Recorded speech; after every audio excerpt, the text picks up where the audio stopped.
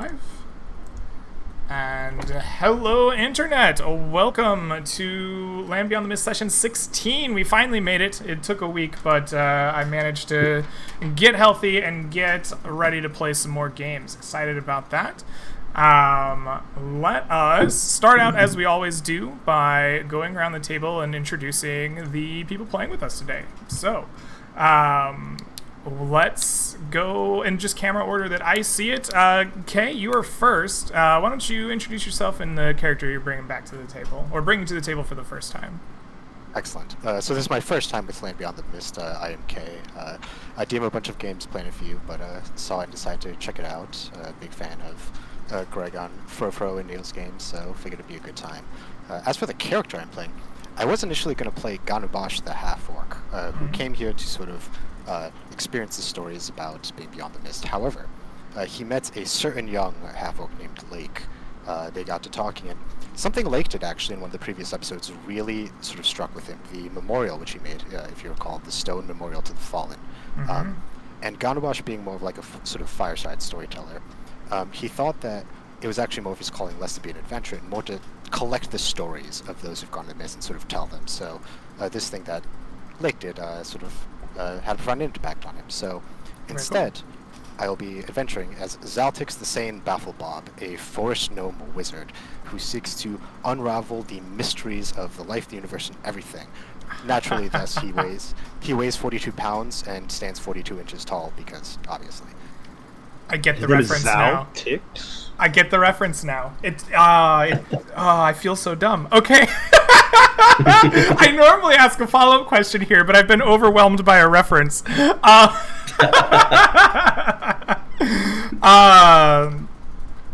you so much for bringing an interesting character and interesting story. I look forward to seeing you explore the mist with us. Thanks for coming. Lake, returning yet again with another adventure in the mist. Why don't you remind people who you are and a little about your character for those who may have missed it. Absolutely. Blake is a 6'5" half-orc cleric of nature. He's been going out in the mist with many different parties, experiencing both heartache and victory. And he's back to go out there and keep on trying to reclaim a little bit of the land. We're trying to cleanse part of, the corrupted nature out there. And he's ready to go back out with his friend Seam, who he went out with before. And of course, these two new guys, who are awesome. The gnome and the paladin. Yeah. Definitely exciting. Awesome. Last adventure you had, you helped slay a manticore, if I remember correctly, or not a chimera. Yeah, chimera. Yeah. Yeah. How did that affect you? You got to bring back some treasures to the tavern. Yeah, the heads, right? I almost forgot all about that. Don't have my notes. But yeah, so it was awesome. The dragon head, a lion head, a goat head. We lost Chance, unfortunately. But to face such a fearsome creature and have three of us come back, it's amazing, and it makes sense. 3 heads, 3 survive. Well, that bodes very well for a potential Hydra encounter. I like that logic. All right. Moving on. Seam, welcome back to Land Beyond the Mist. Glad to have you return. Why don't you reintroduce your character for those who may have missed it or need a refresher? Hi guys, I am playing Seam. He is a Wood Elf Ranger, and he's ready to go and finish off that place that beat him last time. Yeah. So you're adventuring back to the old manor. What does the last experience do to inform you as you had to go to as you head back out to try again? Well, our last issue was we just had no magic, and we had corrected that issue quite excessively. And he's very happy to go back with his nature buddy Lake. We can do our secret nature handshake and kill a stone golem. I see. So the real issue was not enough magic. All right.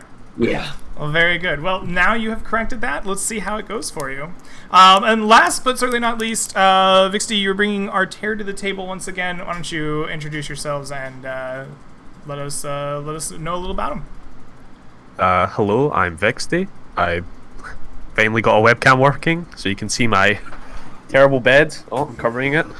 Probably shouldn't have made it before this, but not gonna do it mid-session. That's weird. Arter is you know, he's a paladin of something. I'll find out when I get 3rd level.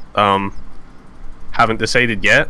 Maybe vengeance if everything goes wrong here. And maybe I want vengeance. But yeah. I played like a month ago, and I am learning. I did not write anything down for my character, so So a blank slate yeah. for you, huh? yeah. Well, I'm excited to see you back and getting ready to play again. So, thank you all for coming and playing with me. We will start as always around the old oaken table inside the Cloak and Stagger, where adventurers have carved their trials and tribulations into the table for everyone to observe and partake. You have decided as a group to go to the old manor and not the ruined monastery, which makes way more sense, out into the Howling Fields. Is there any preparations or things that you would like to take care of here in town before we head out into the wilds? He's heard it from Lake, never buy horses, but he can't help but not want to walk everywhere. So he buys 3 horses for the rest of his party and says, let's get going. I have bad news for Seam. It turns out you don't actually ride horses, you walk them. The riding them everywhere wears them out, and you end up killing horses. So when you take horses with you, you're mostly walking them throughout the plains. But there you go. You can buy horses. They are, surprisingly not going out of stock, despite the amount of dead horses that have not been returning from the mists. But the stables are full, and you can buy them for book price. Do you need me to look that up? 75, I already took it off the Yep, sheet. perfect. Excellent. You have found a new horse. Do you name it?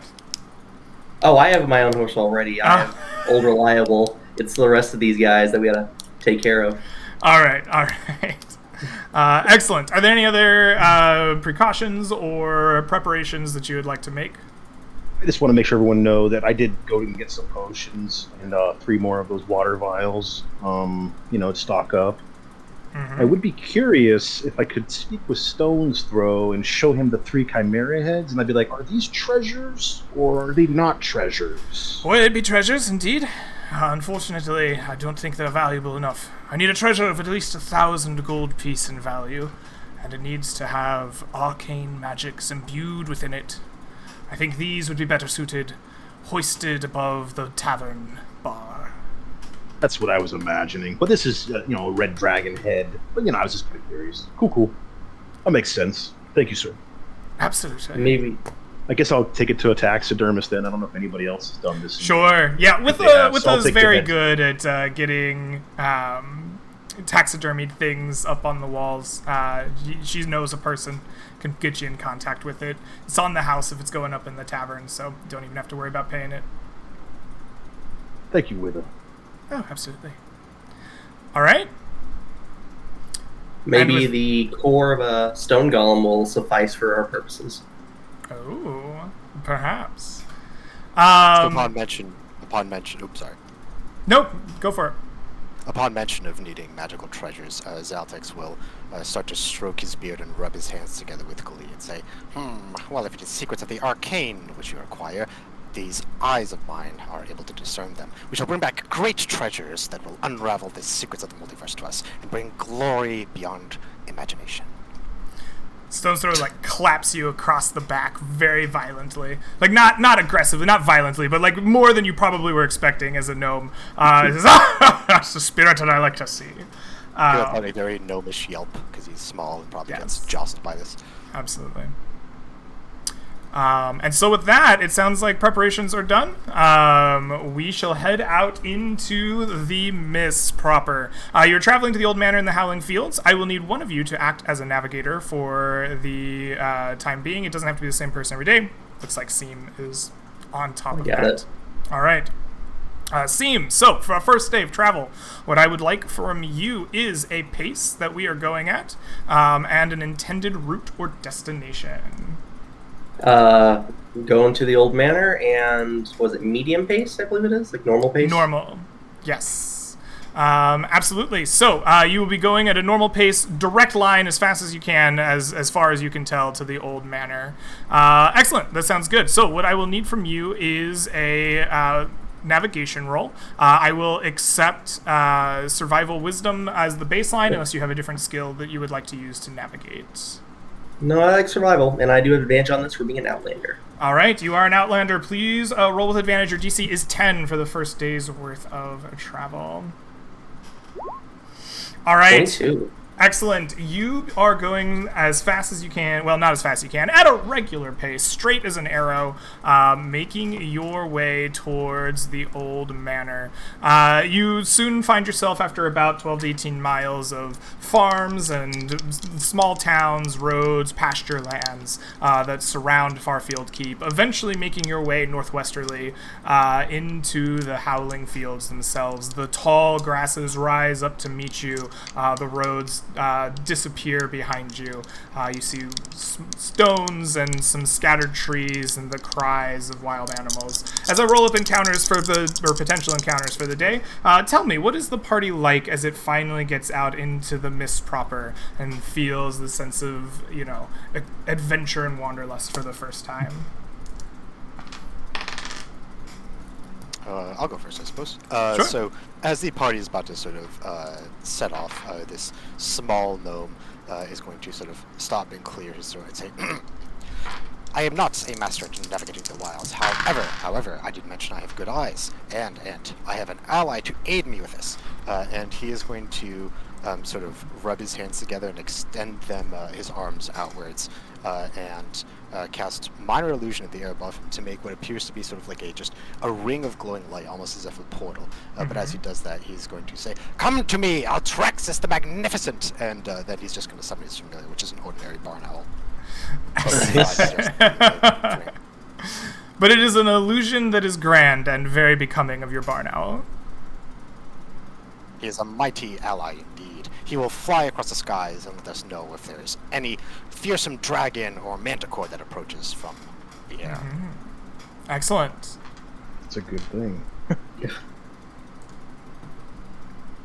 Watch out for hippogriffs. As you travel with this new mighty companion flying in the skies above you, it is, in fact, the eyes perhaps of your companion or perhaps of Zaltax himself that spies out across the Howling Fields the movements inside the tall grass. It seems that something is running through the tall grass. It's not in the immediate vicinity of your direction as a party. It's coming from the east, but it is moving as if perpendicular to your path. As you watch for a moment more, these shapes cutting their way through the tall grass give way to something else behind them. You see the sway of the fields following behind these shapes. They seem almost as if to be given chase. What do you make of this information? So this is sort of conveyed to him through his familiar, and Zaltax suddenly stops and furrows his brow. Allies, it appears that there is something we might be stumbling upon. Shapes in the tall grass being chased by a larger shape, perhaps some manner of chase. I do not believe they're headed for us, but we should take care. We should perhaps avoid this altercation and let the greater beast have its prey of the smaller. I agree. Less kobolds or goblins for us to deal with. Mount up and just make a little good time and then rest the horses again. So he'll point in the direction where he sort of sees he's aware that the things are, and I am not so good with navigation, so I will defer to your judgment, but they are over yonder. Blake will mount up and then get his shield and weapon out and ready, just because.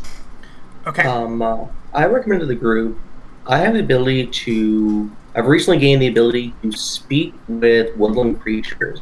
Perhaps if we saved these from their flight, we may be able to ask them a boon in any interesting areas in this interesting locations in the immediate area. Yeah, I sure. think perhaps this is a good idea, but it does carry risk indeed. So Blake has you no clue what's you're going having on. this quick conversation. You realize that these shapes are moving quite quickly, and they are soon to break into the front of your own path. What is the plan as the party as this is unfolding? Like you're. I suggest we hide and set up an ambush if we're really trying to help. All right. You set up an ambush. Are you hiding? Are you just standing and getting your weapons drawn? What is the party's plan to make this ambush happen? Zaltix, so if they're approaching us sort of perpendicular, he'll say, I suggest we step back a bit and let them pass and perhaps hide. That way we can decide whether we choose to ambush or not, and I can keep my eyes on the familiar to... All right. I can look through the I familiar. agree. Yeah, I I think guess we're we'll just Yeah. pull over to the side, I guess. and Excellent. find a You place, crouch you into know. the tall grasses, take a step back, attempt to give them enough of room to whatever this may be pass by you. What I would like is a group stealth check, please. Every one of you, please make me a stealth dexterity, unless you have some other way you'd like to hide. Yes, as we sort of step back, Zaltix will sort of mutter some words under his, as we find sort of like maybe like a tree or like a copperasses, any sort of thing, he's going to minor illusion a small rock, like a medium-sized boulder, like nestling against it and sort of crouch behind that, or rather within it. Okay, then I think you're a wizard, or what is your spellcasting modifier? Okay, so go ahead and give me a stealth intelligence check then for you. Excellent. That will be +4. All right. So we have a 22. You have advantage on. Oh no, that's the survival check. We have a 9, a 14, a Yeah. 16. I'm missing one more here, Steve. Yeah, that'd be for me. Question for you. As a wood elf, I have Mask of the Wild. That means I can hide myself even if there's only light foliage. Does this grant me an advantage? I will to- absolutely give you advantage for your elfish ability to hide in foliage. Absolutely. A 14, 9, and 16. All right, you crouch by, getting ready as you see these creatures break in front of you. As they leave the tall grass, you recognize them immediately as axe beaks. These almost impossibly tall birds on long legs, big axe-like facial appendages. They do not notice the party as you crouch down in your hidden location, and they just begin sprinting past you perpendicularly. It is not long before the ground around you rumbles, and you see the grass beginning to part, and a small fin pokes out of the ground, parting it as if the fin of a dolphin or a shark. As it's sliding by the party, it does not notice you, and it continues on chasing after these creatures. Eventually, as you watch, you see it rise out of the ground, all like a massive land shark, as it just erupts and catches these creatures in its maw, and begins eating and going to town on them as you are crouched in the grass. It managed to catch up to them about 65 feet away from the party, so it's nearby, and hasn't noticed you, but it is still potentially dangerous. What do you do as you're crouched here in your hidden spot?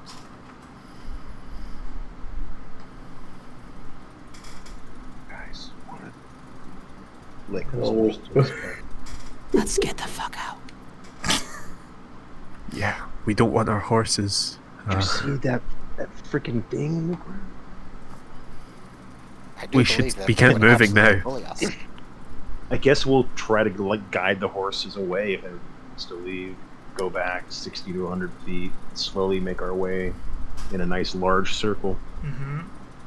All right, you Hope that the begin. creature's content with its meal. You begin sneaking away. I'm not going to make you double roll, but I am going to see how distracted this thing is. And it turns out very, very distracted by its meal. It is enjoying the feast of Axebeak flesh out here in the Howling Fields. You begin picking your way through the grasslands, leading your horses as quietly as you can. A tense few moments pass, but eventually you leave it some many hundred feet behind you, and you are once again alone in the Howling Fields. You said leading the horses away, not leaving the horses, right? Leading, yes. Good, yes. good, right on, right on. All right. Awesome. So, you've had this encounter. Do you continue on straight for the old manor, Do you have anything else? Does this change your plans in any way? We press on. All right. You press on, having survived your scary encounter, and no worse for the wear as you go. This is the second day, right? Like midway through, or morning? You're close to the end. You're in the late afternoon as you have this encounter, and you still have a few hours of light left. You march on to the northwest, following Seam's perfect compass at the moment, picking your way through. As you are making your way, it is Vixty. It is Artair, excuse me, who is noticing a interesting thing. There is off to the side of the path that you're taking, as Seam picks his way ever northwest. Your eyes glance about, Artair, and you find a strange stone shrine standing in kind of an empty pasture near the path that you are taking. The shrine is old and mottled and moldy and broken and cracked at its base, but the actual statue on top of it is that of some featureless person with their hands out in the beggar's position, and that portion of the statue seems untouched by time. What do you do as you see this? I'd like to just like rub my eyes, make sure I'm seeing like it correctly, and then I'll say, Saltix, do you see this? I'm not losing my mind, right? Yes, I do. I can see it as well, so you're just as sane as me. Oh. And he's like, if you give me but a moment, I can both look through the eyes of my familiar and get a closer look, and also call upon the magic of the cosmos to help me detect any magical presences. Lake, if he notices, will be like, "Oh, I think people have talked about this. I don't think we have anything to fear, unless, of course, you like put your head on top of its hands." All right, you guide your familiar over to peer down over it. Your barn owl shows you exactly as described, a featureless statue. It's a person on top of this pedestal that is worn by time. Moss grows over the pedestal itself, pockmarked and cracked. Over the featureless person atop, there's no marks of time. They sit cross-legged atop the pedestal, their hands cupped in front of them with a blank and featureless face. You will notice with your barn owl eyes, there are scratchings on the bottom of the pedestal where it seems that there has been moss and dirt and whatever worn away for the fresh stone to be marked with chalk. Where you see scribblings in different hands of no blood, no gold, no food, weapons not accepted. At one point, the gold has been crossed out and gemstones written above it. Your power of the cosmos, I assume, was detect magic? Yes, he's after he looks, he's going to pull out his spellbook and start to cast detect magic. All right. You cast detect magic through your familiar, and you see through its eyes a glow of abjuration magic around the statue. And you also notice a conjuration, very faint trail of conjuration magic around the base of the statue. Okay, interesting. So he'll rub his chin. I detect magic both of the abjuration school and conjuration. Very interesting. That could mean something is summoned or taken or pulled away elsewhere. Do any of you know any stories about such a thing? And can you remind me what it said in the chalk, Greg? Yes. So the chalk is written in different hands, as if by different people. The first thing written on it is no blood, no gold, no food. The gold has been scratched out with chalk, and written above it in a cramped hand, it says gemstones. And then beneath each of these, another hand has written weapons not accepted. How far away is this? You probably noticed it within... what's the range of a familiar? I guess the familiar can just go wherever. 100 feet. Oh, 100 feet. Okay, perfect. 100 feet for me to look through its eyes. Right, perfect. Okay, so it's at least within 100 feet. You had good eyes, Artair. You saw it. It's probably, between 60 and 100 feet from you. Okay, I'd like to close the distance. Uh-huh. Hopefully with Lake in tow, because I know he's a cleric. So Mhm. I'm going to mention to Lake. I'm going to ask the gods. This is holy or unholy, and I will divine sense once I'm in range. All right, so 5e Divine Sense is a little bit different, right? It only senses creatures, right? The presence of strong evil, blah, blah, blah, blah, blah, blah, blah. As an action, you open your awareness to detect such forces. You know the location of a celestial fiend undead.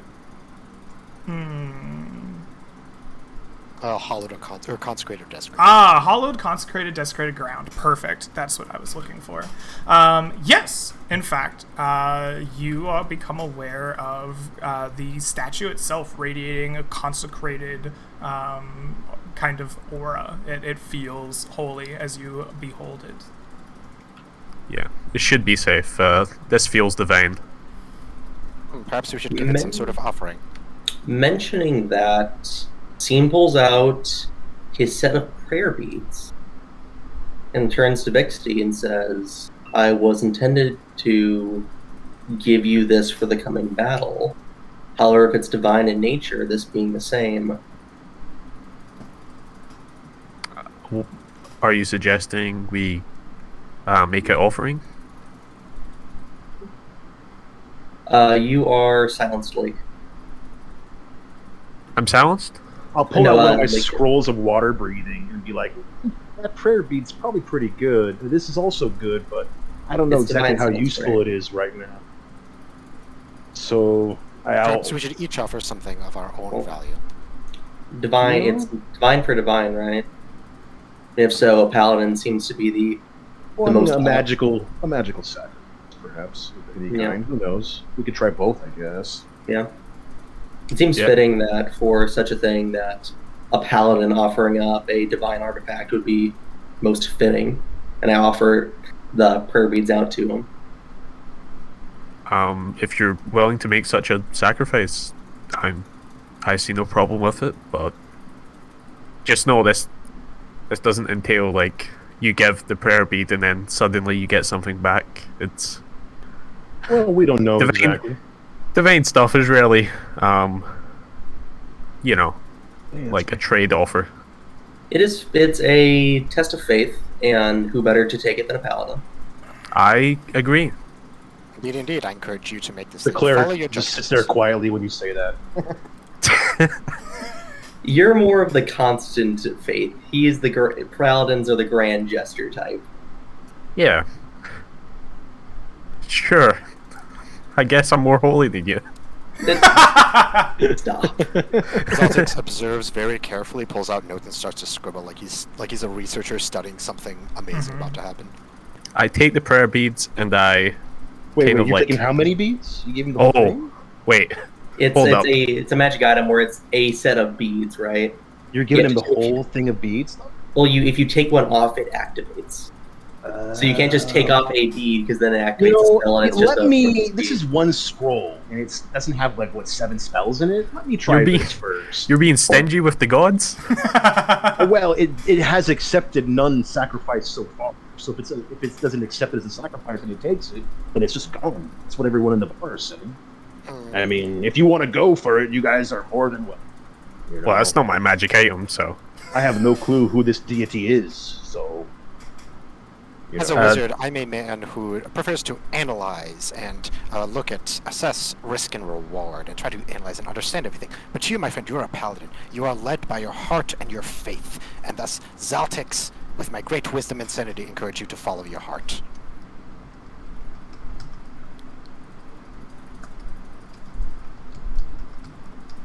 I'm willing to do either. I guess I'll be like, how about you guys just wait a little bit? Blake is gonna, say a prayer. He's gonna kind of do a 10-minute ritual and kind of try to contact the earth and the father tree that is his link to his deity, who he still doesn't know who his deity really is. But this father tree taught him a lot about nature, and it's not exactly a patron, but in a way. But it's a link to his deity anyway. He'll say a prayer to the tree and wonder if he knows who this deity is, and he'll take the scroll in his hands the whole time, and afterwards he'll walk up to to the hands, and he'll be like, if this sacrifice is acceptable, I hope so. And he'll set it there, only really hoping for more knowledge, who is this being? Mm-hmm. And then he'll wait after setting it down, It is almost immediate upon you placing a scroll in the palm of this statue's outstretched hands. As you see the writing on the scroll immediately beginning to dissolve away, as if being picked back up by whatever pen or inkwell once placed it there. The ink running up into the eyes of the... Well, there are no eyes, but into where you would expect the eyes to be in the featureless face of this statue. Eventually, the entirety of the scroll is left completely blank, and it kind of falls up out of the hands and lands on the ground in front of you. As this process finishes, you hear a clear voice, as if whispered directly into your mind, ring out into your own. It says, "Nobody accepts your sacrifice. Come, see me at my temple." And you feel a pull far to the northeast.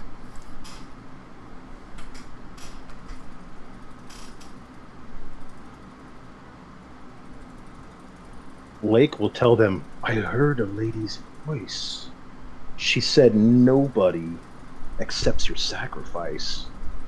Like there's more than one, maybe? Weird. And then it told me to come see it at its temple.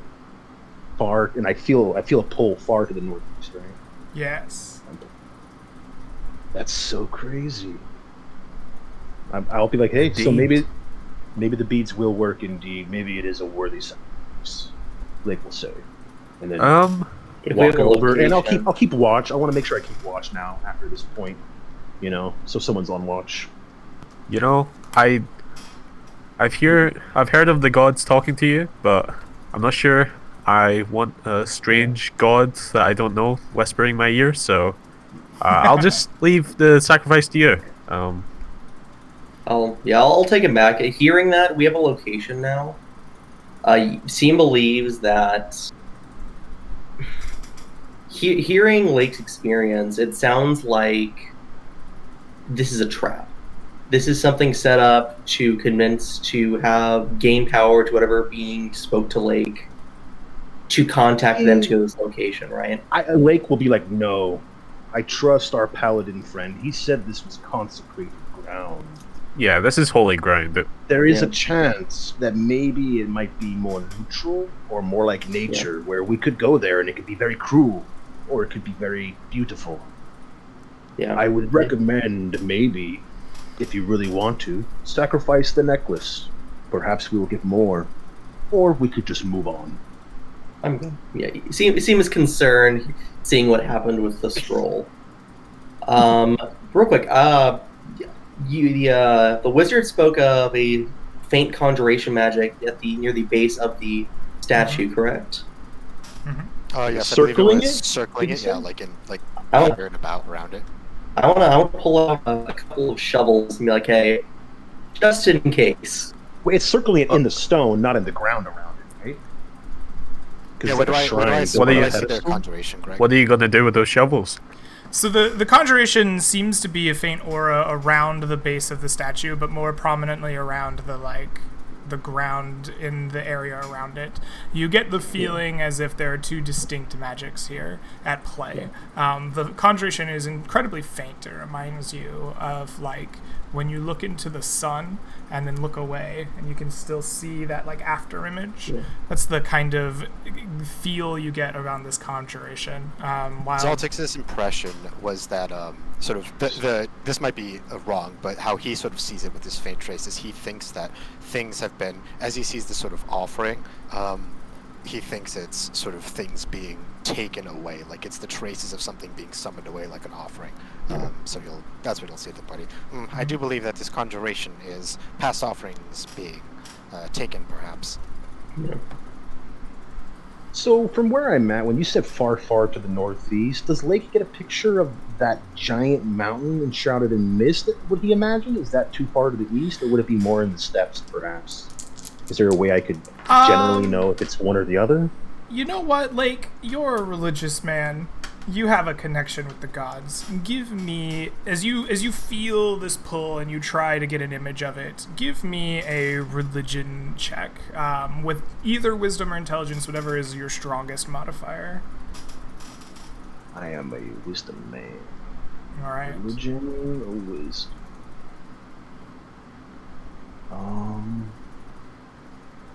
What am I trained in? That's wisdom. I'm gonna make it a medicine check because it's wisdom and training. Okay, it. sure. Yeah. 14. Not terrible for what I usually roll. All right. 14 is enough. You feel this pull, and you say like a prayer to this deity that you know is like the Forest Father, and it casts your mind along this pull, and what you see is not this mountain shrouded in mist that you are expecting. You see all around you sand. Big dunes of dust and a hot, arid wind rushing across you. As you turn around, you see rising out of the sand this ancient-looking stone structure, which either has had no features prominently displayed on it, the pillars, the walls, they have nothing on them. Whether this has been erased by time or whether they always had no features is hard to tell. And as soon as you get a whiff of this place, the like casting of your mind is interrupted, and you are brought back into your present self. His head might hurt slightly because he didn't roll very, very, very well. But Lake will be like, I think I saw where this is. The temple that his voice spoke of. Beautiful voice. It's in the sand. Featureless place with pillars and some walls rising up out of the dunes and the dust. It sounds like you've been offered a holy pilgrimage. Indeed, friend. Indeed. Lake is very pensive at this moment. Yep. I believe it to be in the steppes. Or beyond, even. Seam nods. He's familiar with holy quests given by mysterious goddesses. It's a difficult word. Being unfamiliar with holy quests and these out-of-body experiences, sort of waddles over towards Lake and like looks up at him, squints his like big bulbous nose like really close to him, and says, "How do you feel?" He like goes over and like tries to feel his temperature. Are your limbs intact? I'm 6'5" and you're 42 inches. Questions. Right? You're 42 inches. I'm 6'5", so I'll have to bend down. Oh yeah. So I bend down so you can feel my forehead or whatever you want to do. Lake's like, okay. He's gonna document this and just ask a bunch of like nonsensical questions, like, are your toes in order? Do you feel any numbness in your limbs? No. There's a slight headache for a minute after exiting the vision a little bit, but no, mostly okay. You know, I've had plenty of headaches before. I've been drinking too much. Nothing like that. Are you okay? Lake looks at him. Squints a little bit. You seem a little fantastic. I got to witness.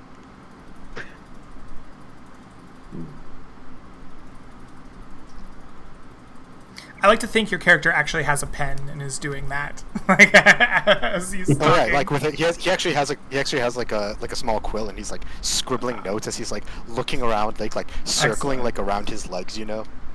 Excellent. He's documenting all of this.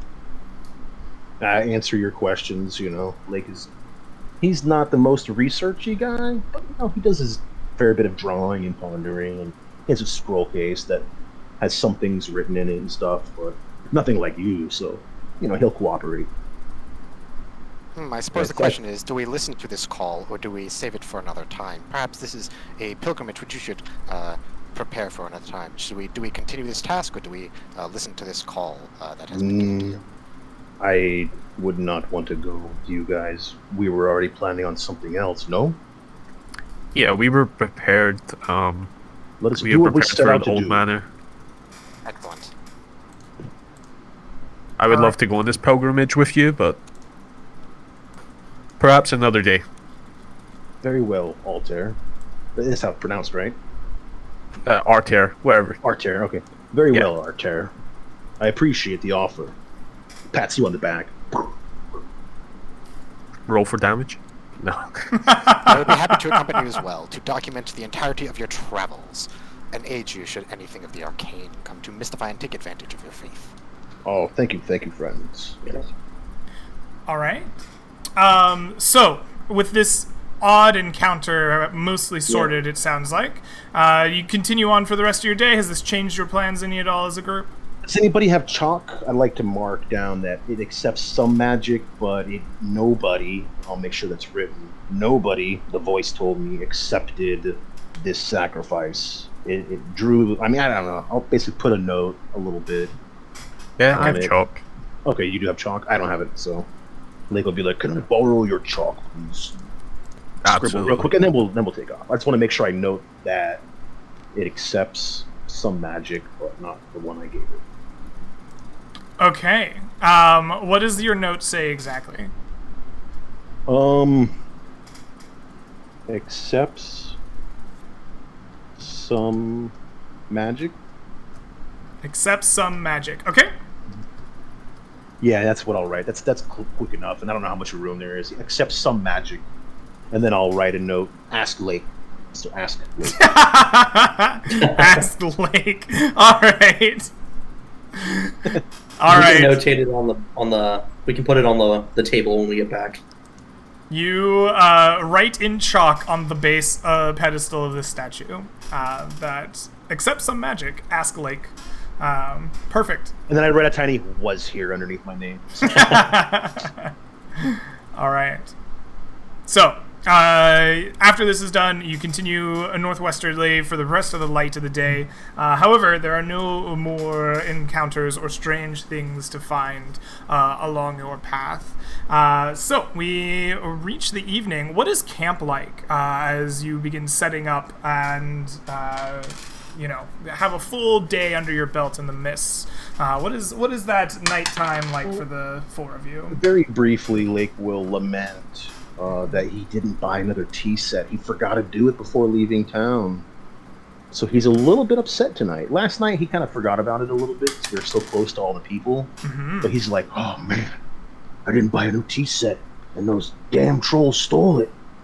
And then he'll calm down eventually. It was good tea.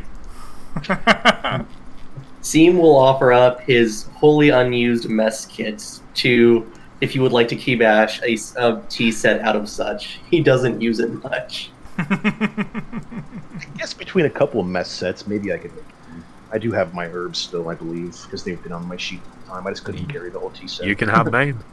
You can have my mess kit. So all these mess kits start piling up, and Lake's like, okay. Thanks, Celtic at guys. some point uses my illusion to make like a small tea kettle appear. Like when Lake turns around, he turns back. There's like a small teacup there, but it's an illusion.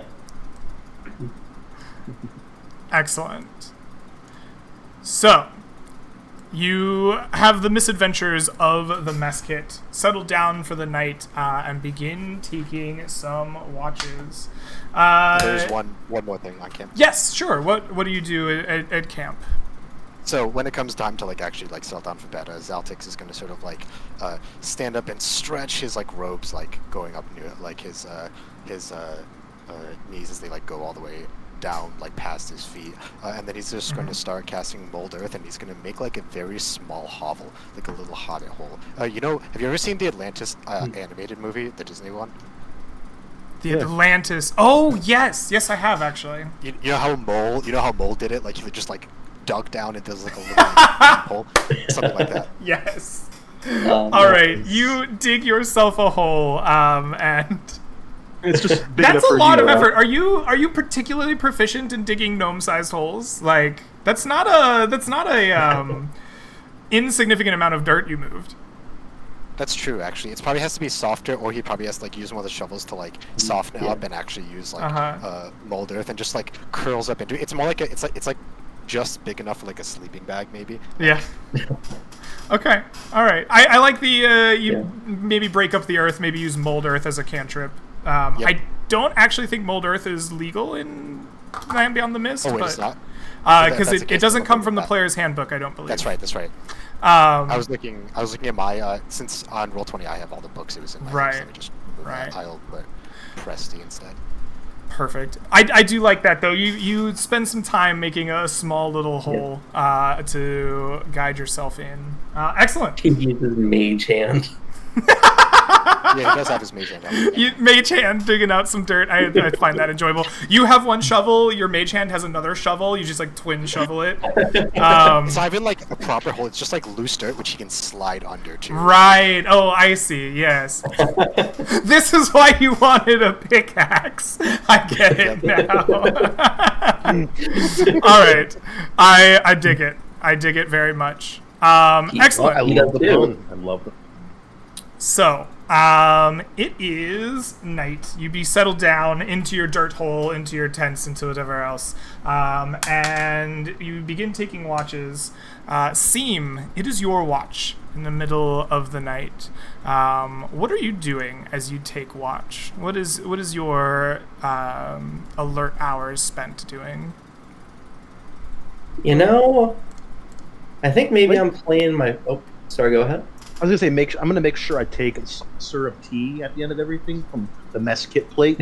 I'll make sure to leave it out somewhere. Okay. You know, just as a Okay. sacrifice to the fairies. Sure. Sorry. Seem, I think, is reflecting on his quest that he's been given, and hoping that he'll be able to find where this tower is and eliminate it soon. And as he's reminiscing about this, ruminating about it, he plays a flute. Ah, very nice. You quietly play a flute and begin reminiscing about the quest that the knight has given you. As you do that, you eventually notice the night sky appears to be moving. And you probably stop your flute and give it a good look, and sure enough, closing in upon the party are 3 great winged things, black as night, as they hunt against the dark of the night sky. And you see them encircling your party as you sleep, much like this. What do you do as you notice this? Not this again. I shout, "Vultures!" and then I pull out my bow. All right, you shout, "Vultures!" and you pull out your bow. You awake the party, but your shouts are met with screams from the sky. Let us roll into initiative, everyone. Feel free to place yourself around the rock in whatever sleeping position you desire. Oh, I didn't click my guy. Damn it. Feel free to click your guy and re-roll. I haven't seen it yet, so it might not count. If only low was good, that would be amazing. Hey! You don't if have my first only 19. low is good. I'm just gonna roll a d8 for where Underrock is. Okay, absolutely. It's there. Does everybody see my 19? That's what was there when I first rolled it. Yep. 1, Okay. 2, You can put your first roll in there, that's fine. I don't mind. Thank you. Yeah, that's fine. Sorry. 6. I do not mind. Let's get turn order somewhere like over here, and we are ready to rumble. So, everybody is in. Seem, you are the first to act as these vultures scream in response to your cries. What do you do? Okay. So, that looks concerning, but I will bonus action cast Hunter's Mark on this one, Okay, absolutely. and then I'm gonna hold my action. I want it to be that when 2 vultures are within 5 feet of each other, I want to take a shot. Okay, You hold your action, hoping that they come within 5 feet of each other. Zaltix, you hear the cries of the night sky and the cries of your companion vultures as you dug yourself into the hole. What do you do as you awake to this? Am I surprised? That's a question. No, you are effectively just woken up but are in normal combat order. Okay. A bulbous nose pokes out from the earth, followed by like a bunch of eyes. It's just like his head like pokes out. He looks in front. It appears we are attacked by an. Oh good lord! Those are large creatures. I suppose the question is. Yes. I would have to resummon my familiar as an action. Yeah. Okay. Yeah, I think what he's going to do is he's going to stay in his little hole with his things, and as my action, I will call my familiar out to like pop out somewhere here so I can harry and annoy them. Yes, you have an owl that you have not illusioned it this time, however. Nope. So we need to find an owl token for you. How about that? Nope. Did that not work? Hey, there it is. I see it. Hey, it's an owl. Excellent. Let's make this controlled. Can I make who can control it? Yes, you can. It needs to be done in the character sheet, though, if you pulled it in from the compendium. Oh, no. I don't actually know how to do that. Let's see here. That's Owl, fine. edit. Can be edited and controlled by all players. Save. There you go. You has an owl. Now we delete this one and we bring this one over. Nice. Huzzah! You have created an owl. And you have control over it. Let me find the sheet so I can roll initiative for it, or if you can do that because you have this sheet. Doesn't it go at your initiative? No, familiars have their own initiative. Oh. The owl rolls into initiative at 12. We shall read descending order. Excellent, and that'll be my turn. All right, excellent. Lake, you are awoken with the cries of the night and a call of vultures. What do you do? Alright, I rolled to see which one I was targeting, and so I am attacking the one on the top side of the map. Okay. And I will use my crossbow. All right, you pull out your crossbow and you fire with a 19, striking the creature in the night sky. 10 damage. For 10 points of damage. My goodness. Doing quite well for yourself. It screeches out in pain, but continues its flight. Giant vultures go next, and they are going to choose. This guy's got a couple of options. Does he care about little owls? He does not. He cares not for your owl. He flies right over your owl, diving at seam. Would you like an attack of opportunity with your barn owl? Absolutely. Because, All right. Oh God, what did I give his name?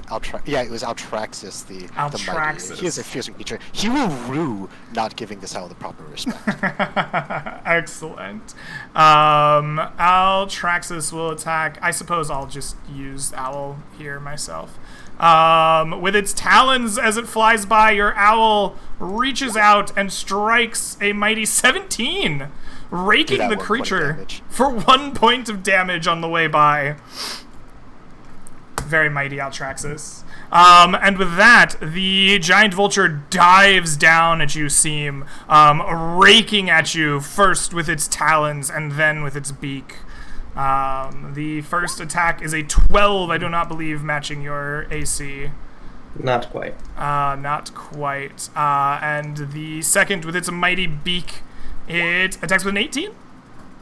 Right on target. Nice. You will take 4 points of piercing damage from the screeching creature. The second creature flies down here to attack Lake, as you are the one closest to it. It swoops in out of the night sky, raking at you with its talons for a 23, dealing 9 slashing damage with its talons, and then following up with its beak for a 13. I don't think that'll do it. No, I believe my AC is a 15 when I just have my shield in my dex. So, yep, that's a miss. Yeah, we don't have armor, You right? do not have armor on if you are not Unless you... sealed. Oh. That is correct. The final one will fly down here, whoosh, and swoop in at Artair, the paladin. And Artair, you are Have still 8 AC. prone. Oh. So you will get these attacks at advantage against you. An 18 will hit you for Yep. 8 points of slashing damage. And it will follow up with its mighty beak for 11. That's. Yeah, that hits. Okay. What? No. Oh, you don't have a. Yeah, I have no 8 other AC. shield or dex. So an additional Nope. 9 points of piercing damage against you. Are you still up? Yeah. Nice. He's second level. Very good.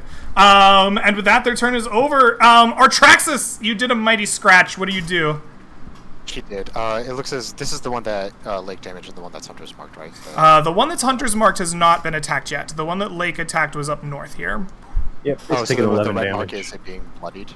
Or, No, that's Hunter's mark. Oh, okay. So this one's the one that's hurt. Okay. If that is the case, then the owl will flap around. Will command the owl to sort of flap around this buzzer, sort of like pecking at it, but not really like damaging it. Just sort of harrying it and giving our ally here the held action to. Excellent. So we're trying to distract it and open it up so that someone can strike it down as the owl sort of distracts it and then flies away. Absolutely. It's a very distracting display by Artraxis. Artair, you are on the ground being ripped by talons and pecked by beaks. What do you do? Can I stand up? Yes. Takes half your movement, but you can. Yeah. I stand up and I swing my big sword. All right. You take the great sword from next to your sleeping position and hit for 13 points of damage. Very nice. Bloodying the creature in a single go. It screeches at you in anger and pain. But it Let is me not use dead. Divine Smite. Can I use Divine Smite? Absolutely. Spend that spell slot, baby.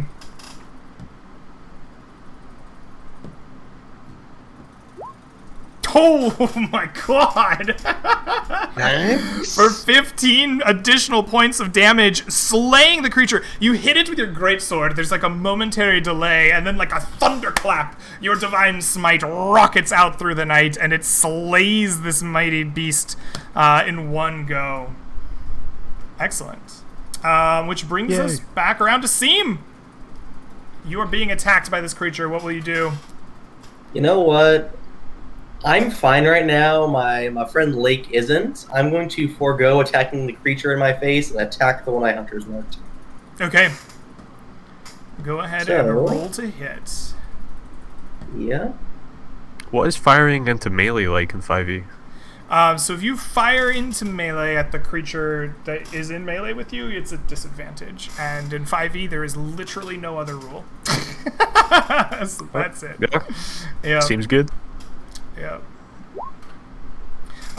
19 plus 2 is 21 and will definitely hit.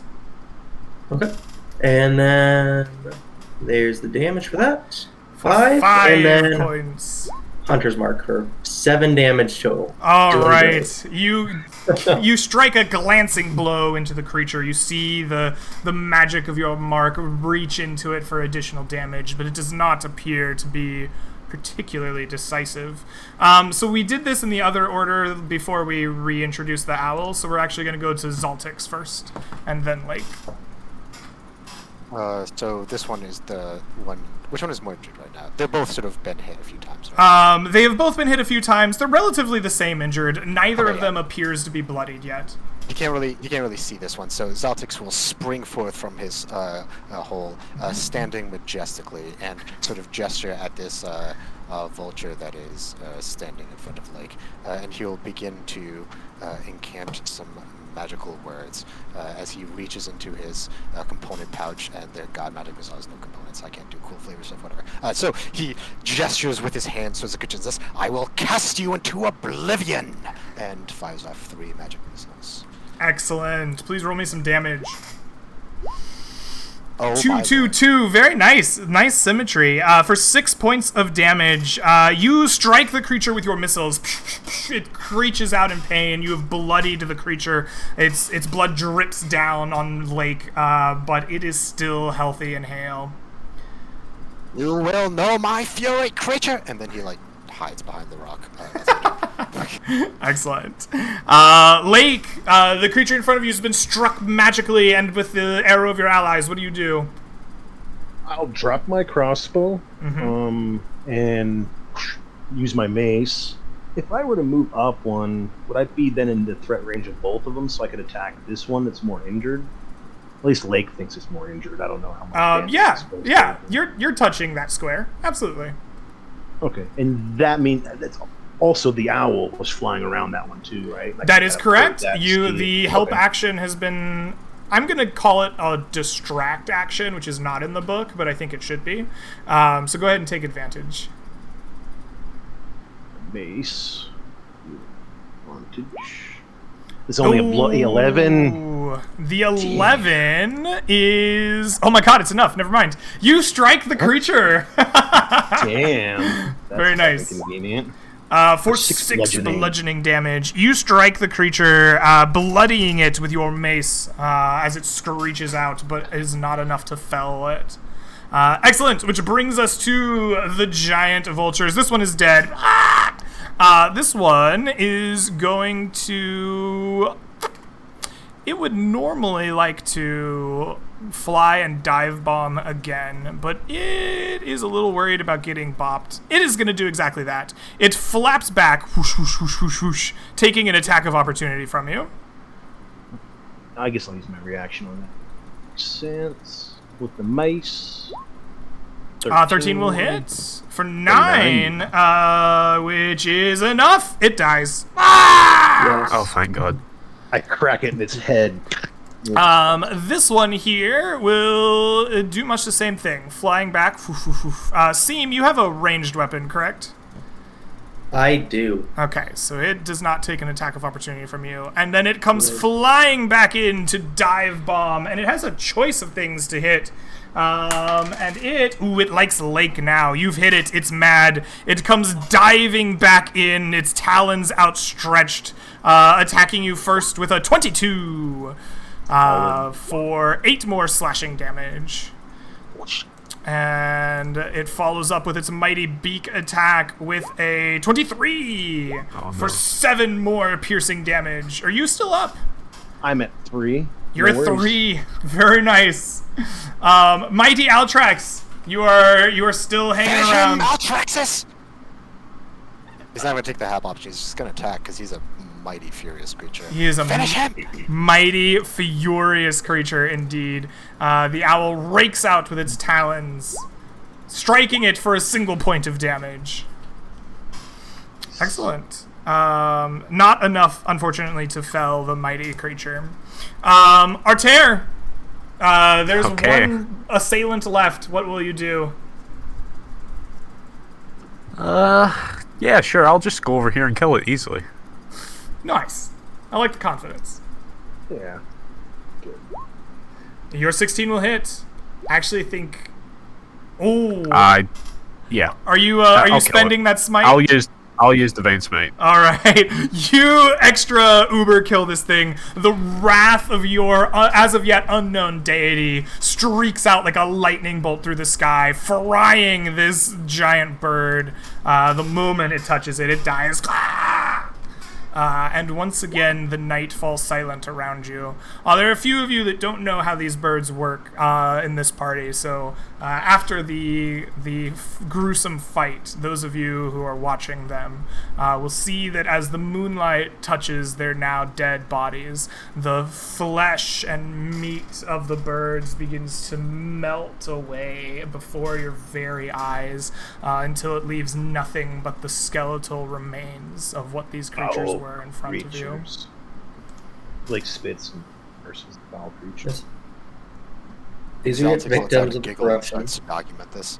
Oh, you guys. I lay on hands myself for Dane. All right. Yep. Everybody can heal 1 because Goodberry, and then Seam's gonna heal an additional 2 on top of that because there's 2 extra good berries, so he's gonna eat them both. Okay. So can I? did I get before this fight? So you spend your sprig of mistletoe, get a bunch of good berries. Yep, that's how we're feeding everybody. So Okay. makes sense. Sounds good. I'm gonna cure light wounds myself, getting 6, but better than having Okay. 4 hit points after the good berry. Sounds In good. fact, I have plenty of good berry. I'll go ahead and do my use my last spell slot and go and cast it one more time and hand over 9 of them to Lake and say, "Eat up." You're gonna give me 9? Sure. And take 9 more HP. Okay. Are we getting spell slots back? No. Is everybody injured? I'll be fine. I'm Well, doing quite Lake well. will Well look at fought, you. allies. Is I am 14 out of everybody 21. I'm wounded, I guess. Bloody. Lake is messed up. I was thinking of casting a prayer of healing, but I think we're all at least not thinking Yeah. now. I mean, I can heal we're myself. getting I need to be like 1 day. I Or- need spell slots basically. we're gonna get slots back, so it would be worth it to cast it if it's just your level 2 and it's not a material component. Well, that's why I was asking how much sleep I had, because I'm not sure we will get spells back or not. That's kind of what I was wondering. Yeah, I don't think so today. You're not going to get spell slots back at this very minute, but once you finish your rest, it'll be a Ooh. night's rest, right? Then Okay. I will fully deplete my lay on hands. Heal myself for 1 more. I don't know how injured everybody is. I'm going to do this. We all get 2d8 plus 3. So you guys can roll your d8s if you want. Pull. I'm at a full 8 hit points, don't worry. 11 more brings me.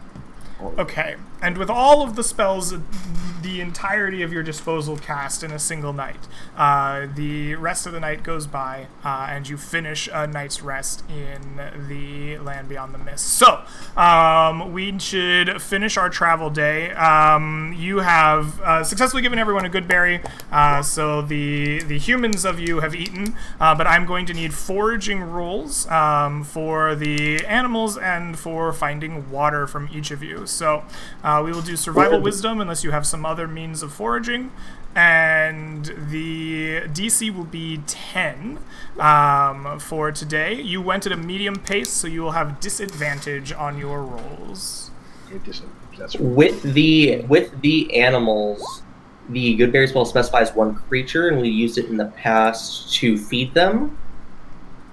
Is that still I valid? think that's kind of bullshit, but that's fine. Yeah. Did we not use all the good berries I already, wouldn't go for though? that one. I know. He casts like specifically- all of your spell slots with a prayer of healing, with all of the stuff, and he's doing that I- thing where he's min-maxing a system, so it's fine. I'm not even gonna check his math. I'm sure it's good. Okay, so you still need to find water though. So I do want survival wisdom checks from each of you at disadvantage, unless you have some other skill you'd like to bring to bear. I rolled a 21 and a I was gonna 13, ask. so one's a 13. I'm fine with either, but do you accept investigation for a galaxy brain gnome for foraging or survival? I'm fine with either. I think investigation feels a little bit interesting. So the way investigation works in 5th edition is that it's less about seeing things, right? You have a skill for that. It's called perception. Investigating is more putting like clues or putting like multiple things together, right? You might be able I to agree. infer more about the world. So I don't think it really applies to like finding food unless you're doing it in a very specific way. Like how Yeah, I think if he had more like natural knowledge and he could try to like piece out as he's looking through his thing, maybe. But I agree with you. Yeah. Okay. I'm good with survival. Cool. All right. So, fortunately for you guys, the good berries have taken care of all of your failures. You were able to find water for the day. 1 success will fill the whole party up. So, your water skins are taken. Good berries have been eaten by everyone, including the animals. Greg is going to consider getting rid of that possibility in the future. But for now, it's I know we've had the For now, animal it's legal. storage throughout the day. and Oh my. your night's rest is complete. So, with the foraging done, you have completed a night's rest. You can expend any number of hit dice through that you have in your pool to regain health, although I don't know why you would need to do that at this point. And you recover any powers or class features tied to a long rest per the player's handbook.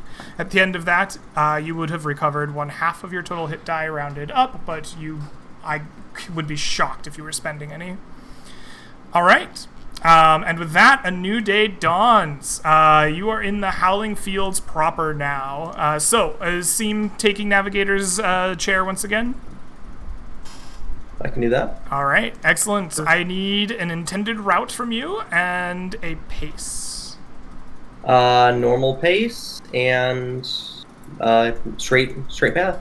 All right, northwest as far as you can figure, straight for the old manor at a medium pace. All right, go ahead and give me a survival check, survival wisdom to navigate, and you are an outlander, so you may do so at advantage.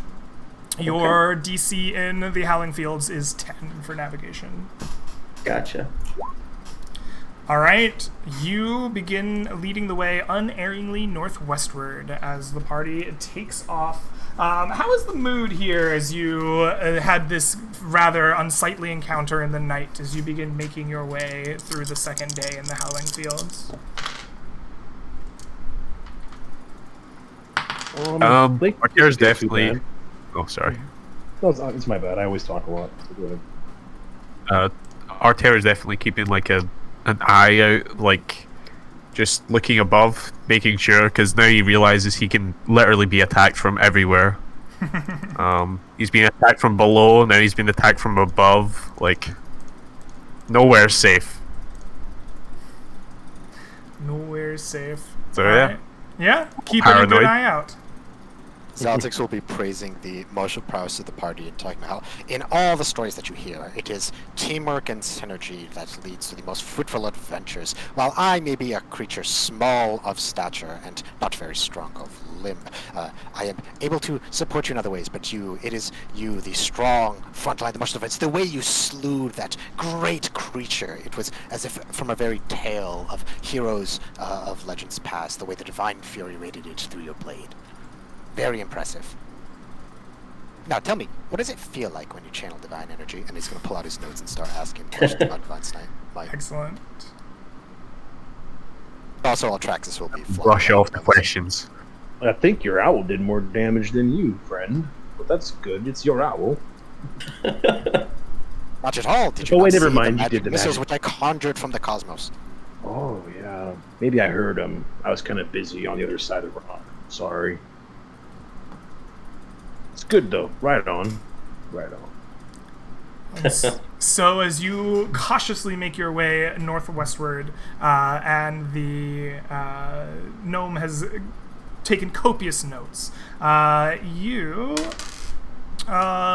it is Seam once again keeping a sharp eye out in the fields. And you notice that as you're directing northwest, it's taking you past a field of what must be bones.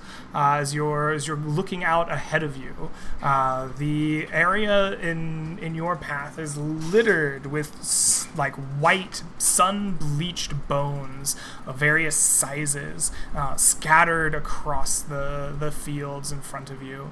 As you stare at them a bit longer, you see that there are rusted bits of metal and other things shining amongst them as well. What do you do as you see this?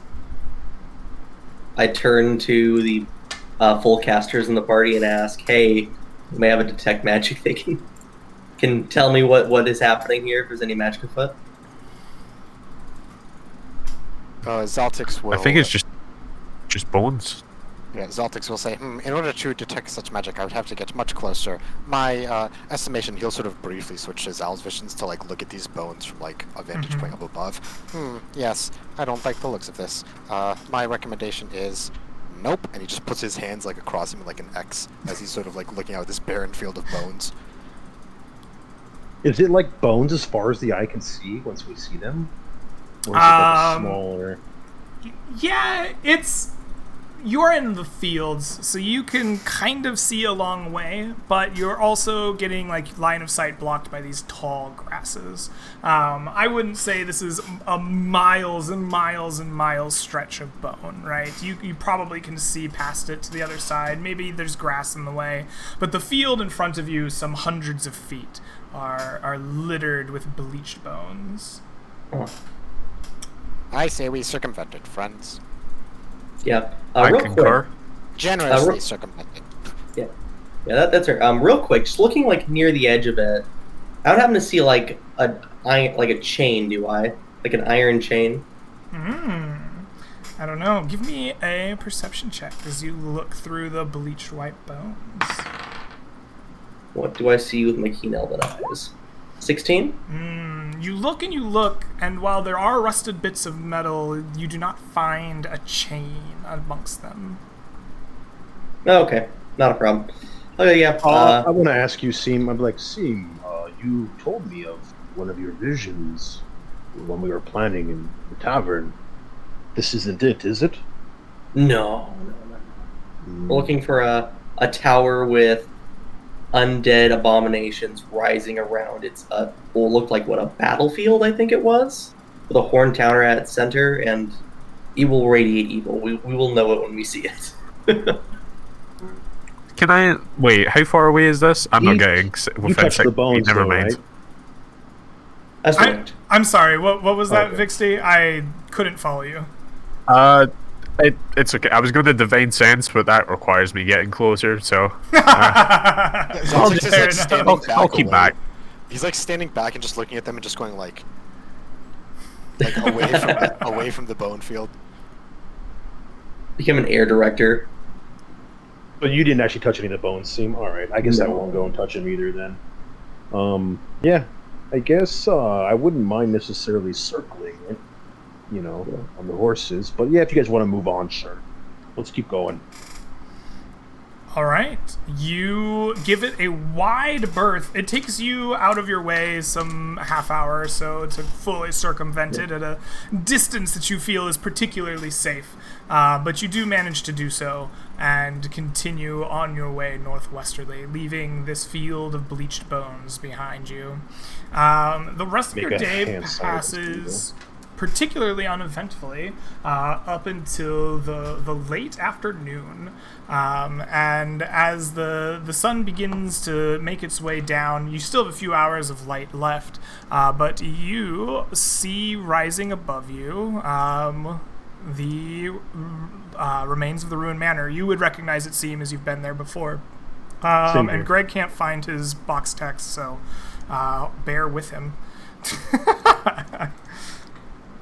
There's a wall around. Yeah, courtyard. you One see- story building with the rubble on top. Yeah, so rising storm up just out of the collapsed. plains, you see this old manor with its once well-tended grounds that have grown wild and unkempt after years of neglect. The grounds are encircled by a crumbling stone wall standing approximately 6 feet high and ending in a narrow broken arch, or what was once a narrow broken arch. You see that it seems to have been broken since last time you were here, Seem. The archway has been burst forth. The rubble of the stones of the arch lay in the ground around it. The arch has a cobbled trail leading some 50 feet through the grounds up to the manor proper. And the manor itself must have stood at least 2 or more stories with outer walls of stone at one point, but the floors above the first have collapsed, both outwardly in heaps of rubble around the base of the manor, but also inwardly on the now sagging remains of what would be the second floor. You see this rising up some, a couple hundred feet in front of you as you're making your way through the plains. So with that, I know it's a bit far off, but we knew that the last time we heard the golem burst forth through the entrance. Mm-hmm. Like, looking in that now gaping hole that was the front door, do we see anything inside it at this distance? Is the golem perhaps returned to its post, or are there ghosts yet haunting in the inside? You peer as best you can, few hundred feet. Yeah. Do you walk to the? I guess. Do you walk up to No, the no. archway to peer into the front door? Or are you trying to see Yeah, this like, hundreds of feet away? I'm trying to see it as far away as possible, right? Because 15-foot tall golem, I want to know where that thing is at all times, if at all possible. You give a look Wait, it and was- you don't see the statue in the manor grounds. You don't see it just immediately in the now remains of what was the double-sided door in front of the manor. But you don't get. It's hard for you to line up and see deep into the manor. You can't tell if it once again resides on its pedestal or not. Shall I do the initial scouting through the eyes of the Mount Yaltraxis, friend? Sounds great. Yeah, but if you could do me a good favor, appreciate it. There might be a desiccated on the top over there on the corner. Lake will kind of point out. One of our friends was escaping and almost made it. These ghosts sucked the life out of him. I would like to see if his body is Lake there is and to there, bury too. it. That's right. Indeed, indeed. Excellent. I will have Beyond it go that- there first. Thank you. All right. We must venture just a little bit closer, perhaps 100 feet or so, 150 feet away or so from the entrance. We can make our way up closer. Sure. You make your way up about 150 feet or so from the manor so that your owl can fly around the perimeter of it and give a look. What are you looking for as you send your owl out? So the first thing that we're going to look for is he pointed towards a specific spot and mentioned a friend falling, so a sort of desiccated corpse. So the owl's going to sort of circle overhead and just look if they can see the gleam of metal or armor or chain or sort of anything that seems like a body. How long ago was this, Lake Hill? Or how long was it ago that your friend perished? How long was it? It's like been 3 many weeks? sessions. This would be at least a month or more ago. Okay. So if he's It's just been at least dead, one the moon, body my is- friend. At least one full moon. We'll look for the body of the friend first. All right. You send your owl out, and you have given decent enough directions. You can find the edge of the roof where Ruben was attempting to escape. When you circle over there with the eyes of Artaxis, you peer down and see indeed a skeleton, bleached white, as if it has been sitting in the sun for some time. But there are there's no evidence of gear, adventuring gear, or of flesh, or anything else there. But it does, pure skeleton. yeah, just this bleached white skeleton of a human corpse.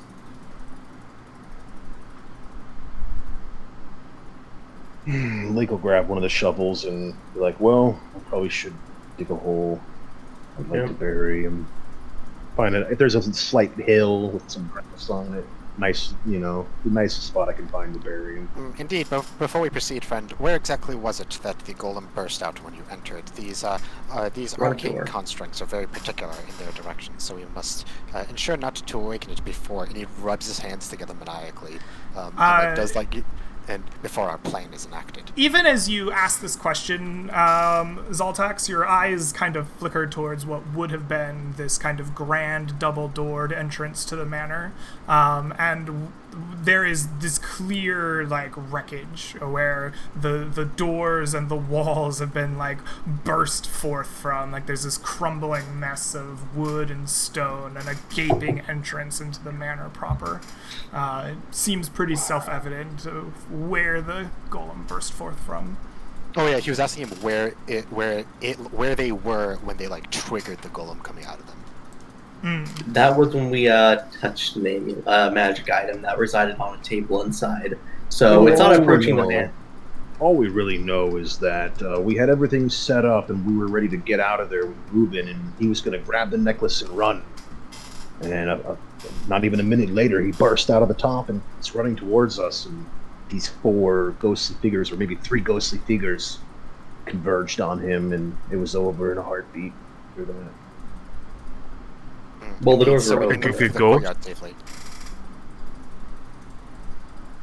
There's also ghosts, yes, and will-o-wisp. quite the array of enemies for us to slay. The golem would be beyond the main entrance. There's a table of some sort where this necklace is, and then just right beyond that is where you might see the golem, friend. If you look, it should be there in its pose with the sword. If it be there still. Very well. He'll sort of rub his beard, his old white beard, despite the fact that he's 42 years old. And he'll think, well, the sun appears to be setting down. When we initially came here, we planned to be here several days as we set up for the confrontation with this great golem. As you mentioned these ghosts, I think that perhaps our time for now is best suited making camp somewhere some distance from here so that we are not accosted by these ghosts. What time is it that when we got here then? Late afternoon. If you Late were afternoon, okay, breaking days into segments of 4 for adventuring, this would be the final segment of travel. Okay. Oh, late You know, afternoon. let's Okay. suppose. Yeah. I think we should Yeah. establish a base of operations, a base camp, as it were, some distance from this manor. Well, here's a question first and foremost. Let's look if the golem's there even, because if it's not there, then I want to just head. we further might away. we might want to go and clear the manor and be in the basement or something. So if it happens to roam around us, we're not going to get wrecked while all 3 of us are asleep, because that would not be a good time. And the owl swoop down and just look in the entrance. I would have to get much closer. What is the relative distance between like the courtyard entrance and the manor itself, Greg? So the grounds themselves are about 50 feet from manor to wall. It's not a perfect circle, but in enough directions, that's true. Okay. I could, if we go somewhat nearer to the gate, perhaps 10 feet beyond, I can send it in to look around. And we'll get a little closer.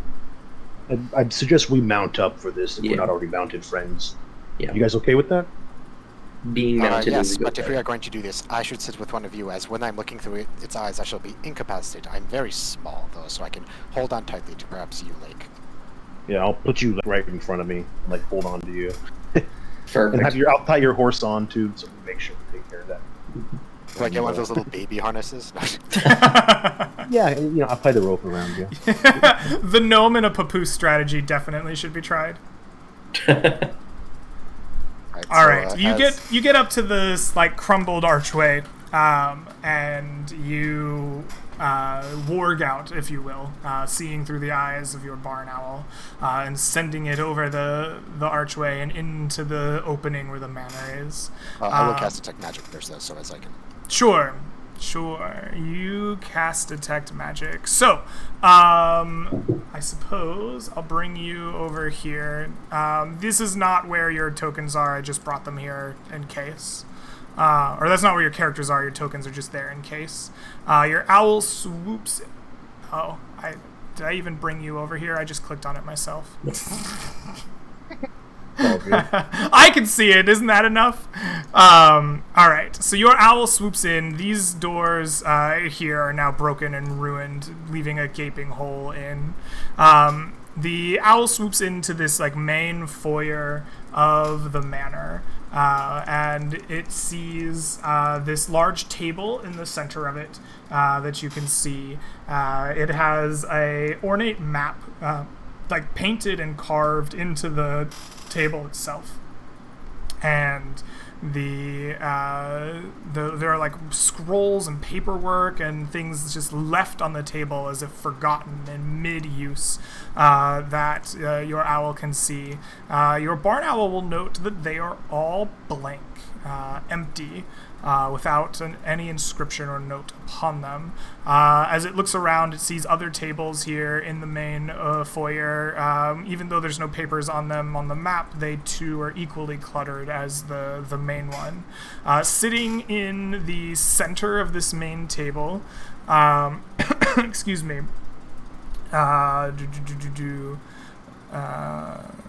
there is a pendant that I have described somewhere, and I was going to describe for you. There's a pendant with an unusual gemstone in the center of it. Red ruby, I believe. I think that it might be that. And I don't know how big it was.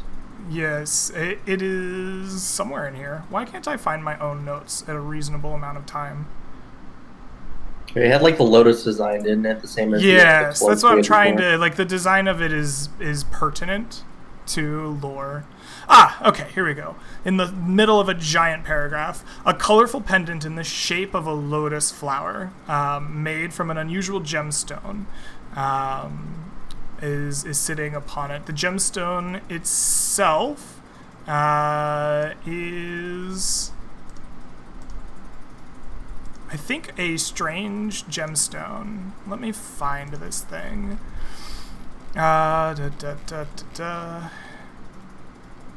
While you're doing that, to describe it, so he's sitting in sort of like lake, in front of lake, and he sort of sees all these scrolls, this map, this knowledge, this pendant, and he probably like starts to vibrate with excitement a little bit, like excitement goes like, ooh.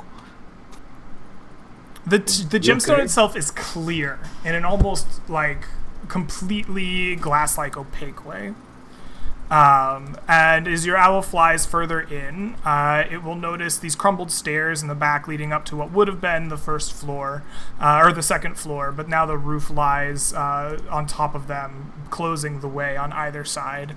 Doors, both to the east and the west, closed, leading to further chambers, and a large statue sitting right in the center of this room, once again resting on a pedestal.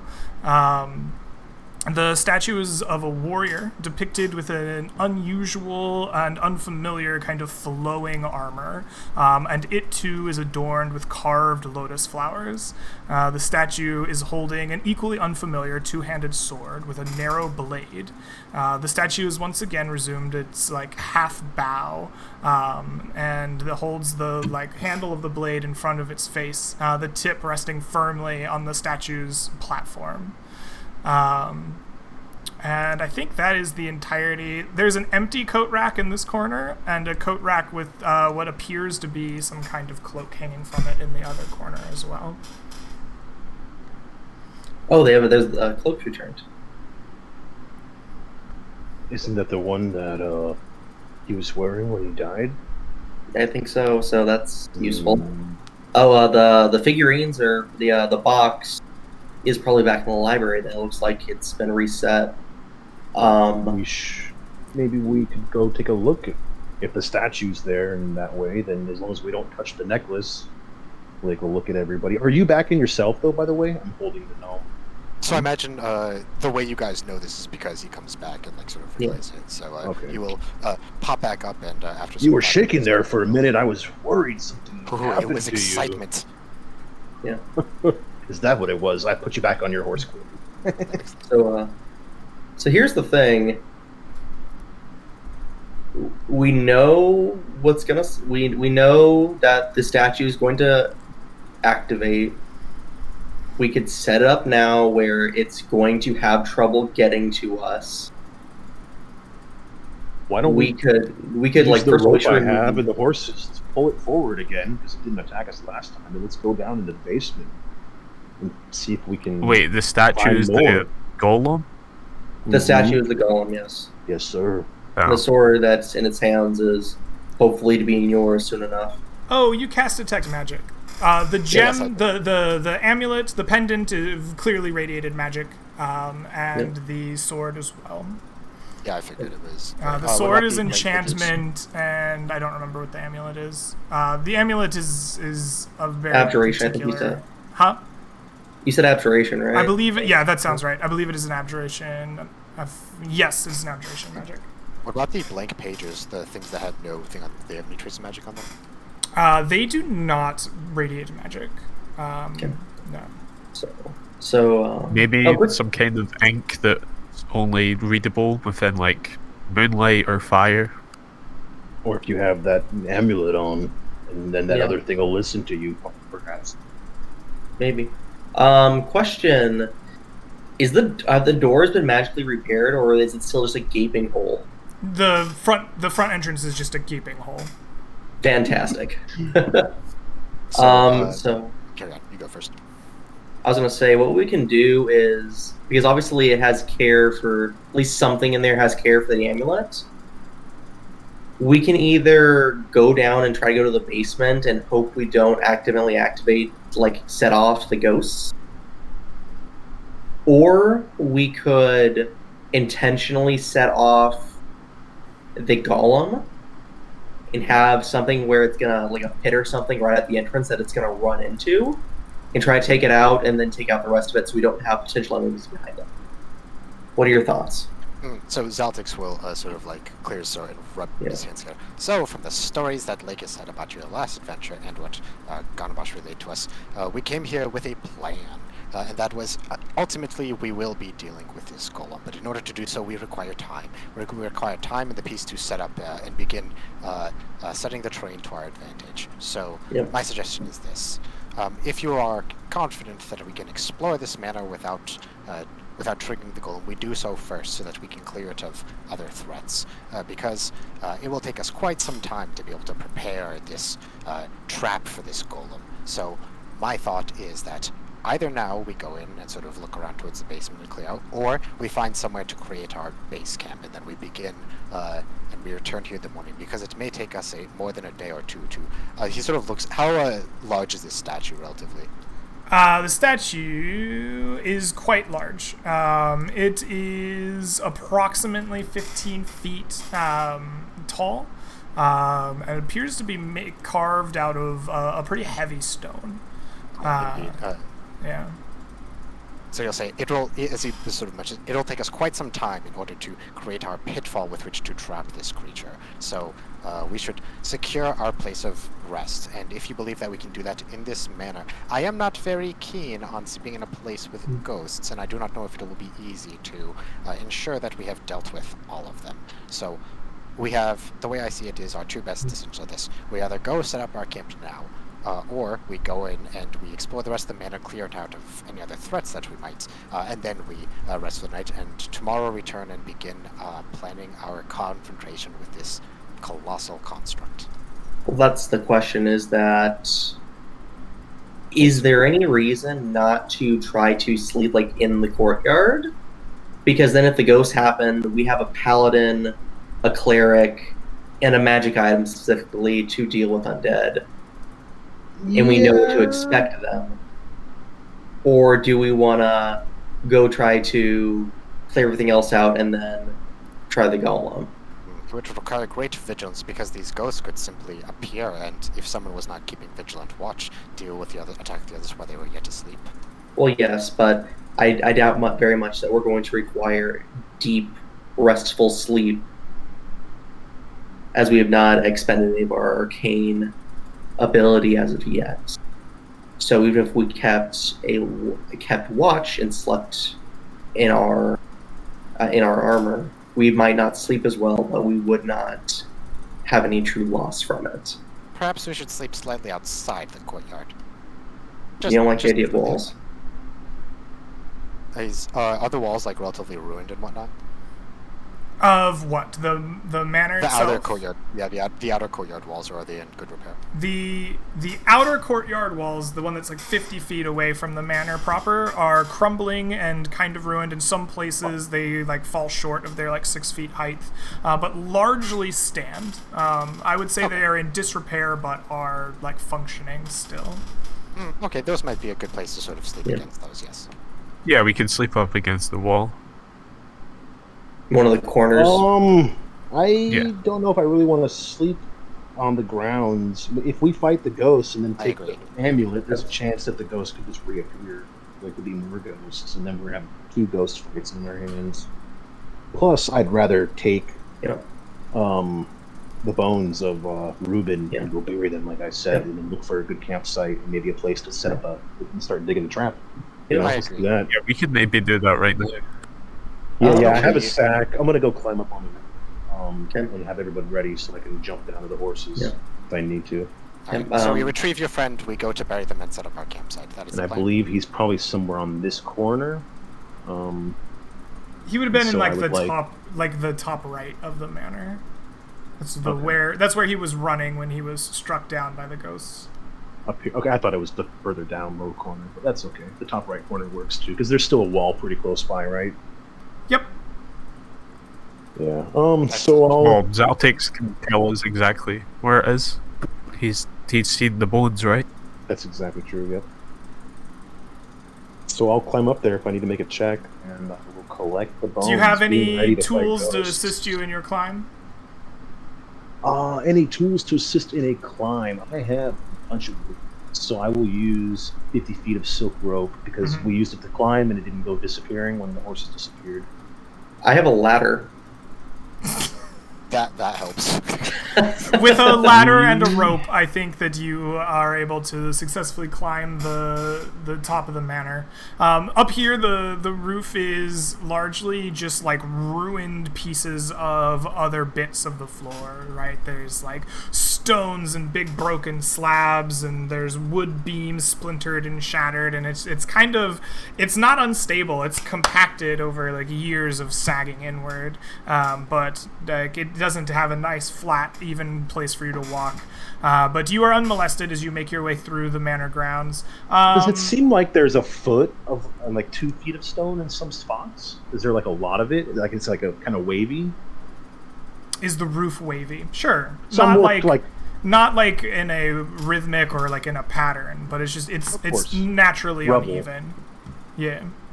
like Yeah, I was yeah. more imagining how the lowest spot that I would think is the roof and like the higher spots. How much difference is there? Like how much? Not a rubble are we ton. going? No, like maybe enough Okay. to notice, but not enough to like really change your footing. Okay. Right. I was thinking of maybe digging it all up and seeing if there's anything buried underneath it. But it sounds like there's probably not You get much the buried. impression that digging through the rubble of like multiple stories laying on top of this like would be an undertaking. This is like a big operation to dig out or try to repair this part of the manor.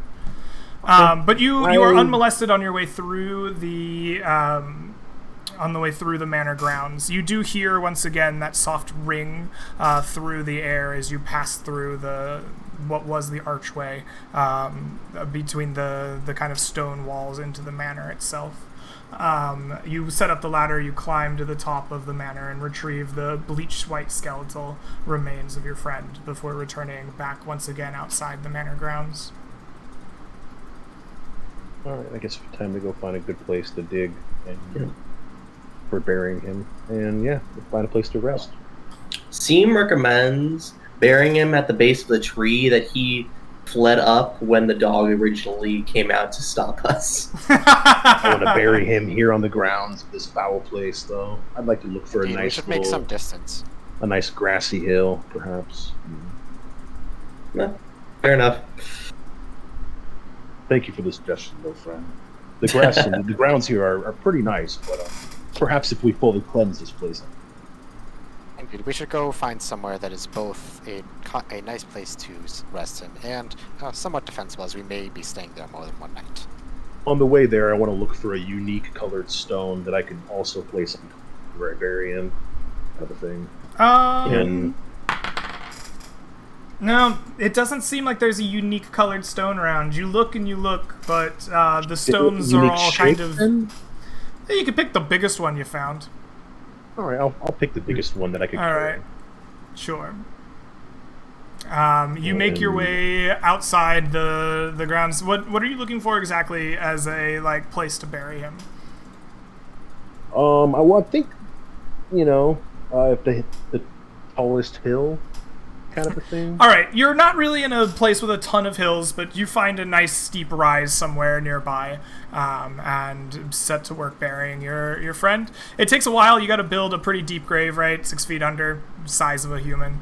You just have a couple shovels, maybe a mage hand, and you set about making this happen.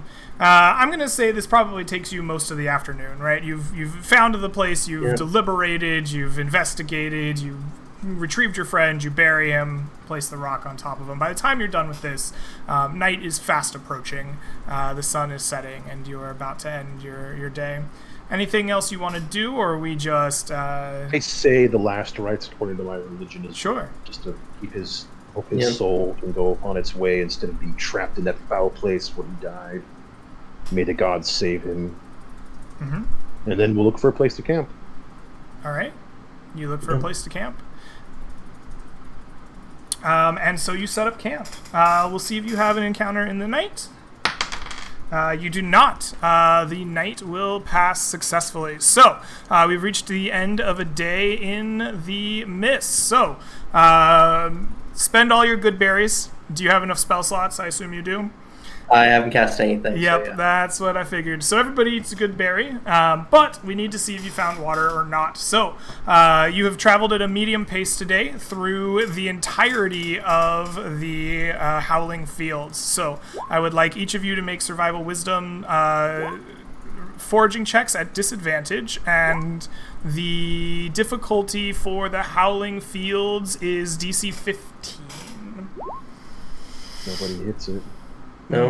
Uh-oh. Okay, so 8 is a fail, 12 is a fail, natural 2 is a fail, 13 is a fail. You wake up the next morning and you are all dehydrating. Each of you, please. I'm just curious. The day we didn't find one.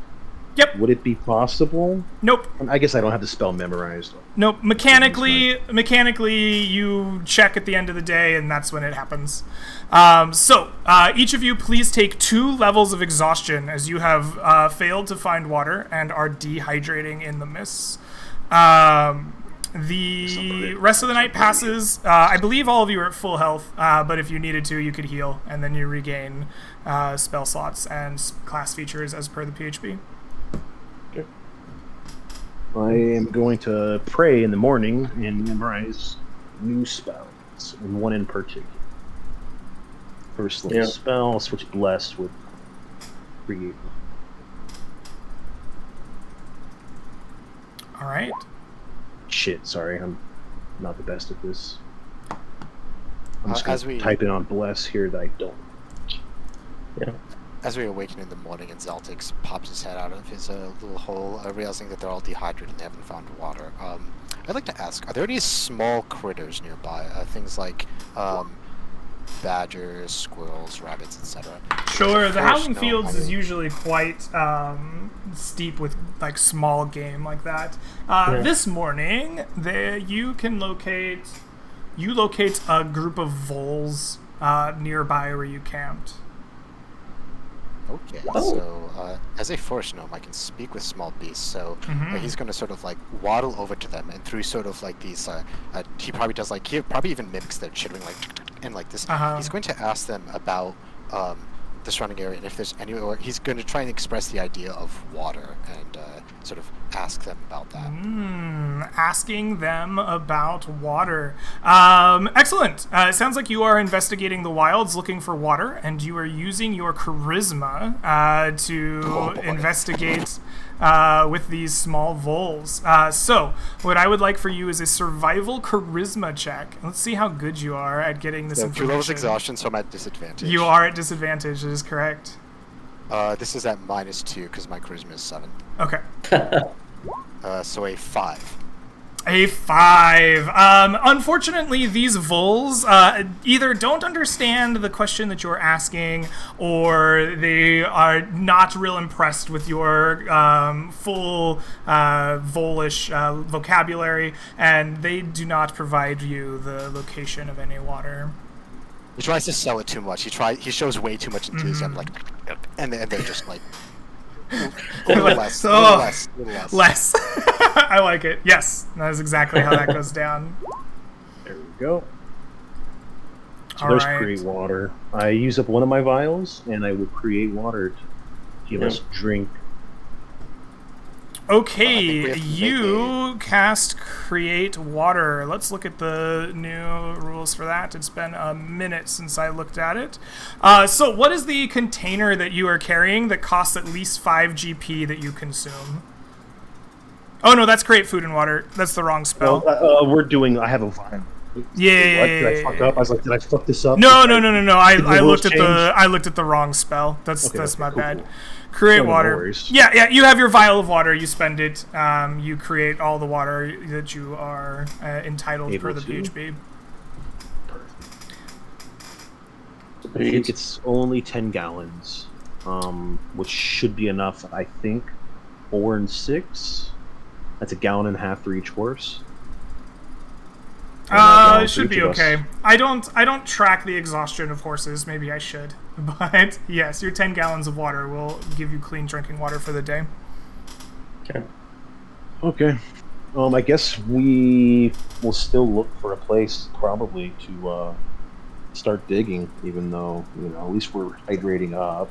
We can do a little bit, right? Is there any reason not to just have it like right outside the door? Because then we could just, have it set him off from a distance. Because there's gravel there. So as we sort of get there, he'll think, and we probably want to go on the softer ground. So and the golem will pursue us. So we'll simply need to have it be sort of it should be away from one of the trees, and it should be in a relatively away from the gravel. So something like this, like in this area. We'll just have to ensure that he follows us there. Well, Wait, here's you the guys, question. you guys don't want to have it further away? Oh yeah, Why- further away, but like relative. I was just showing this sort of area, like away from Wait. trees and not on the gravel. Well, with that, we should have it be that because the big thing is that when it's chasing us, it's going to follow us in a straight line, right? How are we going to get over this? How are we going to get? How are we gonna get over this? obstacles? But, yeah. How are we going to get over this pit if it's only in a straight line? How are we going to get it to fall into a pit without us having to go over the pit? By triggering it from ranged, he'll say, if it's going to follow us, we can have, with my mage hand or my familiar, they can pick up the amulet, and that way we will have a head start upon it. We'll pick it, and no doubt it will follow us if the familiar grabs it. For example, like swoops it and then like runs towards us. We can be well away, and then we can run behind it. Wow. So should we just loot the place and then do this? I mean, Well, that is a question. there is not to. I do believe that perhaps, given our, he sort of fans himself, our current affair with water, any combat would be difficult with us, as he's sort of like sweating, and I'm not Wait sure. another my, day or old- two. My We're old bones fine. are quite what they were, so perhaps rather than going through and looting, we should simply dedicate our day to charting out our path and choosing the place to begin it and starting to Cool. dig. And finding a then- source of water. And finding a source of Yeah, water. we should find the source of water. I would prefer not to have to use the spell again tomorrow. Very well, we should find a source. Okay. The swamp So- is over this way.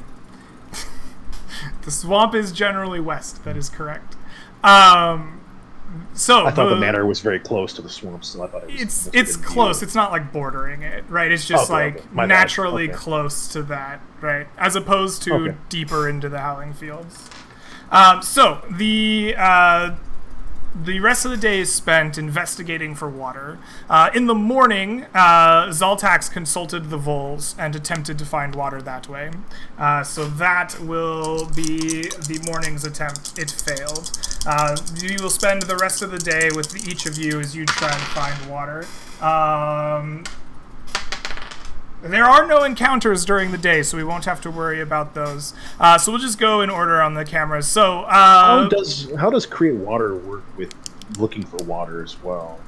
you create it. You conjure it from nothing, and you now have 10 gallons of water that, if you don't drink, will disappear at the end of the day.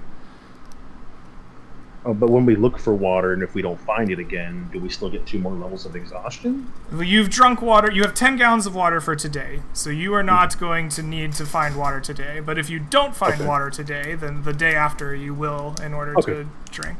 Sorry, I just wanted to clarify because Yeah, I never yeah, get yeah. this No, that's problem. And fine. use the water spell. That's fine. Thank you. Yeah, no, you have used the water spell today. For today, you have water. You just don't have a source of it going into the future. So, Lake, how do you spend your time searching for water this day?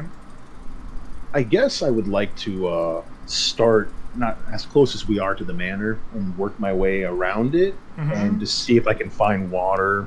I don't know how far away we are. If that's going to be a giant loop, then it's just going to be like, that's all I'll be doing is looking for water on that loop. Otherwise, I'll kind of spiral my way out, Okay. scouting. For Sounds sources to of me water. like you're using your eyes and you're just wandering through the mists in a pattern, but looking for water.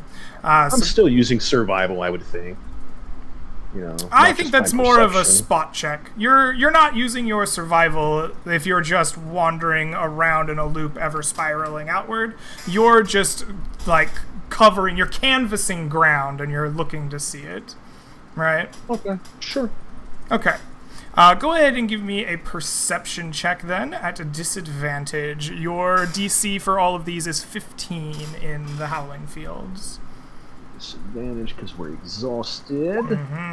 So only a 14. Oh, no, you are unable to find water despite how far you loop around this manor. Eventually, you come back, having not spied any. Seem, how do you spend your day looking for water? I want to look for an area of where like the foliage is greener, and then dig there. Okay. So it's like looking for they have to get water from somewhere, and if I can follow that green vegetation, I'll find where the source is. All right. If he seems to have some sort of like, if he's like taking this intellectual approach, I think Zaltix will sort of ask him what he's looking for, and have the owl sort of like be his eyes from a distance. Because if he has like the wisdom and knowledge for what they're looking for, the owl can spot it easier. So. Okay. That sounds to me like you're using your knowledge of nature, right? Looking for these like green vegetations. And you're using the eyes of the owl rather than your own. So why don't you give me a nature wisdom check as you investigate for green vegetation to dig for. And you're at disadvantage for exhaustion at DC 15. Okay. I'm gonna use survival because it'll be the same. Okay, that works. What you're setting, you said disadvantage. Do I get assistance from the owl? That's So I what's get a roll allowing you to use wisdom instead of intelligence. Gotcha. Roll. Ugh. No, Nope. you are unable to find water during your searches. You dig a hole in what appears to be a nice green area, the greenest you can find, but there is no water underneath it after your digging. Artair, how do you search for water during this day? I'd probably just do what Lake is doing. Try and take like a different path than him, and create an even larger circle. Okay, you spiral out away from Lake, trying to find water just on the grounds, canvassing the area as best you can. Go ahead and give me a perception check at disadvantage, DC 15. No. So despite your best efforts this day, the four of you are unable to find a naturally occurring source of water. Night begins to fall as the camp happens. What is the mood like here as the four of you have collectively been chattering with voles and canvassing the area and digging under green grass and unable to find any water? What is camp like as night begins to fall?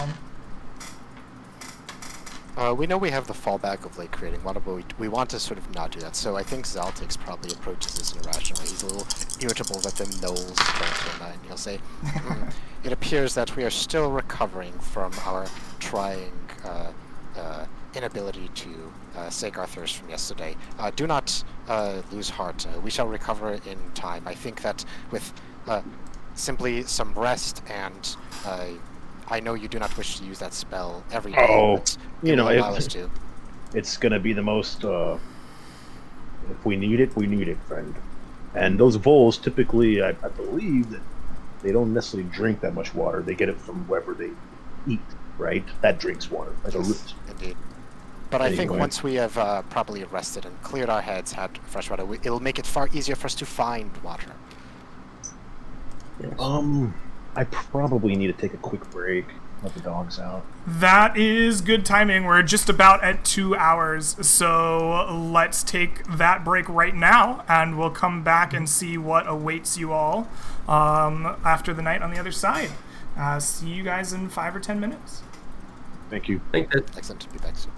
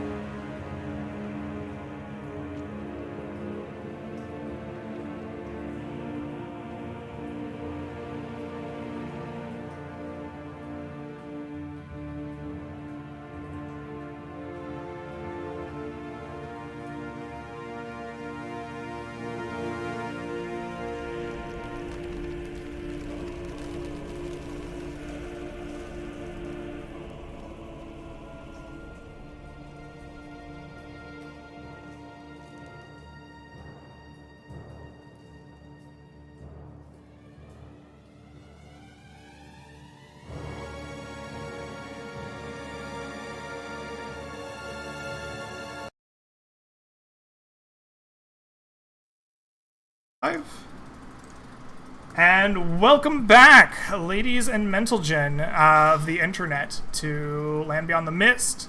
We were just about to end a night out in the wilds. So, I had asked you about camp and what it was like. There was a little bit of chatter there. Anything else you want to set up before we go into the night encounter? Yes. Rather than having the Great Altraxis with us in case we get ambushed by vultures again, having seen their problems with sort of getting water, Zaltix will call him over and he'll communicate with his familiar. And while we're like sort of resting in a camp, he's actually going to send Zaltix out in owl form to sort of scan the skies, look around, and try and find some sort of like stream or something. And he's like, even if he doesn't succeed, right? Even if he doesn't find it, he's going to have him sort of just like note the general terrain, and he'll sort of try and use that information for himself. So he's basically saying that you're going to be away, and once he gets, let me actually check the communication distance. He definitely can't communicate with me while I'm asleep, but I believe it's 1 mile. Yeah, he'll be out of no, it's 100 feet of me. So he'll be out of he'll basically be on his own, and who knows, he might fall into risks and die and get attacked. But he's going to send Altraxis out to sort of look around and report back in the morning. Okay.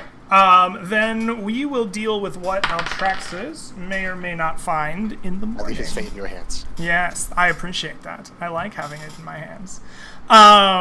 So, the four of you bed down and make your camp for the evening. A fresh bowl full of lake water in your bellies.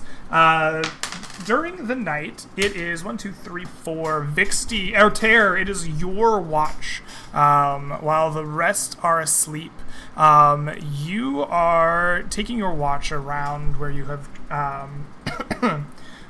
have taken up camp, and you hear approaching the camp that you've made this low growling sound. You recognize it from like wolves and dogs that you've been around or seen, low and guttural. There are a number of them, almost like a small pack that is approaching your camp. By the sound of it, you would think they're about 60 feet or so away. What do you do? I yell out, "We're under attack," and I draw my sword. All right. You yell out, "We are under attack." The rest of your party is awakened by your shout, and you see breaking out of the night these leathery black dog-like creatures with strange tails behind them, almost in like double form, that hook back and forth. Oh, that's the wrong region. That's why I couldn't find them. They look something like this. I do not believe they are large size, though. Hold on. Let me pull up their thing here. Oh, they are large sized. Excellent. That is the appropriate size. You see that there are 3 of these creatures that have broken from their cover into the night, that are like moving as a pack and hunting towards you and the party. Excellent. Let's have everybody roll into initiative then, as you are awoken by these shouts. Oh Lord. Oh, I love that initiative. Altair really rocking it. I love having low decks. It's amazing. It is quite good. All right, let's put these in descending order. Lake, You're on watch though. Awesome. So that's good armor. You are awoken from your slumber by a mighty shout. And you hear, "We're under attack!" And you see these leathery dog-like beasts approaching. They might be a little farther away than this, actually. Hold on. They are... Oh, no, that's almost exactly right. Okay, perfect. They are as they appear in front of you. What do you do? 1, 2, 3, 4, and 5, and 6. I'm going to attack this one on the top. Okay. I'll shoot my crossbow that I always load every night I go to bed. All right, so very good habit that you're in. Go ahead and roll a hit for me. We have one level of exhaustion because we drank. Or we just You had have two? one oh no, you have not completed a night's rest. This is still Okay. that same adventuring day. You still have 2 levels of exhaustion. All right. So that means I'm at disadvantage then, correct? I believe that's only on skill checks. Hold on, let me double check it. Yeah, it's skill checks and then Yeah. you have speed. I wasn't Yeah. sure if the second level down did attacks. No, Movement- your okay. your disadvantage on Movement attack speed. rolls is 3rd level exhaustion. So your attack rolls are fine, just ability checks and your speed is halved. Ah, fuck. No, your 10 is not enough to strike the creature, as your arrow flies off into the night. All right. No worries. Excellent. These Sleep and I miss. These creatures are the first to awaken. Excellent. Oh, we lost somebody. Goodbye, Lake. Oh, Lake is gone. Uh-oh. He's back in general. Shot and just left. Rip the cams. Takes a shot, rolls over, goes back to sleep. Lake, did you go Sorry. back to sleep on us? What happened?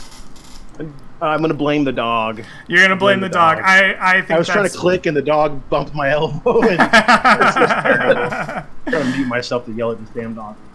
Alrighty, it is time for these beasties to go. The first one will race forward here. It has how much movement, actually? These might not be as quick as the others. Only 40 feet. So this one will race up, barking and rushing forward, but unable to make an attack, as will this one, and as will this one. They race up to the party, snarling and snapping, their big tentacled tails lashing out behind them, but cannot attack this turn. Zaltix, you see this thing rushing up to you from the night. What do you do? First, I have to ask you, Greg, because difference between 2nd and 5th. How do you deal with displacement and magic missile? Because it works differently in 2nd and 5th, right? Oh, that is right. How does magic missile work with displacement? It has attack rolls to have disadvantage. I'm gonna say magic missile doesn't have an attack roll, and by the writing of this rule, that would not require an attack. I think it hits. Yeah, okay, yeah, it's just me. Because I've played a lot of 2E2 and I know how the displacement works with that. So he will stand up and he sees these and he sort of like lets out a little yelp because he is well aware of what these will mean. However, it isn't melee with him and he is very squishy, so this is problematic. What are we going to do? I think we actually... Oh, this is bad. Zaltix, what are you going to do? Discretion is the better part of valor. Yeah, because him magic missing to break the displacement is great, but I think he actually just has to disengage here. And I am a gnome, so I only have 25 feet of movement. How do you half that, Craig? We'll half that to 15. I like 15. nice square numbers. Right, yeah. So he'll disengage and get behind the party because he will get destroyed by these things. I won't go the full diagonal. Rather, I'll like compromise and not go the full diagonal on the 15. Okay, sounds good. You So he's sort of scramble over the rock, disengaging from this tentacled monster in front of you, and getting away. Excellent. Seam, you see these creatures race up to you as you blink awake in the night. What do you do? I'm gonna Hunter's Mark the one right in center, All right. and then I'm going to take a shot. All right. Disadvantage. You will have disadvantage, yes. These strange black-light creatures seem to be, like, in 2 places almost at once. A strange Gotcha. effect on their hides. Okay. Well, that's a 10. The 10 will not hit. You fire an arrow true as can be, but the beast that seemed to be there just a moment before was not when your arrow Awesome. arrived. And it Well, flies out good into the news night. is that I do have a new ability because I'm a hunter called Mhm. Horde Breaker, where it means that whenever I take a weapon attack, I can make another attack with the same weapon against a different creature that's within 5 feet of the original target. All right. So I'm going to take a shot at this one as well. All right. Go ahead and roll to hit again with disadvantage. 16? The 16, this one will hit. Your arrow finds its mark, striking into the flesh of the creature. For 9 damage. For 9 points of damage, you hear it unleash a snarl. It is upset and angry, and it is no longer displacing itself. Sweet. Vixty, Arter. I'm sorry, I keep mixing up your character name and your real name. It's okay. It is your turn. I swing at the one no longer displaced. Absolutely. that. The 18 will hit.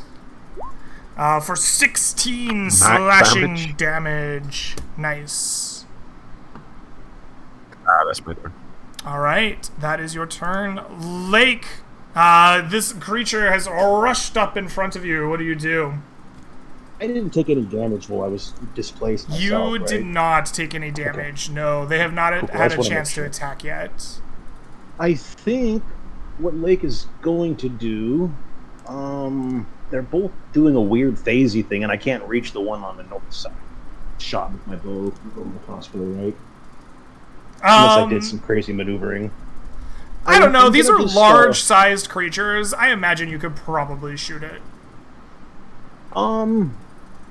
So did yell to focus fire them? I think what I'm really gonna do is I'm gonna look at both of these creatures. This one that's right in front of me, but this one that's not engaged with me yet. And I'm gonna go and do a full defensive action, or whatever that's called, the dodger action. Mhm. And then if I can, I want to also bellow at that one that's not near me yet, and yell at it a little bit and be like, "Yeah!" All right. You unleash a bellow and form a defensive stance, trying to draw the aggro of these beasts in front of you. And you do. You successfully draw this creature. It stomps forward. Actually, it doesn't even. It can reach you from there. I probably should have stopped them a little bit farther out. It turns to you and lashes out with its large tentacles. And the first one snakes out at you with a 10. And I don't even need to roll disadvantage. That won't hit you. Oh, wait. Yeah. You have your shield. That won't hit you. You might crit, but I guess that doesn't matter. It's a disadvantage. Doesn't matter. This creature here also turns to you after you unleash that bellow, and this time we'll remember to roll at disadvantage. With a 10, it also will not hit you. Excellent. 15 would have, though. 15 would have. This final creature is going to do. It's going to step back. It doesn't like this whole being within range of your melee attack. If you would like an attack of opportunity, you can have one. I will absolutely take it. All right. The 18 will hit, as this one is not displaced, for 11 more points of slashing damage. It snarls at you as your blade steps through. It goes to cut off the path of the gnome here, and then strikes out with its tentacles at you. Arter. Arter. A stinger, I like that. Every time. Right. With a 16, will that hit you? Meets. That meets. So, yeah. All right. You will take 10 bludgeoning from the strength of the tentacle and 3 piercing from these strange needle-like appendages on it. Yes, you can reduce that damage by your heavy armor master. Both or just one? It's just 1 damage. It's 13 total, Okay, yeah. so reduce it by 3, yeah. Alrighty, excellent. That is Displacer Beast's turn for the moment. Zaltix, you see this snarling creature kind of snapping and, getting itself in your path. What do you do? Well, it's not. We're not gonna get away from it. It seems. So we're just gonna. We're very small. Oh, this is now resumed. It's... There we go. Indeed, but we've been hitting this one, and he said to focus fire them. So we're gonna do that. Is this one still displaced, or which one? No. So this one up here was hit. It had the blue mark, but at the end of its turn, it is now once again displacing itself. So this is the one we've damaged. That is correct. Okay. If that is the case, then we are going to turn to it, and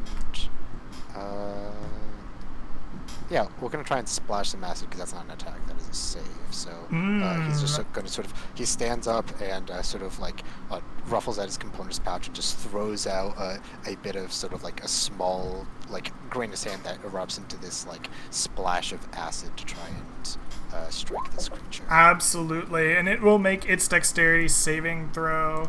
And it fails. You splash your acid for 6 points upon it. It roars out angrily. It will no longer be displacing, and Greg's going to do some math real quick. 27, 33, 40. Yes, it is bloodied for sure. You have bloodied the beast in front of you. And then we cower and look small. Deal with that one. Finish them off. Pick them off. That's my turn. Excellent. Seam, you see the gnome heroically splash some acid on this creature. What do you do? Well, we're focus firing, so I guess I'm taking a shot at the non-displaced one. Let's see here. Yep, so just another longbow attack. Take aim. The 17 will hit. Yes. For 11. For 11 points of damage. Very nice. You strike the creature. It is wounded and howls its displeasure at you in a bone-chilling display. Yeah. And that is my turn. All right. Arter, it is your turn. What do you do? I think I have to strike at the placer in melee with me. All right. Well, I guess there's technically two, but yeah, the one I can hit. All right. Go ahead and roll to hit at a disadvantage. Oh, your greatsword Nice. flies into where you thought the creature was, but just a moment ago. But it falls short. Can I bonus action drink a healing potion? Drinking a potion is not a bonus action. You'd have to spend Okay. your action to do that. Yes. Second win. Oh, never mind. You're not. He's a Sorry. paladin. Yeah. I'm not a fighter. Uh, I'm sorry. excellent. That brings us to Lake. What shall you do? How messed up are my other party members? Have they all been getting damaged? Could I hear that all? I'm bloodied. Nobody else? Okay.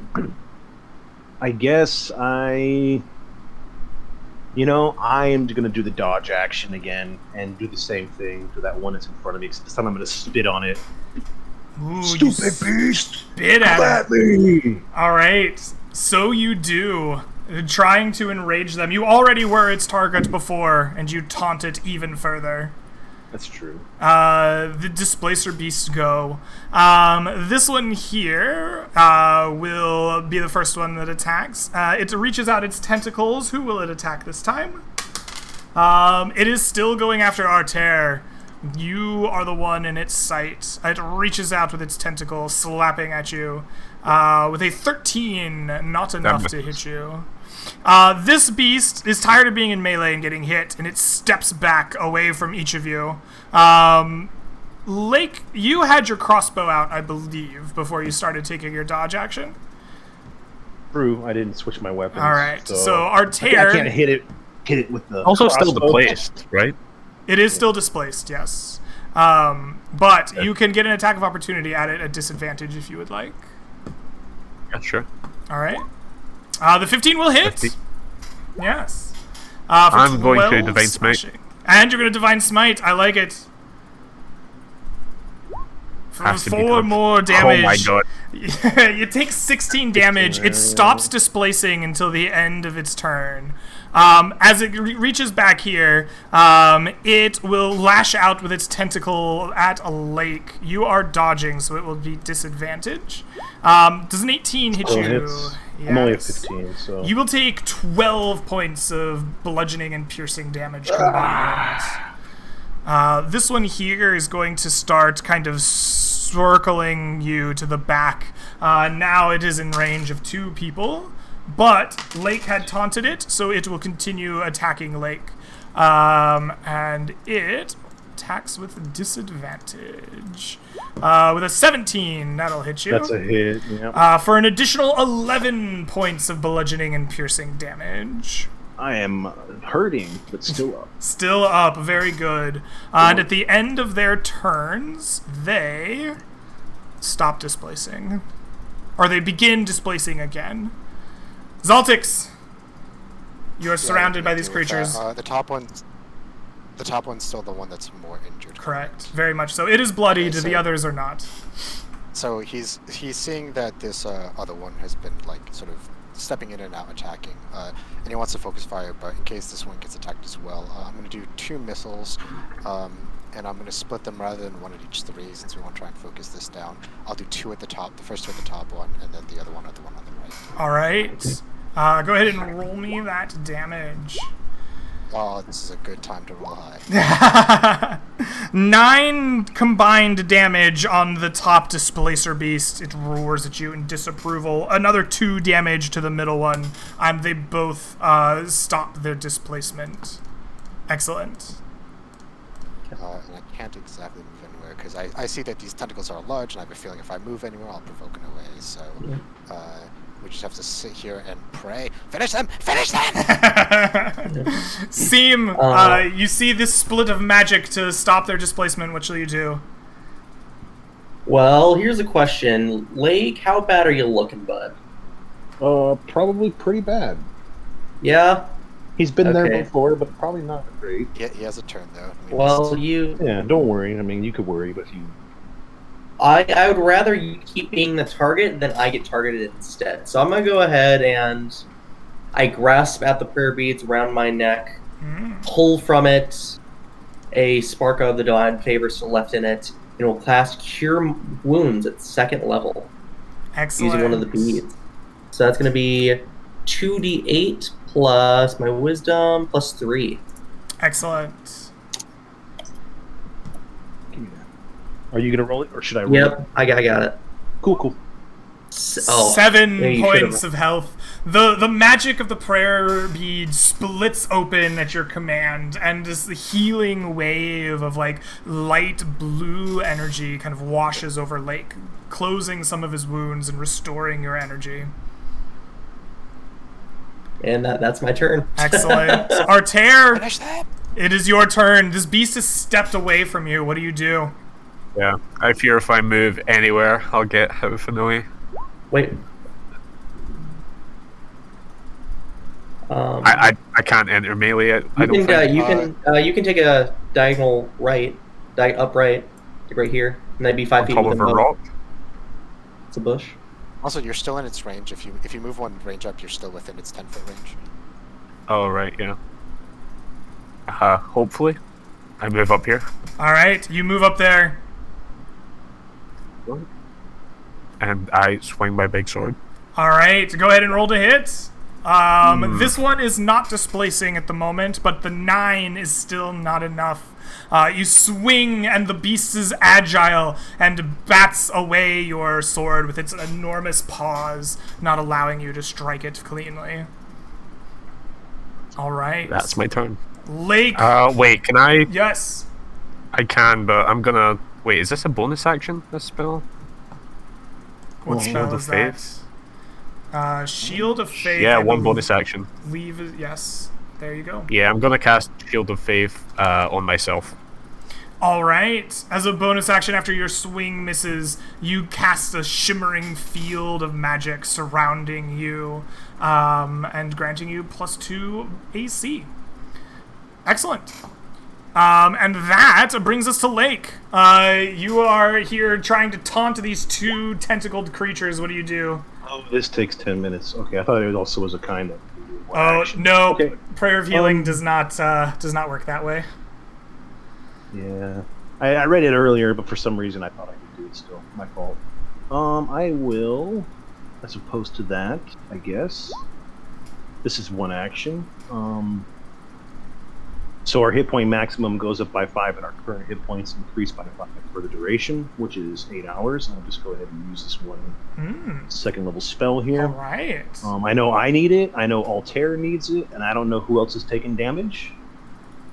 Give it to now, the or- squishy. Give it to the squishy boy. Okay. All so right. all 3 of us within the range of basically right here, because I can't see the archer for some reason. Okay, excellent. Your magic it goes off. The aid of the Tree Father bolsters you. All of your maximum hit points and current hit points increase by 5, except for Seam. And that is your turn. Excellent. Displacer Beasts. This creature here, the top, is going to continue fighting Artair. It has decided you look the nummiest. And it's the sweetest thing anyone's ever said to Artair. And it rolls with its tentacles with a 15. Will that hit you? Nope. No. Excellent. You're just batted back by the field of energy. And it will step here so that it still maintains your range. Excellent. And then it starts displacing once again. This beast here will continue attacking Lake with its tentacle. Now no longer at disadvantage. A 14. Not gonna hit. I'm a Does 15 not with my gonna shield hit. and my. This beast here has a choice. And it chooses Seam. Let's go. This creature strikes out with its tentacle at you with a 24. Dealing 8 points of bludgeoning and piercing damage against you. Why isn't Seam on my? Oh, he's on the rock. He's on the rock Yeah. right behind you. Yeah. Ooh, that's really hard to see, my bad. I got your back. Excellent. Literally. And this creature, it likes what it's doing here. It's chilling. Zaltix, what do you do? Zaltix knows that they must finish these creatures quickly because we cannot win this war of attrition. So we are going to do the same things before. We're focus firing. The one at the bottom we don't need to break its displacement, so 2 missiles on the top one, 1 missile on the right one. All right. Go ahead and roll me some damage. I shall cast you into the nether, creatures, or more accurately, I'll make it so that my allies can't. So 5 damage to the top one, and 2. Oh my god, these magic missiles. Whatever. Additional We 5 focus and an missile. additional 2. Let me just do some quick math so I know where we're at. 22 and 18 is 40, and 16 is 56, and 62, 67. All right, you're pretty close. You're getting there. Excellent. These two are no longer displacing themselves, and it is now Seam's turn. You've been struck from behind by the tentacles. What shall you do? Ignore it and go about my business. Very nice. Shoot the one on the top again. All right. Longbow. Normal attack. That will hit. For 12. 12. All right. It is close to its last legs. It unleashes a bone-chilling howl of pain as your bow strikes through, but it still stands. That was my turn. All right. Artair, what shall you do? I attempt to bring this displacer beast to its death. All right. The 19 will hit. That. Oh, that might actually be 1 damage short. Hold on. Oh no. That's. No, Please, you got Greg. it. You got it. It's dead. Oh. It dies. Your sword cleaves this creature in twain. Nice. It falls. Its tentacles limp upon the ground. Excellent. I would like to use my movement. Sorry. Yes. Go for it. Use your movement. To engage a melee of this one. Absolutely. Lake, what will you do? I am going to cast Guiding Bolt on this one that's directly in front of me. Boom. And I guess it's a normal roll. A 12 will not hit the creature's natural armor. Your guiding bolt is about to strike it, and it just leaps away at the last moment. Alright. That's no bonus action or anything, All right. I guess. It is the Displacer Beast's turn. They both unleash terrifying, bone-chilling howls in match of this last one. This creature is going to disengage from you and start making its way off the screen.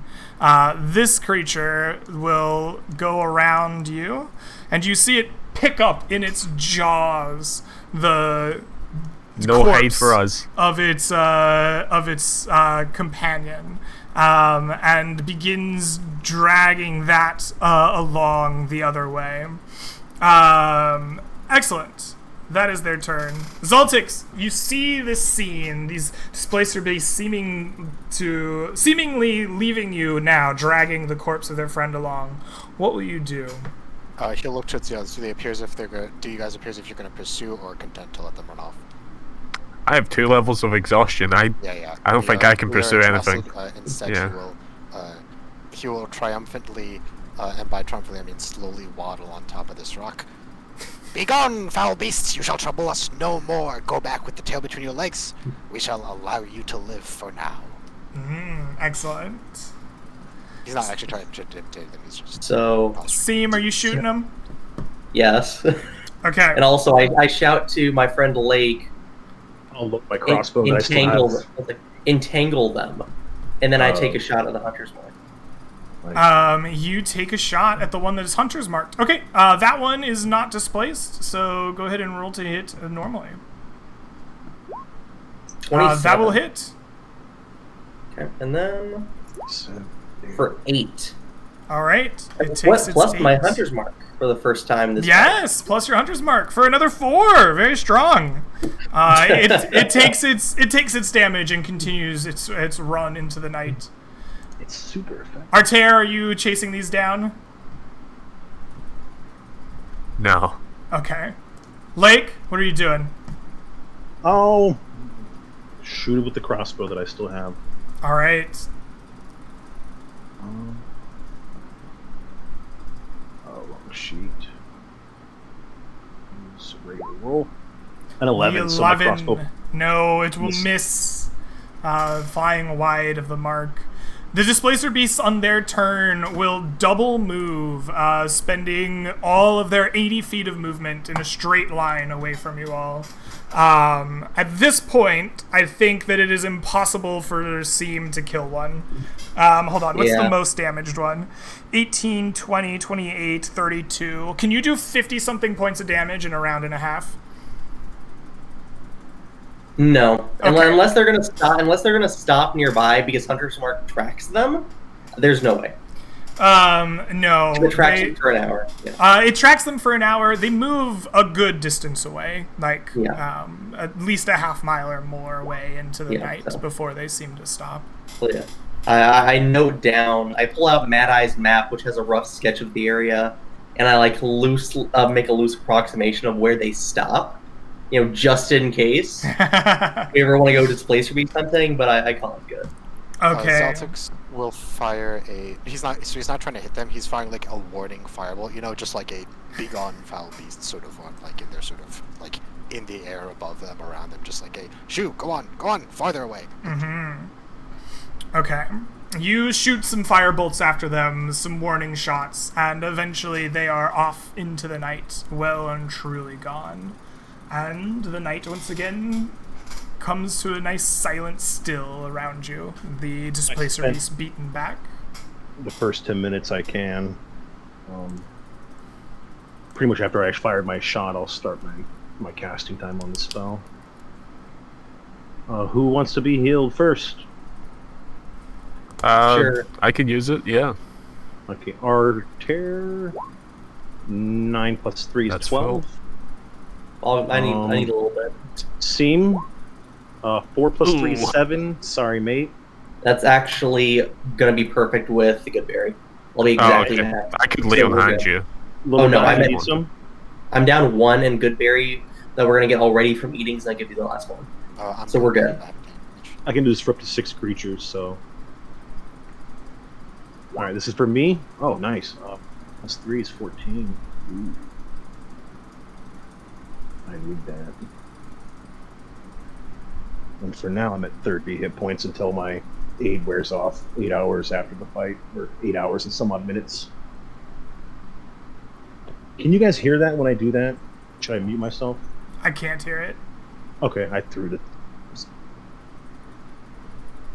All right, so you spend some time expending all your spells once again in the night, and then the night comes to an end. All of you have rested. You had water for the day, thanks to Lake's spell, and you have good berries that you are doing. How many casts of good berries do you have left, just on an off chance?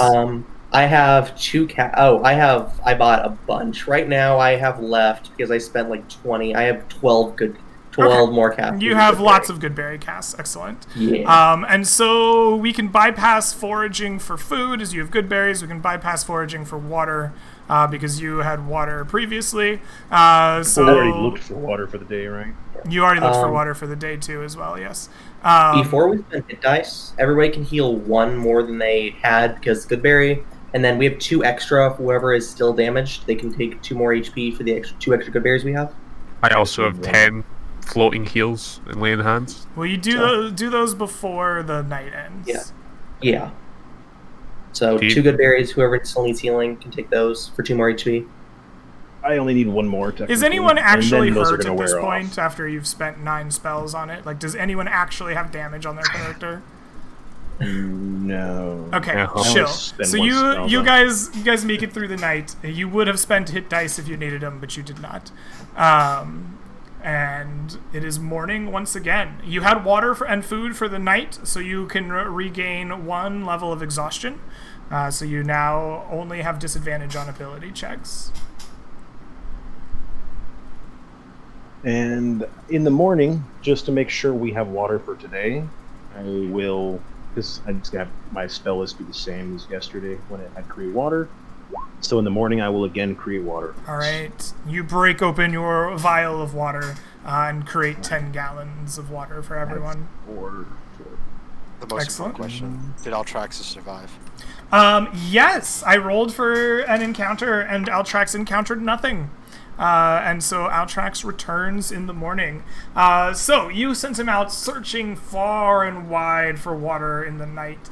We'll go ahead and give you a perception check for him as he canvassed a bunch of ground during the night. And DC wanna do it for me? 15. Huh? I don't have the sheet, so do you want to just do it for me? 'Cause I don't have Sure. our sheet. It should be, if you go to the like handout / character sheet thing, I think it should be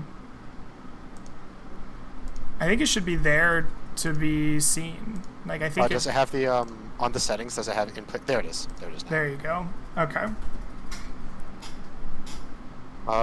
Does it have advantage because of keen hearing and sight? Does I'm glad it keen doesn't. hearing and sight help on water? I think it might. Sure. You could argue that it was dark. Oh wait, it has dark vision. It has dark vision. It's an owl. Yeah. Screw it. Owl gets advantage and is not exhausted. I'm fine either way. Let's see. Come on, Owl. Nope. Oh, it was unable to find water in its flight during the night. So, it is morning once again. You are well rested after an intense battle with some displacer beasts just outside of the manor. What is the plan for this morning? Zaltix will say, I believe that we are still recovering. I find that my mind is still a bit muddled from that day where we went without water. Since you have cast that spell today, I think perhaps our time is better spent, especially as we are still tired. Rather than searching and foraging for it today, perhaps we should get on digging our hole, and after we have rested and recovered this evening, we can attempt to find our water source tomorrow. Well, here's a question. It might be worth it for the 2 of us more naturally inclined to try to find water again, so we don't run out of spell components. Yeah, let's Water, and then the other 2 of us can spend the day digging We the should- pit and starting making those preparations. We shouldn't split up. I think I agree with you, actually, that we should spend one more concentrated effort all together, even exhausted as we are, to establish our survival. In one of my previous groups and I, we did kind of a gridding search. Perhaps we travel as if we were doing a slow day, and we'll try to cover 18 miles of ground or whatever we can, and we'll look for water as we do it. Maybe even go a little slower than that. Are we And worried? I say we also look for a good dig site, but we're mainly trying to find it. Right, guys? I Is already have it- an idea for a big site, but yes, I agree. I think that today we should focus on survival again, and then once that is accounted for, we can. So- All right.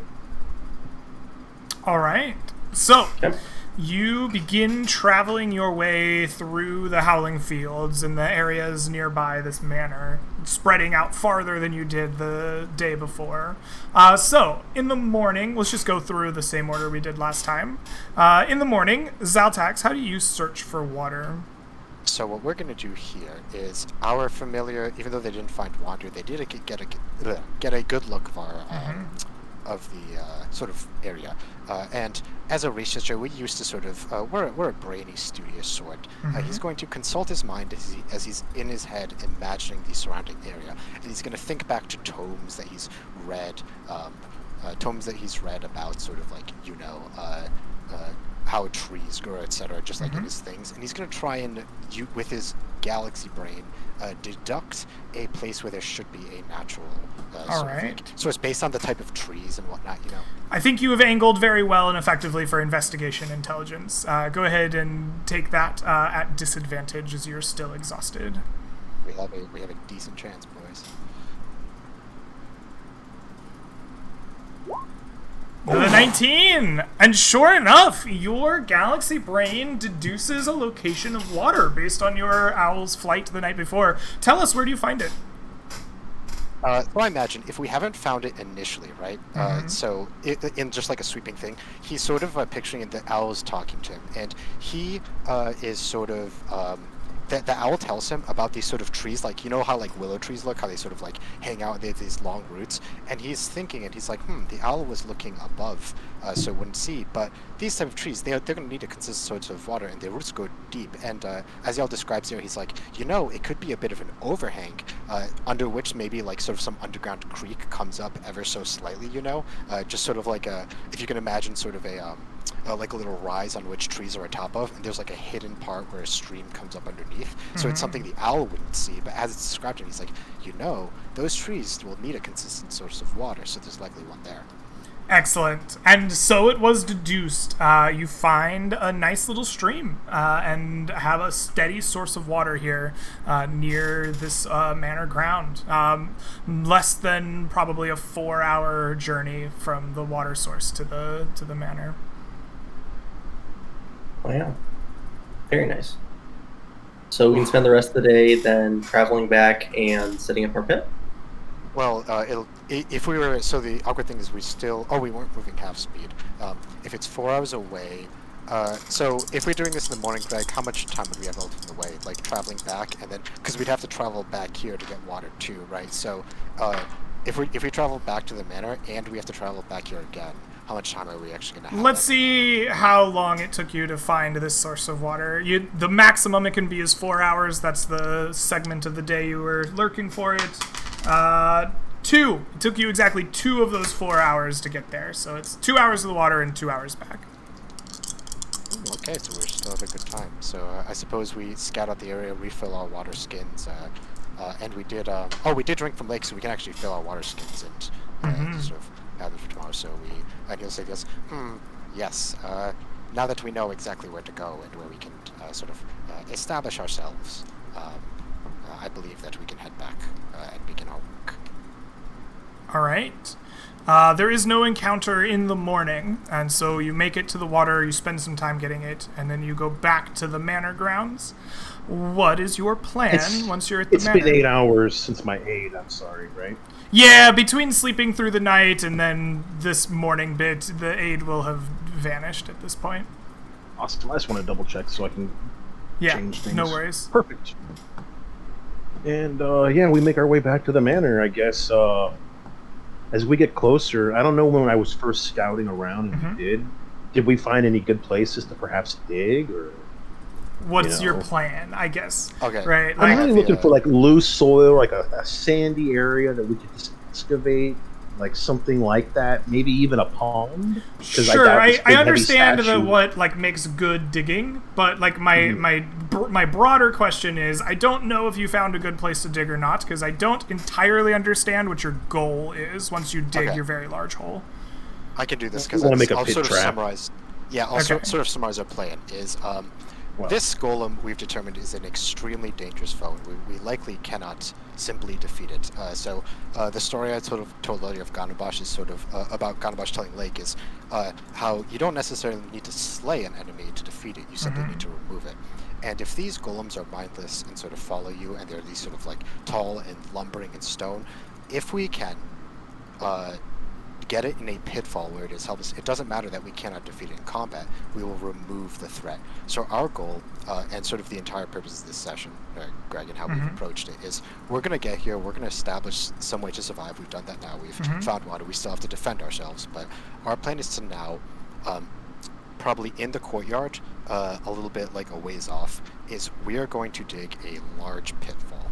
That is why we brought the picks, and Zaltix also has like minor spells that can help, but we are going to now dig a pitfall, and our intention is to then grab the amulet of the familiar, have it chase us, and we're going to try and get this golem trapped in the pitfall, removing the problem rather than defeating it. Okay. So it sounds to me like if we drag you over here, I don't have the entire manor grounds. I wasn't. I didn't prep that. But it sounds to me like you probably need to have a pit somewhere in this area, right in kind of in front of the door, right? Because this is the entrance in and out here, right? So somewhere in like this kind of region, right, you're gonna need to find a pit. Yep. Because if it's not there, right, then it's going to probably not actively fall in the pit. Yep. And since there's like this gravel here is like, how is it on the start? It's going to be harder to get through that, so we're probably going to have to actually go into the loose dirt. I think we should just work our way through it because it'll probably because there's an archway on this side of the path, right?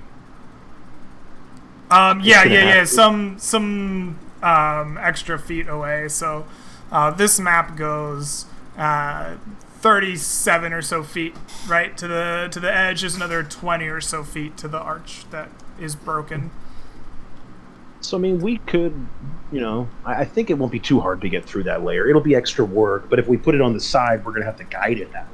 And I don't think anybody wants to be standing around in this manor grounds. It doesn't matter really. It's gonna be extra work, but I don't think it's mechanically worth it to, hey, let's offset this to make it harder to lead it into it. Yeah. Circa spending the extra couple hours to get through it. The concern that Zaltix had for that was that if we dig up this rock, right, because what we're going to have to do with this pitfall is we're going to have to cover it, right? So it's harder to disguise the sort of broken up cement, but it's like how intelligent is Golem anyway, so yeah, he'll agree that we'll just work through this. Yeah, we can just take whatever we get out of it, and there should be some dust we can put over it. Also, with he can minor something. illusion and make it appear. Yeah, So, minor That's illusion. a great would be perfect idea. here. That's a great idea. And so with that, so start digging right in front. Yeah, and then one thing I want to do. Right in front here, or you mean like 20 feet Probably further like- south from here? Probably like No, probably like this square that I'm. Okay, Yeah, like sure. that I guess right that there, works. yeah. I guess that works. And then one thing I want to make sure we do, and I was established now before I forget, after we've dug the pit and it's all done, I want to break up the ground right around the ledge of it, so that if you went and tried to use that to pull you up, you would break away. Mm-hmm. Okay. Oh yeah, like there's a lot of That's, specifics after notes I we're have done. here for how we're gonna get to this, but Oh, this okay, is our intent. Is we're gonna dig a big asshole. Do Yeah. we want to go turn this place out first? In Sure. case we I have to think we run should. while we're doing all this, we might as well, do a little. Well, we can try it. tidy. We can try it. Ignore the table. Don't touch the table. Yeah, And then nobody go. touch that table. Blake will make sure.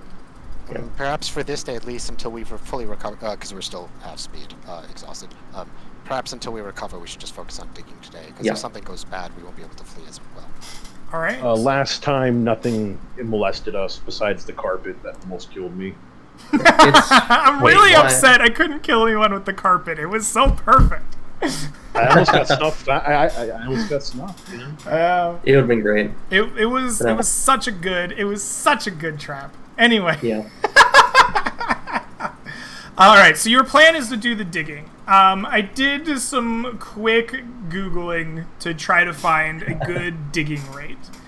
And so what I came away with is in 1 minute, using only your hands, a character can clear rock and debris equal to 5 times their heavy load limit. And with appropriate tools, such as a crowbar, shovel, or the things that you brought, you can clear loose stone twice as quickly by hand. So, the generic 5 by 5 foot area weighs about a ton in stone. I'm going to say in dirt, that's like half that. So it's going to be 1,000 pounds for 5 by 5. So your load is going to be, so 5 times your strength times 2 is the amount of dirt you can move in a minute. How much And dirt that's is for that every for 5 everyone? feet. For every 5 feet. For every you wanna dig 5 by down. 5 square. Yeah. Okay. 192. And one thing to note is sort of as we're sort of puzzling this out, part of that sort of the difficulty, obviously, when we're digging is moving the dirt away, right? That's obviously going to be some epic thing. Zalpix is going to start scrolling through his spell book and sort of he's going to take a piece of like a chalk and make this circle, like this sphere, in the ground and start ritual casting from the spell book and cast Tensor's floating disc. And this way we are going to sort of this is actually what he uses to transport stuff instead of horses, because he's a wizard, right? But this is actually, I just realized, a great use for this is we can set up the thing and sort of load the dirt and rocks into it to pull it away that way. Right, you load the dirt up to 500 pounds on the disc, and then you take it some 20 feet away and dump it somewhere and bring it back. Sounds great. That speeds you up some amount. My strength times 10, right? That's what it's Essentially, yeah. 160? Strength times 5 times 2, so strength times 10. Yeah. Okay. So 160, 180, I heard 190. Yep. Oh. And 90. Very nice. So together, that's a little bit less than half of 1,000 pounds. So what I'm going to say is you can dig 5 by 5 squares in essentially 2 minutes if you're all working together. So for each 5 by 5 volume of square that you dig, it's going to cost you 2 minutes of labor.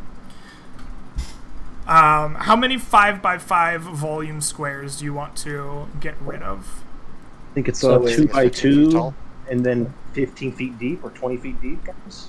I mean, Yeah. you have to 50 is use like a too rope much. to... I'm sorry? Well, I mean, the statue or the golem is 15 foot Yeah. tall. So we Yeah. need to have it at least, I'd say 25 feet deep. 25, yeah. I don't think we could. That'd be I don't think we 100 could squares. logistically do 50. So it's I these don't think we could 4 do squares 50. essentially in terms of like area. And then it's going to be 15 feet. 20 squares. No, it's going to be 25 feet. So it's going to be 5 squares deep in each one. So this So is 20 5, 10, 15, 20 squares. Okay, so that's only going to take you 40 minutes of like non-stop, continuous, heavy labor. I don't want to screw I us, think but do you we're- think we're that's fine I taking- think that's right? I think it would be more like Take 4 this- hours. Maybe it's 40 Yeah. minutes Technically, of maybe work, we're but gonna everything take our is time, awesome. Greg. Yeah. We're gonna take our time because We don't I've want dug to. holes before, and that sounds super quick. But I guess we're adventurous. Yeah. You're we were gonna be adventurers happy if it that took us less there's than a week. and like you're not doing it by yourself, right? And Yeah. you brought like, I don't know. I tried to Google as best I could. It's what I came up with. Seems like an It works. appropriate thing. Okay. Okay. Yeah, So- we're not complaining. We're saying we're very happy with it. We were gonna Yeah. be like, as long as it takes us less than a week, we're happy. This So, guy. okay, so we do that. So it We do turns out that one. all of this was actually not minutes; it was weeks. It's gonna take you. Oh no! Four instead of 4 hours, it's 4 weeks. Yeah. Yeah. Okay. We're hand waving the encounters, right? So we just got all the XP. You're for it. in We're actually the level 15. manor, and so far nothing has molested you inside the manor grounds. So You want to look around the manor? I'm saying we I should think do. that.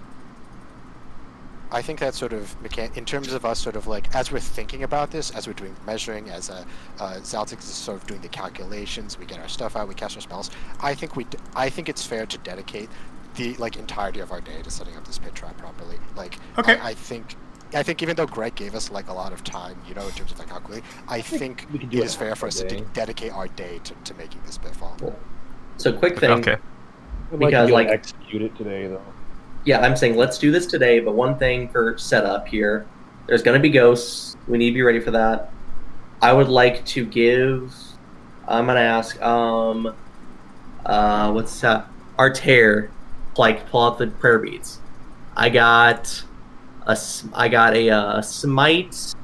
and I got. Let me see here exactly. I have 2 blesses and a smite here. Would you use that, or would that not be useful Did anybody bring an axe? for ghosts? Can anyone use these prayers? Because my actions are quite important. Well, that's what I'm saying is you can. Well, smite. so is everyone's. Well, it's if you could cast bless, which would be concentration, and then which you can do pre-fight, and then you could have a smite. Is my idea. Oh, it gives him a smite. Yeah, He'll give you a one the free- smite beads give you the branding smite spell. Ooh. Branding smite, okay. Wow. Yeah. That's fucking cool. Yeah, sure. I'll Which, take just them. by the way, is also concentration, so you'd want to choose one or the other. Yeah. Did anybody bring an axe? Why would you need an axe? I was thinking of cutting down these trees and trying to, fall them so that the creature would have more of a fire. That way, I maybe think we it's gonna do follow really take. directly us. Yeah, it's a Okay. dumb thing. Let's hope. I can also cast like Wait. protection from evil and undead, or evil and It's good. I think that's your best concentration spell. I mean, yeah. by far. It's a real tactic when you're trying to actually trap something. But anyway, no worries. Yeah. So, wizard, do you have any concentration spells, or would you hold a bless? He can actually, because none of all these concentration spells are rituals, so it's actually he can hold it and keep the blessing. Perfect. Yeah, that'd be good because then we So can have all a these free prayer beads. bless. Yeah, and then I just drape it around your little gnomish neck. It'll be like one of those. It'll be like one of those Mardi Gras prayer. It'll be like Yeah. Mardi Gras beads. I was thinking since you're a gnome and you're like smaller, they'd be like Akuma's beads. Yes. Oh my God. So we're not planning to enact this today because we're still exhausted. But we're sort of, as we're talking, we're discussing things about the ghosts, and ideally the way this goes is, and we'll talk about the specifics of the trap in a bit, sort of like how we're gonna cover it and hide it, set up our pitfall. Well, is there a reason not to? I mean, besides you wanting to say it takes all day, I think 40 minutes. Maybe or we so should hours, do I it. think Our half is speed. reasonable. Our half speed. That's not a thing. We're still. Oh yeah, Yeah, we're not half speed, we're just only at really disadvantage on Point. skill checks. Yeah, I say but do like, it. Point. Yeah. what kind of Skill? skill checks can ghosts like induce? None. It's only None? saved. Yeah, no, It's you're only right. I saves. thought we were still half speed. That was my only reason for not doing it. No today. worries. I think it. It's only saves. I think we should just do it. I think Sure. technically everything is an ability check. And that's what it says in there too. All skills. Yeah. are ability checks. Ability checks doesn't include saves and stuff, so we're good. All right, sure. It's worth it just to go for it. I want to make sure we can get our loot and get back and not have to sacrifice a load of AC of XP Yeah. because we ran out of time. Excellent. So We I should do think what we do is we. Or does someone to have it talk hard about, out? It's 9 o'clock, right? Are we ending? Well, we have before 12? 3 hours, but we're doing this. We're fighting a golem, bunch of ghosts, will-o-wisps, whatever it's downstairs, and then traveling 2 days back. It's a lot of stuff to do. So- We don't hurry. I'm like 2 days back. So I think usually. we It should takes much talk more than that. ghost tactics now and actual execution. I think the best way to trigger the golem is to have Altraxis grab the amulet and fly to us, Yes. and us be on this other side, draw the golem here, and basically like deal with the ghosts in the courtyard out as they come. Yes. We pepper them with range. Once they get to melee, you smite the shit out of them. So you're I saying can we're going to break be the- standing right here? Well, like on the other, like not like right next to it, but like farther out. But have the familiar grab the amulet and come out to us, so that way we can already be on the other side of this, right? And we can even attack the golem, like as it's coming, to sort of further incentivize it to like just come straight at us. You don't think that we should be on our horses, and if it doesn't go in the pit trap, we run? Well, we could. You want to fight the golems and the ghosts all at the same time if this doesn't go our way with this trap? You guys are all assuming it's just going to work right now. Well, we can do that like on our horses too. Like that's why we're having the familiar, because we can't like go in with the horse and grab, right. We're basically gonna be on this side and waiting and seeing what happens. If it goes bad, we run. I just would prefer us all to be mounted to begin with while we do all this. Yeah, we can be Sounds mounted. good. There's no reason not to. And if we have to fight the ghosts, I can hope my my turn undead will give us a little bit of distance, for some of them. Yeah. Once they all make their save. Okay, so for precast spells, Wizard said he hold bless. Is there anything you would want to cast Lake? That's another reason why we could. It's because I already have one spell used up. But I guess someone's using bless, right? I have bless. Okay. So if you're gonna bless, I think I'm going to use Branding Smite, so. Yeah, sure. I'll pop another aid. Take my spell slot down. Very cool. While you guys talk logistics, someone just knocked on my door and there was like a ringing sound, so I'll be right back while you guys. All right, no worries. problem. That makes sense. So who gets? Same 8 as before then. I guess you're gonna be further back with range, right? Yeah, that's the plan. I guess, yeah. Me and Altair and the wizard. Artair. Yeah. And then you said Branding Smite, Artair? Yeah. That only applies to me, I think. Well, yeah, but is that usable more than once, or is that a one-time use? I always got confused. I think the beads is one-time use. Oh, are you talking about the beads? Yeah, that's the second level. I can't cast that. Okay. Yeah, we can do that. So I'll just go ahead and just burn those spells now off of that. So we have a bless left. Bless is the first level spell. Yep. Not second. Smite. Branding Smite. Oh, Branding Smite, yeah. Yeah, so, cool, yeah, you have that. And then, is there anything other spells? Lake, do you have anything? Because I'm going to be Hunter's Marking, that's going to be in there. I already aided, and someone's already blessed, and I can't concentrate on more than one spell. Wait, we have our concentration. So yeah, I can't use bless again, because we can't double benefit from bless, right? That's then correct. Where should we go? And that wouldn't be a waste of slot to give it all to one Actually, person. take back the Branding Smite. Okay. I'm probably just going to use Protection from Evil and Good on myself against undead. Is that only one person? Yeah, it's one person. It's concentrate, but That's worth it, though. That's really worth it. Okay. So it sounds like we should be good then. Any other things with the pit that we should specify? Like we said, like the edges, we made sure the edges are unstable. Great waters.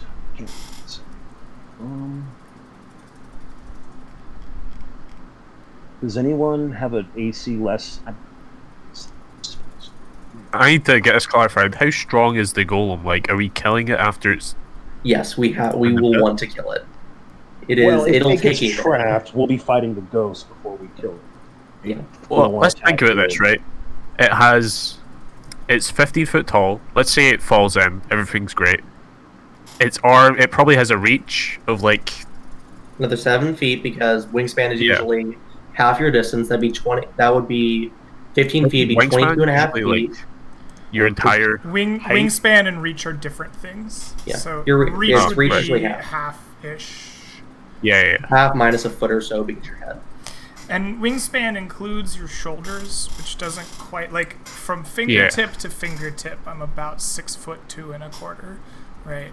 But that includes my shoulders, right? I am 6'1", and when I reach straight up, I don't get the full breadth of that wingspan. Yeah. Right. So do you want to make it 30? Plus, like a greatsword, which is like, Yeah. you know. Well, yeah, but unless we're long not that at is. the edge of the pit, we'll be fine. Yeah. Right? We can make Like it I'll just 30. hop in a tree and shoot it from above until it decides to stop breathing. Or Can moving. golems jump? We'll find out. But that's There's why a when it tries to chance. grab the ledge, it's gonna like try to like jump up to grab the ledge because it's the only way it's not gonna be able to like jump straight up 20 feet inland, right? Yeah, that would be crazy. Well, yeah, but like We don't know. so, but that's a thing. So if it does that, then unstable ledge, hopefully it'll collapse back in. If not, you'll have to reach up to grab, in which case collapse in and it won't do anything anyway. So hopefully that's trap it. The actual All right. mechanical way to do that would be when we cut plan to the that? when we cut the when we dig in. So like if this is the top of it, right? This like what I'm doing is what you actually do is like we actually make it like a little bit wider at the top and then sort of cut inwards like this. Yeah. Like so. Gotcha. I see what you mean. Yeah, we're good. Yeah, I get like it. that. Cool. Okay. You spend We got it. as much time as you can setting this pit trap up. Go ahead and place yourselves as you see fit to instigate your trap here. Placing myself on the map is impossible because I wanted to have us. I thought we were going to be on our horses on the map. No. You can be on your horse if you would like. I don't know how you're going to fight from horseback. If you're going to sit here and fight the thing in a pit from the top of a horse. Yeah, I can't be on horseback. I'm not guaranteeing it's even gonna necessarily go in the pit trap myself. And if Okay, we're trying to yeah, fight the your ghost and the golem character at the can same be time, on a then- horse. I'm not going to bother dragging in horses. Yeah. Yeah, okay, no Yeah. worries. We're off map anyway. At least that's what I'm- You're not going to be. So the pit is here, right? The idea, right? And so Well, you're expecting going to be to- off I the map literally away asked- from it. I literally asked my group 5 minutes ago if we would be right here or if we wanted to be on our horses, and you guys said you didn't mind being on horses, right? We're expecting to fight ghosts first, which is why Yeah. we're far away. We just want the pit trap initially to make the golem not be there while we kill the ghosts. At that point, we can deal with the golem. We're expecting to fight the ghosts and the pit trap to eliminate the golem from that fight. Yeah, I realize that, but that's the plan hinges on that happening. Yes, which If is we why literally we're are fighting a golem and we're fighting ghosts at the same time. You guys want to sit here and duke it out? No, Well, no, We no, can we're going to fighting we're going retreat. to we're going to run if it doesn't work, right? Like we're going to be on our horses and running, and if so, what you can do is like this is you can. I be just don't mounted want us right to have right to run. spend our action turns and have us all Yes, we are- individually have to run up to our horses, mount them, and Yes. take off. We are all Someone's on gonna our get left horses. behind. you know. we're all on our horses pending contingencies. Sure. Wizard grabs amulet, spawns the trap. We go. Oh, I guess we're on our spawning ghosts. horses and we're right here, and I'll be on this side. Greg, we can Someone's in front of see that ghost. Yeah, I know. Oh, no. I got tired of doing nothing while you guys argued, so I'm putting the ghosts in no. ahead of time. They're not there yet. This is where they will We do the spawn. thing. Yeah, we do the thing. Right? I Alright. cast protection from evil, specifically undead. Right, so you have one bless, one protection of evil from specifically undead, and you don't have Did you branding use smite anymore. You There did we the go. bless and the protection. He's casting Wizard is casting bless. Okay, wizards. Paladin is casting protection from evil. You were casting aid. I have no spell Aid. because I need to. That was counter- the I already one. casted Aid. it. All right. It's no concept. So you are set up. The owl flies in and picks up the amulet. As soon as it does, the very familiar scene plays forth. The statue snaps to life. The ghosts flutter into existence and appear in the hallways of the manor. You see the wood of the broken door begin to shudder and quake in the ruined mess in the ground as it tries to snap itself shut, but it is broken, and now just twigs and sawdust fly up towards the empty hole in the manor before falling back down. And it is time for some initiative. Question: Will Yes. the owl, since as it does like a swooping pickup, will it have its movement before initiative, or is it gonna? We're just gonna pick up initiative right as that happens for ease of my life. Shit. I don't know how I was selected somebody else's character. I can't see the initiative anymore. Also I think I important. rolled. What level does this cast the bless at? These prayer beads. It's first level. It's So a U3. So it'll be on U3. correct. Oh my god, Greg. All right. Initiative tracker. So the initiative. There Let it me roll is. for the owl. Okay, so I didn't somehow roll myself. Reroll. shoot. I clicked on the wrong person's character. Oh, I have like so many people in here. Hold on, what's going on? another 19. Vix, I guess I don't need to Sean, change it. Vix, Seam, Lake, Zaltix, Zaltix again, Seam again, Vix again, double Lake. All right, there we go. If I deleted your current one, let's double check. Lake with 19. Let's fix that. my second one was for the Want me to owl. roll again? Zaltix with 18.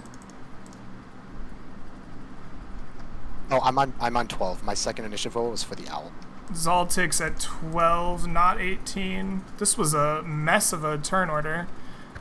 Where's Owl? Owl's at 18. Excellent. The initiative of the ghost is 0. The initiative of my dude is not on here. It's Stone Golem is 0, Ghost is 2. Yep, I'm just making sure it's on there because apparently this thing got all kinds of fucked up. I'll add my own. I know how to modify it. There we go. No, don't add another one. Or, okay, change it if Yeah. you must, but, like, don't add more. There was, like, triple everybody on there when we started. Seam was 18. Perfect. Astaire was 18. Did you all roll 18s? 18, I rolled a 19. 19. I rolled a Zaltix with a 20? No, I have a 20. That second one was just putting me back on the order because I was removed from the turn order. Yeah, he's a 12. No, you're on there twice. I only see myself on there once. Yeah, we That's can't see the owl. ones from the other. Yeah, files. we only see the player Yeah, tournament. that's why I'm not adding another one yet. All right, so there we Roll are. Again. 19, 18, 18, 18, 12, I'm and not then 2, on 0. here. I don't see myself. So if you Cool. delete I'll that, take care of yeah. that. I don't care if you can you. see it anymore. Good. I don't I guess care. I know I go first. I guess. Yeah. Excellent. We'll just hide that on the stream. So, Lake, you're the first to move. You see all the ghosts and the things appear. What do you do?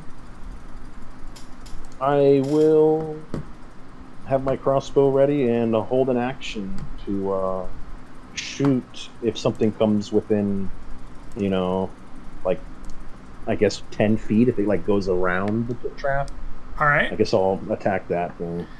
Sounds good. You pull out a crossbow, getting ready to shoot things. The owl goes next. He shall fly behind us with the amulet. All right. The owl flies to you. Seam, you go next. What do you do? Hold action, cast Hunter's Mark when a ghost appears. Artair, what do you do? Hold action if the golem tries to enter melee with me. If he doesn't fall down, I'm running away. All right. Zaltix, what do you do? We will just ready a fireball for the first ghost we see. All 'cause I right. can't honestly. The golem goes. The golem has a lot of anger in its stride as it comes charging out 30 feet. And then charging out again, 5, 10, 15, right in the hole, and it falls. Exactly as you planned. Golem in the hole. Then is the ghost turn. Alright, so, ghost time. The ghosts are able to, just traverse any object that they would like. And they have 40 foot of hovering movement. So, the first ghost will go 5 through the wall, 10, 15, 20, 25, 30, 35, 40. And then it's going to chase after the owl. 5, 10, 15, 20, 25. It can get up to you. I guess you're in between it and the owl. It Oh, let me stares snap at you. on the- Huh? snap on the good. Also, the owl is 20 feet in the air above us. Like he hovered. I put it in chat when he moved. Sure, the owl can be 20 feet above you. Yep. Ah. I cast Hunter's Mark is cast on it. You cast Hunter's Mark on this ghost. Excellent. My ready to action go off as well when it came out. Yes, you can shoot a firebolt at it. Yes, you may. Yeah. The 14 will hit the ghost. And the ghost takes Hold 5 on. points of damage. Excelente. The ghost has double moved. It doesn't get to do anything else. This ghost goes 5, 10, 15, 20, 25, 30, 35, 40. 5, 10, 15, 20, 25, 30, 35, 40. It moves up to here. This ghost goes 5, 10, 15, 20, 25, 30, 35, 40. And then it goes 5, 10, 15, 20, 25, 30, 35, 40. This ghost goes 5, 10, 15, 20, 25, 30, 35, 40. And then it will go 5, 10, 15, 20, 25, 30, 35 to the edge of the map. And you'll use 5 feet of movement to hover up closer to the bird. And then this ghost goes 5, 10, 15, 20, 25, 30, 35, 40.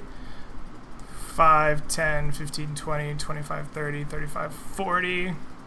And the final ghost goes 5, 10, 15, 20, 25, 30, 35, 40. 5, 10, 15, 20, 25, 30, 35, 40. And that is all the ghosts and all of the stone golems. They are chasing after this bird almost single-mindedly. Lake, it is your turn. What should you do? They're all within 30 feet. Conveniently enough, I present my holy symbol, and I cast my channel divinity, and I turn these undead. And I All say right. in the name of the great elder tree, flee, beasts. Flee beasts, you say. I'm saying All with right. flee, ghosts. My bad. Flee, you violent. Was And we having a have moment. 6 Spell ghosts. save DC 13. 1, 2, 3, 4, 5, 6 ghosts. I believe they're all within 25 feet, so they all have to see. Somehow that didn't work. So we have 1 pass, 2 pass, 3 pass, 4 pass, 1 fail, 7 plus 1 is also a fail. We have 1, 2, 3, 4 passes. In order of ghosts, the Hunter's Marked one was first, so we will do pass, fail Can we on use the the second sticks? one. It is turned, then pass, then fail. This one's turned, and this one pass. Excellent. Thank you. Indeed. Owl, it is your turn. What do you do? Are any of these within melee of it 20 feet up? They're... I'm gonna say no, not yet. So the yellow ones are turned? The yellow ones are turned, correct. Okay. I suppose the best thing for the owl to do is sort of like, it's still holding the amulet, and I suppose it'll move like here-ish. What do you guys, he'll like look to you guys, and he'll try and bring the ghost a little bit closer. This one's Kinda already kite. weird. Yeah, it'll go like under this tree, I guess. Okay, the flies under the tree. Very good. All right. And it will dodge action. All right. Seam, it is your turn. The ghosts have poured out. The giant stone golem has fallen directly into the pit as you planned. What do you Yep. do? Shoot the one with Hunter's Mark. All right. You are going to shoot the one with Hunter's Mark. Please roll to hit. 22. All right. The 22 will hit. 6 plus another 5. All right. The 5 damage goes through. The 6 is less effective than you'd like it to be. Yeah. But you have damaged it, and it is hurting. Excellent. Well done. Artair, you are surrounded by these creatures. What do you do? I would like to drop off my horse. Or, wait, get off my horse? Yeah. Mm-hmm. And close distance with this one over here. The one that's turned. Uh-huh. And I bring my sword at it. All right. Go ahead and roll to hit on the turned one. The 9 misses. You have bless, so D4. on You could tackles, D4 right? that.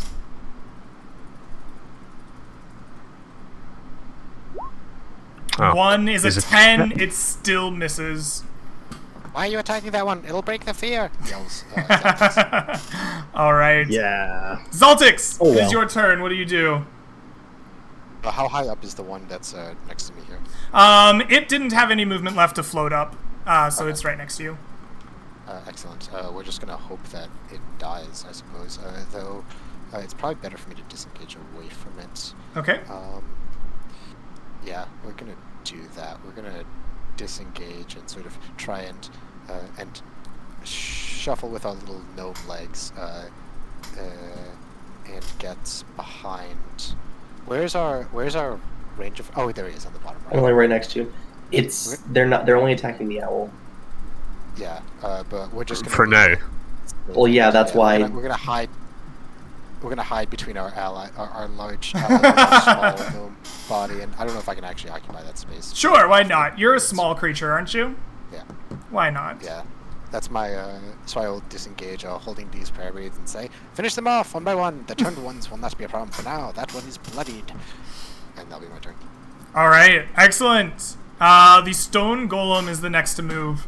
It takes its large stone-like hands and digs itself into the top of the soil, trying to drag itself out. And just as you planned, the soil gives way and it loses its turn. Ghost time. Alright, so in order, this ghost goes 5, 10, 15, 20, 25, 30. At this point, Lake, you had your crossbow out, never mind. Don't worry. I already And then did an it action gets after that. here. And it will choose to use its possession. No, it can only possess humanoids. Well, it doesn't do that. It instead tries to attack your owl with its withering touch. Artraxis was a 16 hit your barn owl? He dies. Yes. It doesn't. All right. 19 necrotic Jesus. damage withers the owl to death. The amulet drops on the ground, and the ghost goes here to like kitty guard it. Astaire, you do have your melee weapon out. Would you like to take an attack of opportunity at the ghost? It's Artair, but God damn it. yeah, Astaire's a deity. yeah, I'm now the goddess Yeah, of I'm okay if he channels justice or Astaire something. right now. Yeah, law and justice. The 25 will hit for 9 slashing. I can re-roll the one. I have a heavy master. I'll post it in You chat. can reroll the 1. That is true. Wait a minute. You have heavy weapon master and great weapon fighting style? Oh, it's a No, I fighting. only It's a have fighting that one. style. It's a fighting style. Never mind. Brain fart. Yeah, absolutely. So that should be a D4, not a D6, but I'll take the double 1. That sounds good. So it does 9 points of damage, but again, is just less effective than you'd like it to be. Your mortal strikes do not seem to be affecting these ghosts. Yeah. All right. And with that, these ghosts... Oh, okay, these ones are turned, so they're going to go 5, 10, 15, 20, 25, 30, and then off into the house. And this one's going to go... Ah! You can not swing at it. You already used yours. And it goes off into the house. Like here. Excellent. And that is their turn. So these ghosts, they have the amulet. I guess it's time to murder the intruders. This ghost will come up here, and it will attack Artair. Disadvantage. I have protection from You evil. have protection Artair. from evil. Yes, you do. Nice. The You ghost also have 5 HP and 10 HP. will roll Yeah, its yeah. withering touch with disadvantage. And miss horrifically, unable to strike you. This one will float down to the ground level to face Seam. And it is going to attack you as well. This one will be a normal roll with a 7. Not enough. This one is going to float up here and take a good look at all of you. And it unleashes from its like face this horrifying visage. everyone that can see this ghost, which is all of you, please make me a DC 13 Wisdom saving throw as the horror of this ghost visage envelops you. Does Bless work for saves? Yes, Yes. I believe it does. You can add a D4 to your saves. Who wasn't blessed? Because only 3 people can be blessed, right? Me. Yeah, it wasn't me. I don't have blessed, but I do have advantage on the save because of no. Yes, you do. Oh shoot!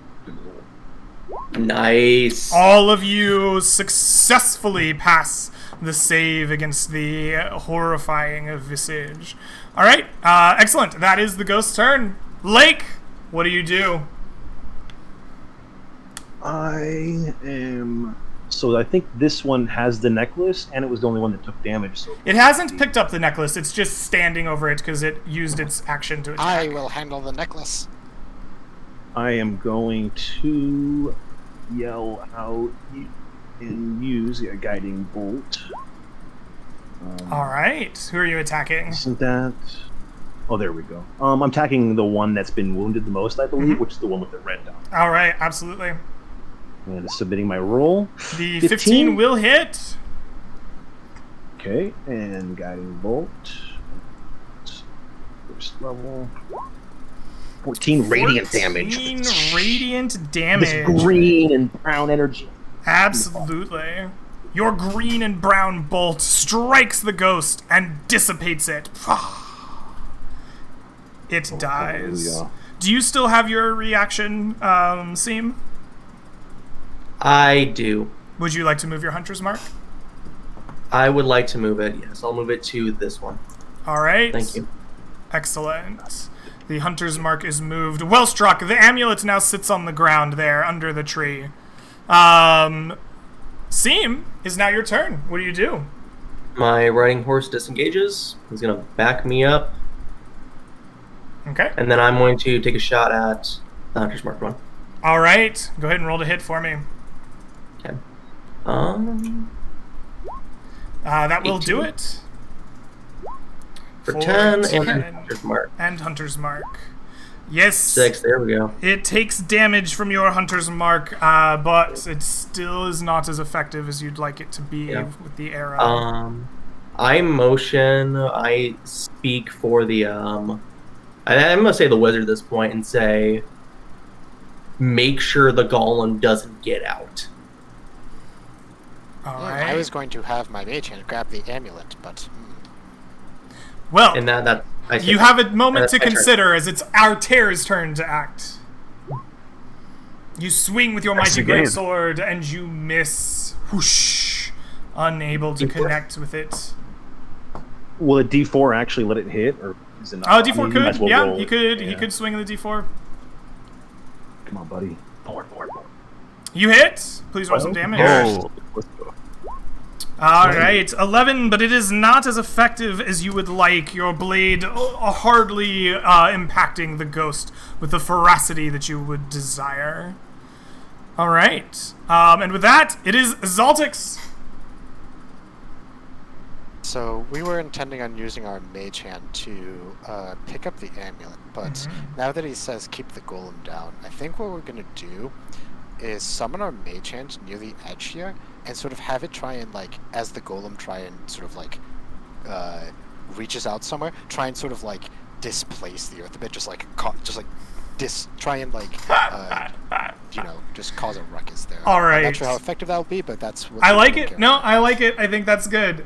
Your little mage hand doing its best against the how strong golem? Against the 22 strength golem. I like it. It's not trying to like push the golem away. It's trying to like displace the earth where it grabs. Right. It's trying to like poke holes and. Okay. That's my turn. I like it. Okay.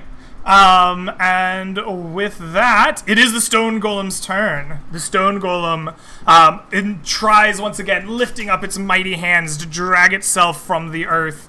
Your little hand is in there, like trying to knock all the dirt away. And that's the wrong character sheet. And so it will make this check. I'm going to give it disadvantage just because that's kind of funny to me and I like it. It rolls a 13 and does not make it out of the hole this turn. My hand is mightier than you. It is Ghost turn. This ghost is out of things to do. It's going to, well, it has all kinds of people it can fight.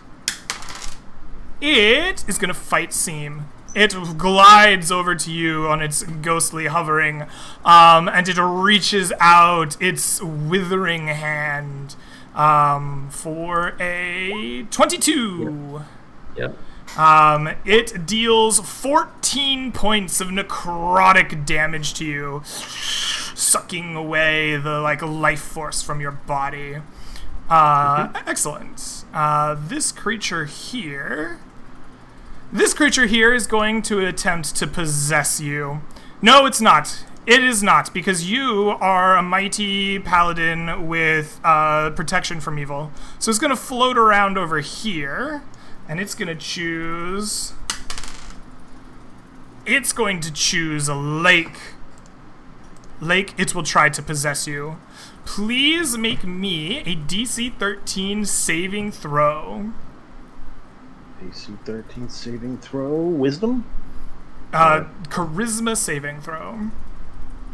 I have a +0 to that, but I am trained.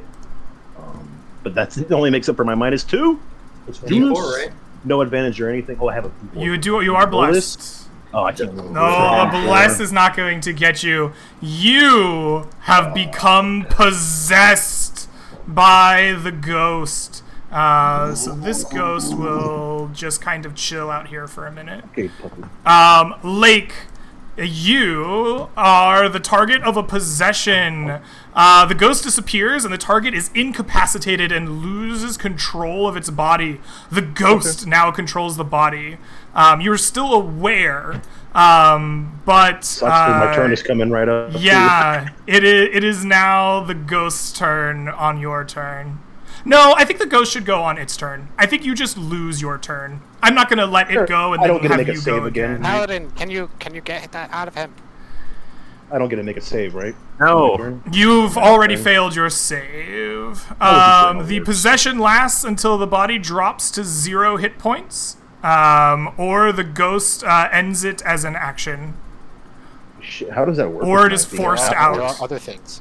I don't drop to 0. I drop to 1 instead. Yeah. If you half orc rage, I think it still continues possessing you. You're still conscious then. Well, I think it would just do that, right? Okay, just Yeah. want to make sure. No Yeah. worries. All right, Seam, you're incapacitated by the possession, or not Seam. Lake, you're incapacitated by the possession. Oh wait, did this ghost go? This ghost did not go. This ghost is going to choose to float up. Oh, it chooses the squishy wizard. It floats up to you, and it is going to reach out with its withering touch. That's scary. Oh, it crits you. And you're dead. Oh, you're we're very dead. We're dead. dead. Yeah, He instantly dies. that The is. the touch goes out and he's he's focused on this golem, right? And the mage hand trying to slap it away, and he's like, my hand is mightier than you, and then this ghostly hand just wraps around his neck and just drains the life. Oh no. Yes. Actually, wait, we have aid. I think that's still too much though. 'Cause I only have way when it too much. crits He's you, dead. you He's take 34 points of damage. he's dead. Yeah, your hit Yeah. point max went up by 5, but it's probably not Yeah, it's not right. he's dead. So that it gives you an extra 10 of leeway in there. He So- died. He Down. died like he lived, trying to do crazy. Your max health is 13 with aid, right? Yes. Yeah, he's dead. Okay. Yeah, you're. So 34 minus 13 is 23. You might be. Hold on. You might be My save alive. is So 34 29, points of right? damage is the most. You were at full health, so that's 13. So you had 21 points of overflow damage. 21 is greater than 13 total health. Yeah, yeah. You're very dead. Okay. You're dead. And now Lake's turn is done. Seam, it is your turn. What do you do? Okay. I'm going to shout, grab the amulet, the golem's about to get out of the pit, and then disengage, run the fuck off. All right, you disengage and you run. Your horse goes 80 feet. No, it goes 40 feet Yeah. because it disengaged. Okay. Excellent. Artair, you're standing next to your possessed friend and a dead gnome. What do you do? Where's the amulet? Behind, like just below It's this tree? Still lying behind this tree down here, yes. Disengage, grab it, Alright, you disengage and you grab it. and I. Where's my horse? It's probably fucked off. There's ghosts around. We said that your character tokens were essentially on horses, so I'm going to assume that you disengaged, you rode your horse over there. You used your movement to sure. hop off the horse, picked up the amulet, and moved the rest of your movement to get back on your horse. Okay, Excellent. Zaltix, you're dead. so I'm here. You are here. You've dismounted. You've picked up the amulet. Then you remounted, and you're on your horse with the amulet. Oh well, I just hope. Just hope not late has no spells to screw me over, like say Entangle or something. I literally don't have Entangle. That's why I didn't use it previously when you told me. Oh, let's go. So, there you go. Oh, excellent. Zaltix, you're dead. Stone Golem turn. The Stone Golem will attempt to make its way out of the pit, reaching up with a mighty hand. The Mage Hand is no longer trying to knock the earth out, so it is going to just get a normal roll. With a 7, it falls back into the pit. It cannot get out. It is Ghost's turn. First Ghost. This one here on Seam has 40-foot flying speed and will close with the horse. Question. Yes. Question for you, Greg. My riding horse speed is 60 feet. Oh yeah. I wasn't You're sure. on a riding horse, not a draft horse. It double Yeah. moves and closes with you. Okay, that's just want to confirm.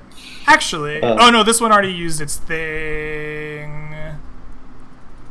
Yep, it just moves with you. Okay. It just moves. Excellent. Yes, I'm sorry. I forgot that riding horses were 60 for some reason. This ghost here is going to move its way up here. And it is going to reach out its withered hand. Everything, but I have to turn water off them. It deals to you nothing. It misses with its withering hand. The ghost possessing Lake takes a look at Lake's character sheet. Oh no. Realizes that Lake is on a riding horse as well. Moves 60 feet. And causes Lake to pick up his crossbow and fire it at Seam from horseback. With a 18 to hit. Will that get you? Yep. The crossbow bolt does 4 points of damage to you, Seam. Okay. Excellent. Lake is incapacitated still. Seam, you've been shot by your friend. You are riding away from this ghost. What do you do? So what? I shot him with a crossbow? Yes, you did. Okay, awesome. Your Well, horse also rode after him. quick question for you. You said that just as a quick thing before to try to save the situation. Lake is a cleric, and he said he's still aware. Can in his trapped portion of his mind somewhere call out to his god to try to save him from this possession? No, because he is incapacitated but aware. And Perfect. as it is incapacitated, cannot make that happen. Perfect. So I will, disengage with the horse, and then moves out 60 feet, and then I will, as my action, so many bad choices to make. I will. If I cast Goatberry, could I eat them in the same round? No. Goodberry costs an action, doesn't it? Goodberry is not a bonus action spell, so it's going to take your action to cast it, and then you're going to have to eat it. What I'll do is, I'm moving 60 feet away, and I'll go ahead and take a. What happened with the Hunter's Mark when the ghost possessed Lake? It's still Not the there. Hunter's Mark. You could shoot Lake with Hunter's Mark active. Would it hurt the ghost? Because it's a magical effect on the ghost, right? And it's just possessing inside Lake, right? The possession text reads, there's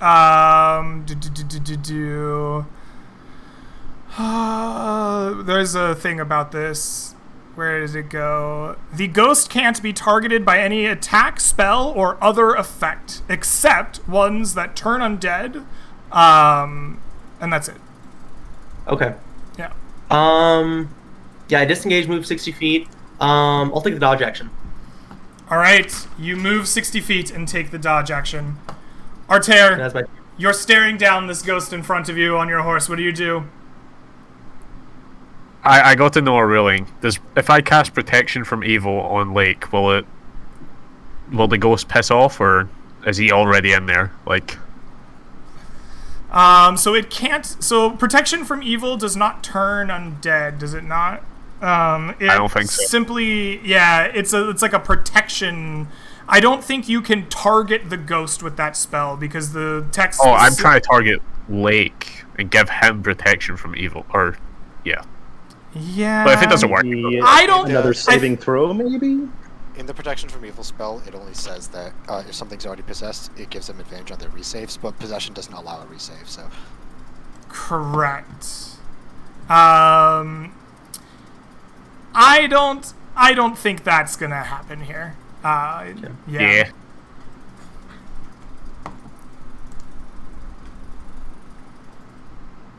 Okay. Well, You swing your mighty greatsword. Excellent. standard divine smite. Okay, you hit for 11. And 10 is 21. Oh my goodness. Did this one take damage at all? No, it didn't. That's radiant damage, so I don't know if that. Let me check its vulnerabilities. I don't think it has any vulnerabilities. Resistance, immunities, condition immunities. No vulnerabilities. You deal 21 points of damage, which is exactly 1 point of damage short of killing this thing. Oh my god. Excellent. Extolix is dead. The golem attempts one question, though. Yes. Did your smite deal 2d8 or 3d8? Does it deal extra damage to undead? Oh yeah, it does do 3d8. Ah, look at that. I think one minimum damage is going to happen here. Look at that. You slew the creature. Good catch from beyond the grave. Zaltix calls Yeah. out, smite it! Smite it hard! One might say he's very key. Oh, Nice. there's more ghosts. Zaltic speaking to me. Atair, you can move 60 feet with your horse, by the way. Yeah, I'm taking a movement to get the fuck away from here. Sorry, All right. Lake. Excellent. The golem goes... Did my ghost... Oh, I deleted the ghost that was on the turn order. Okay, the ghost is just going to go after the stone golem. That's how it goes. The stone golem goes next. The stone golem is going to attempt to dig its way out. And so it finally does. And it moves its action directly towards you. Boom, boom, boom, boom, boom, boom. Not able to. You moved 60 feet. You're like still 20 feet from it. You're like that distance away from it. Just somewhere else off the map. Now it is Ghost's turn. This ghost is going to turn and begin flying at 80 feet, following along, leaving Seam alone, doing its best to chase down after the man with the amulet. Lake's ghost tells his horse to ride its full 120 feet towards, back towards Artair. And will unleash from horseback another crossbow bolt. That's like off map, like off area? Okay. I'm just kind of curious. Yeah, I'm basically double moving this And entire will time. miss. Alright. Lake's turn is gone. Seam, what do you do? As the ghosts have turned and are chasing down your friend who's riding as fast as he can away from you. What do you do? Oh. Okay, where are these all in relation to each other? Because it matters right now. Like, where is like Lake in relation to the ghost, in relationship to the golem? He moved 60 feet, so he's the leader. The golem is Yeah. 20 feet behind him. Lake had rode 60 feet from his previous position to you. He now rode 60 feet back and another 60 feet. So he's going to be, like, even with the golem, essentially. Okay. Okay. That's doable.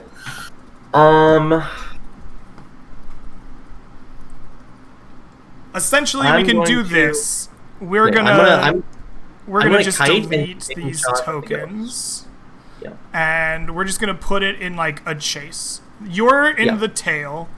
You're essentially 60 feet back. So 5, 10, 15, 20, 25, 30, 35, 40, 45. Let's make these 10-foot squares instead so it's easier to track. 10, 20, 30, 40, 50, 60. So you're trailing these two, essentially. Yeah. And he's 10, 20 ahead of them. That's the chase order, essentially. And the What about the ghost ghost? is, like, behind you, but, like, from out here. So the ghost is, like, 10 feet behind you.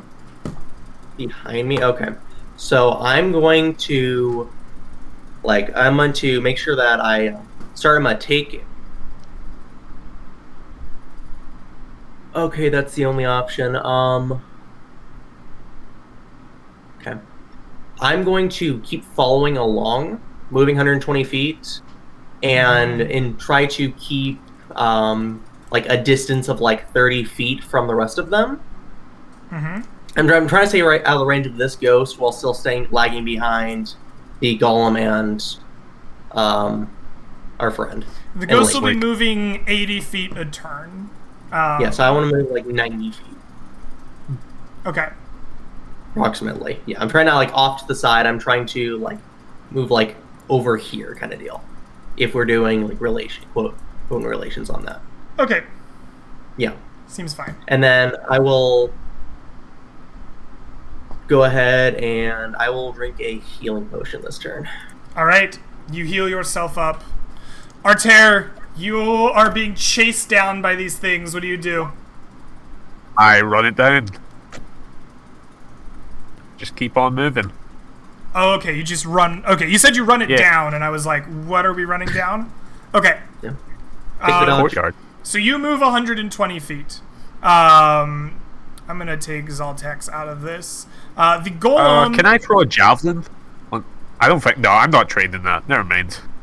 Okay. Take you. the Never mind, dodge. indeed.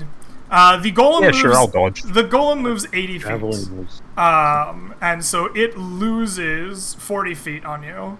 5, 10, 50... No. We go 10, 20, 30, 40. It loses 40 feet on you. And... So it moved 80 feet. You were 60, 90...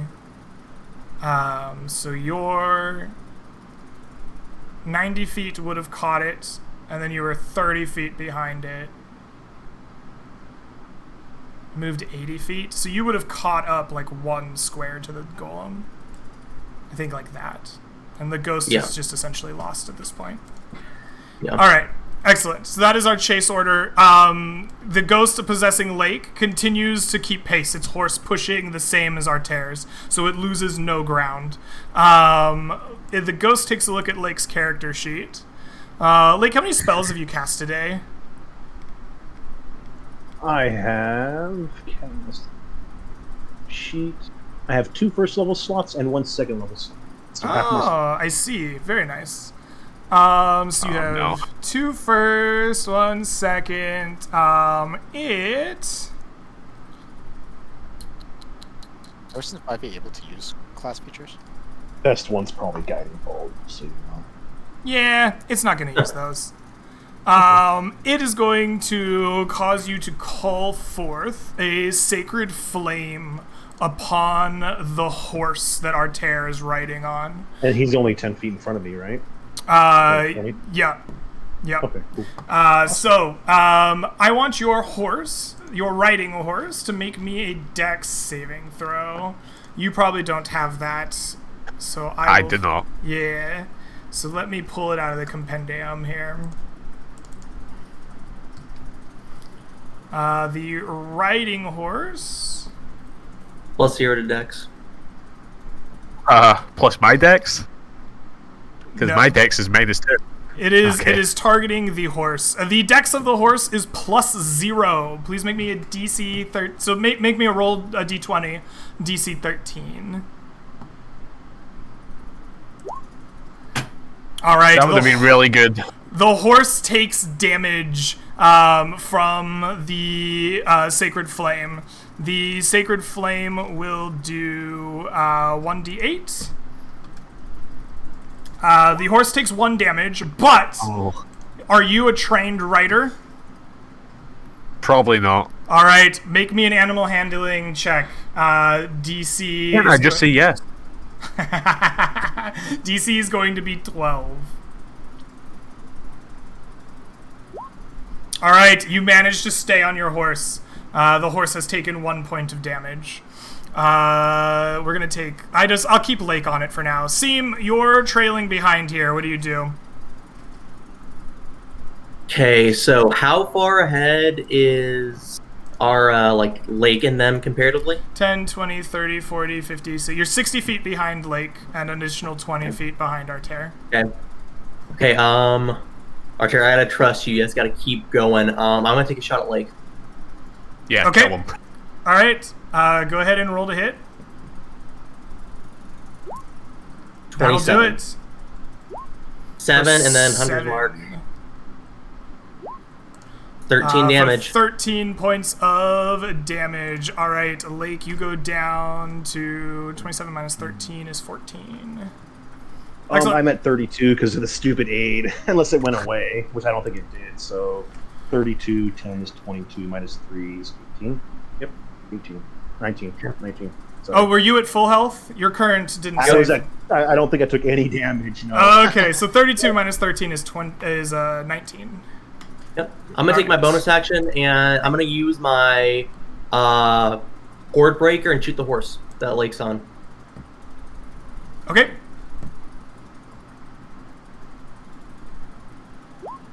That'll hit the 21. horse. 10 damage. 10 damage. The horse is still going. The ghost is a Jeez. proficient rider and continues the ride. Okay, Excellent. my turn. That is your turn.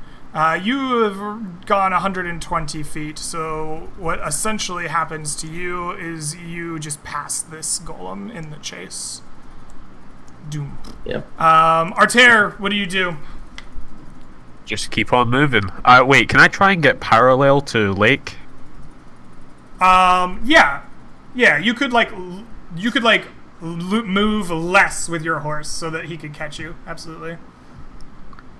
Yeah, sure, I'll do that. I see no negative repercussions ever coming from that. I'm gonna Alright. try and make a attack to him. Probably disadvantage. Okay. Absolutely. You slow your onslaught so that you even with them.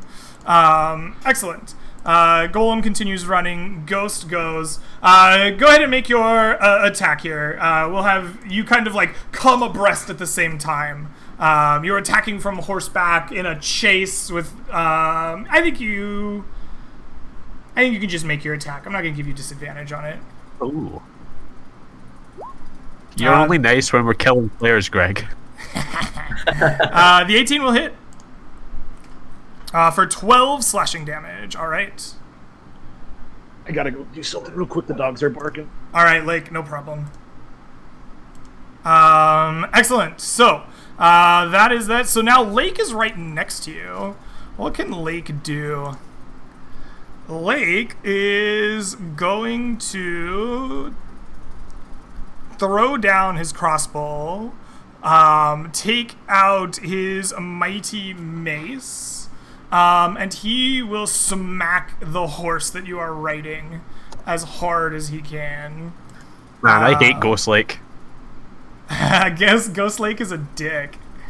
The 19 will hit your horse for 8 bludgeoning damage. Your horse is still alive, but you have been. It pitches wildly. Please make me an animal handling check. Please. Yes. DC 13 passes. You are still on the horse. Oh, thank God. Excellent. That is that turn. Seam, are you gonna keep trying to kill Lake? I'm You going drop him, I to. can lay him handsome. I'm not yet. I'm going to hold my action to shoot the ghost when it comes out of Lake Okay. and keep riding. Okay. You hold your action and keep riding. Arter, it comes around to you. What do you do? I attack Lake. All right, you attack Lake. The 12, I don't believe, will hit Lake's AC. No. Nope, you definitely don't. Oh, actually, you know what? Your greatsword misses. Well, but you're blessed, right? So it's fine. Sure. No, I was the one keeping the concentration on the blessed. I'm dead. Oh, right, yeah. Ooh. I just looked at his AC. He has a 19 AC, apparently. Blake is a monster. Yeah, he has good AC. So- Okay, then my... Well, he go back in time. The 12 slashing did not actually hit him, apparently. Okay. Sorry about that, guys. Well, if that didn't... yeah, I guess I am still parallel to him. Okay. And with that, the Stone Golem falls ever farther behind. The ghosts go. Lake is going to continue smashing your horse to death.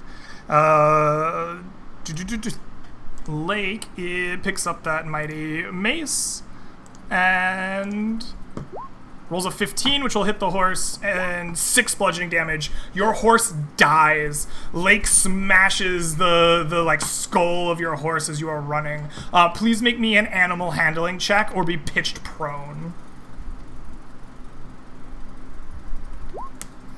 Oh, you fail. You are thrown from the horse and are prone upon the ground as Lake kind of like rides in front of you now to finish his turn. I guess he can't really ride in front of you because you were like chasing 120 feet the whole way, but he stands over you on his horse. Seam, you see this happen. What do you do? I take a shot.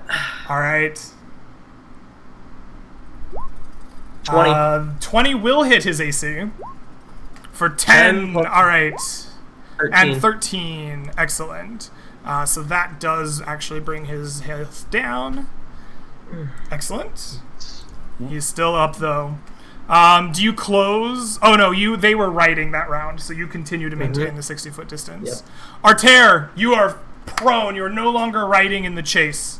You know what? What do you do? Ghost Lake is kind of pissing me off right now. So I stand back up, Yeah? and I'm ready to kill him. All right. You stand up. He's like on top of his horse with the mace held high, having just killed your horse. You stand up, ready to kill him. What do you do? I completely miss. You completely miss. Your greatsword cannot hit his massive AC. Covering Excellent. Lake is much better at fighting than me. The dice.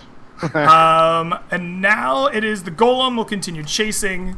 Arter, you are going to be attacked by this great mace here.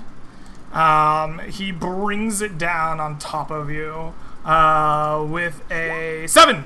Does not hit you. And he rides kind of in front of you, like kind of canters, so that he's between you and your like path to escape. Excellent. That take brings my us shot. to Seam. You're 60 feet away. What do you do? I'm gonna take my shot first and foremost. All right.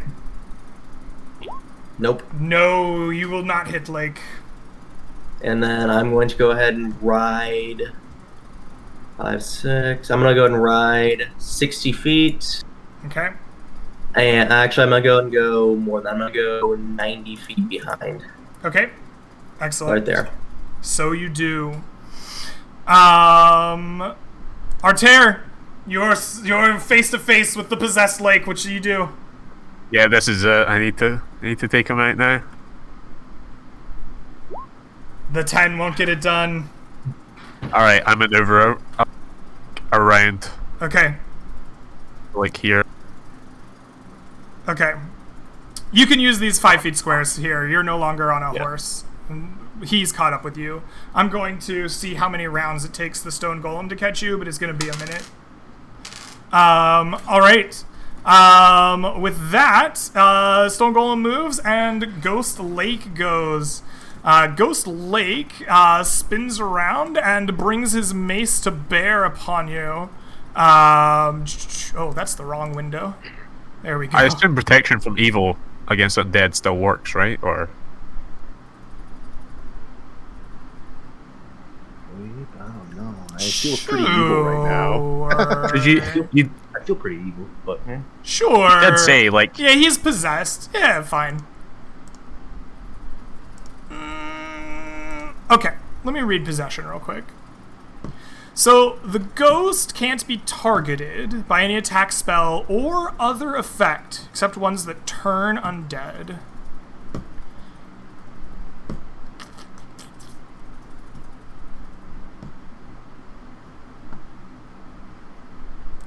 Whatever, I'll give it to you. Disadvantage. And it attacks you with a 6. Oh God. It'll then canter, like, around you, keeping its distance, or keeping its, like, pace with you, trying to make sure it cuts off any escape. Seam, what should you do? Take my shot. Alright, you're in melee with him. I'm gonna disengage horse. Okay, Move back. Yeah, however many feet. go ahead and roll the take a hits. shot. You hit 21. him. For For 10. 10, he goes down to Yeah, he's 1. down.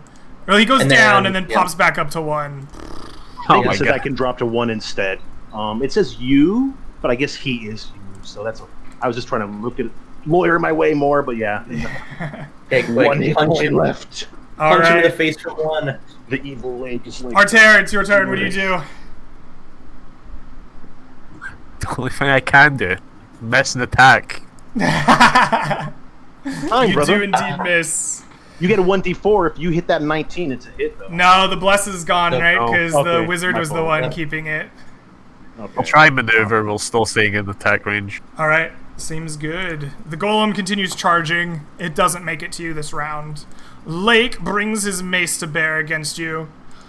With a 20 this time. Protection from evil.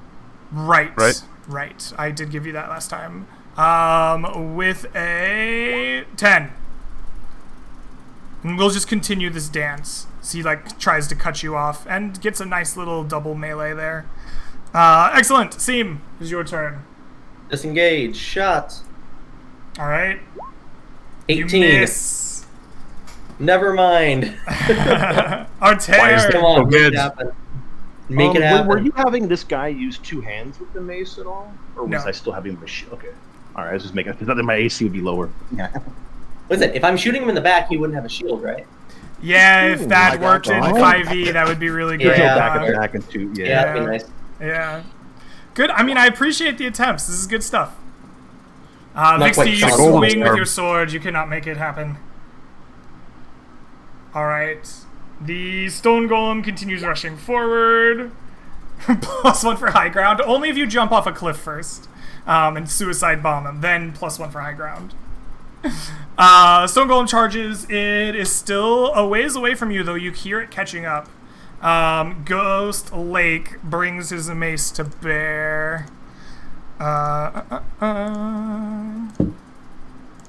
Not that one. This one.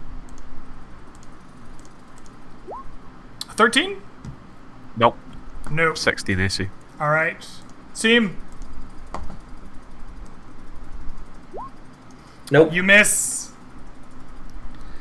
Can a riding horse carry 2 people? It could carry 2 people, but it would be like definitely That's it. encumbered, right? Like it would not be like an easy thing. Alright. How can I look back? How far away is the golem? It will reach you. If it moves another 80 feet, it will reach you in a round and a half. Alright, well. Looks like you have one more round of potential in the living lake. If only I can hit you. If I can kill you to save you. I need to kill you to save Nope. you. The 15 misses. All right. And so it is Lake's turn. Lake brings his mace to bear upon you once more. With a 6, cannot do it. So this is that's the top of the round. You see the golem now 80 feet from you. So 5, 10, 15, 20, 25, 30, 35, 40, 45, 50, 55. Seem, come pick 60, me up. 65, No, I 70. say, It's like back here. okay, here's what I say. Give me the amulet and take him out. Okay. What's your action, Seam? So I will move 5 feet forward. I will move like within so that the back of him can see me 5 feet, and I take a shot, one last shot. All right. You Nope, miss. and then I'm holding my movement for give me the amulet. I'm gonna run off. All right. Arter, I throw him the amulet. please make me a dexterity-based attack to throw that amulet accurately. Oh my god. Can it be strength? No, Can you you're just walk? throwing. Can you just walk around him and hand it to me? Yeah, can I just walk around? You could. You said you're gonna throw it, so I mean that's. You can walk around, yeah. All right, you walk around you and you go. hand Seam the amulet. And I Very run off casually. into the distance. Nope, you're staying right there, buddy. You already Can't used your move it. movement. Your Okay. turn. Okay, You can hold an action. You can't hold a movement. gotcha. Yeah, Okay, yeah. understood. I assume that Um, was my action, right? Yes. Yeah. Stone Golem moves 80 feet. I It thought gets here. bonus actions listed like picking up or dropping items, but maybe it's not. Yeah, Picking but up I and dropping avoided the you. item, yes, But, but yeah. running off afterwards, no. All right, it is Ghost Lake's turn.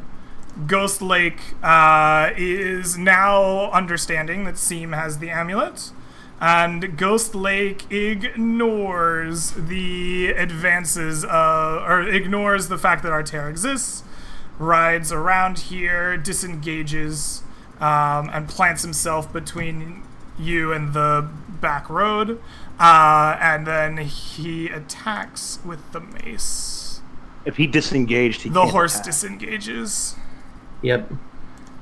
With a 20 against Seam. Actually, he attacks Seam's horse. Yeah. The horse takes 8 points of bludgeoning damage. Seam, are you a proficient rider? I say don't yes. believe- I mean, I don't know. Where would that be a proficiency that be listed? Are you a proficient animal handler, I guess? I am. What is riding? Riding is animal handling, right, in 5e, generally? I am not. Yeah, I'm Alright, not. so, yeah. please make me a DC 13 animal handling check. You stay Not on a your problem. horse. Your horse Yep. takes 8 points of damage. It has 5 left. Okay. Alright, Stone Golem moved, Lake moved. Seam, it's your turn. What do Okay. you do? I put away my bow, pull out 2 short swords for the first time in this campaign, and then I will take a first swing at my possessed companion, Alright. thinking back to Nature Bros and hoping this works. To Nature Bros! Nope. No, But I have an the first one is offhand. missed. The But I offhand. have an offhand, Yep. and then normal. No! No! Your 2 strikes cannot hit Seam. Oh yeah, and horse action will be to disengage Okay. and run off. So 10, 20, and then Alright. I'm off. We're essentially in chase mode at this point. Yep. So Dixie, yeah, 1 shot. you Yeah, race the golem off. could come over here and stomp me. Yep, the golem is going to be doing that likely. Arter, what do you do? I fucking run away from this golem. I'm in full sprint mode. I'm not taking out Lake. All right. He's had plenty of times to die. You can. Okay, so we have 2 different chases going on. The golem started 5, 10, 15, 20 from you. So there you go. You're 20 feet. Lake has enough movement to catch you. Yes. with his ride. So you two are even, essentially, in the chase. And this is just going to be our chase order because we're once again back in Chaseland. Excellent. Stone Golem moves 80 feet this turn. So you moved 60 feet and had a little bit of an advantage. So this turn he gains no ground. He remains 20 feet behind you in the chase. 20 feet behind you. 10, 20, yes. Same. Question. Order because it... Oh, no, never mind. I'm wrong. Keep going. Okay. Lake catches you, maintains his position of even in the chase, and will bring his mace to bear upon your horse. Find Lake's character sheet. He swings at your horse with a 13. Riding horse AC is 10. He deals 7. Your horse has died. You are going to make me an animal handling check or be knocked prone. You are prone as Lake stands over you, still possessed on his horse. Seem, it is your turn. You no longer have a horse to run in this chase. What do you do? I attack the man that killed the horse. All right. And then normal roll. Nope. That misses. And another one. That Yes! He's Hold down! on. How do you have a 25 plus 2? What's that? That shouldn't be a 19 plus 6. Shouldn't be the plus 2 because of the... wait, did I... That's I rolled a natural- archery fighting style. You rolled It was, a yeah, that you should- rolled a 19 on the die. You're gonna hit It should him. be a flat 19 is all it should be. That's an offhand, it's messed up. But I will correct Okay. that. But either way, I hit him, Either way, you hit and him. so he's Lake, unconscious. you are dead, or you're bleeding out and taking death saving throws now. Yep. Because that's gonna be more than minimum 1 damage. And the ghost, and the leaves me. ghost returns. Boom. You're no longer possessed. Boom. All right. I'm making death Excellent. saving throws. Arter, you continue running away from the stone golem. Yeah, I guess I'm trying to catch up to where Yes. Seam and You will catch. this is- You will catch up to them at the beginning of next round, according to the dice. The stone golem also continues to give chase. It can move 80 feet to your 60. It is now tied essentially with you. It is barely behind you. The ghost technically goes now ahead of Seam because it's last in the round. So the ghost will float over in front of you, Seam, and it will reach out a withered hand at you. For an 8, it does not strike you, Seam. Lake, please give me a death saving throw. That's 1 success. Not on That 20. is 1 Damn success. that. Damn that. Seam, it is your turn. What will you do? How put together does this ghost look? I know we've hit it a few times. How's it looking? How raggedy is its spirit? This ghost is not very raggedy. Not very raggedy. Okay. Yeah, you don't. It doesn't seem like it's taken much. Okay. I'm gonna spend 5 of my movement to mount the horse. That's dead. No, Lake's horse. It's not dead.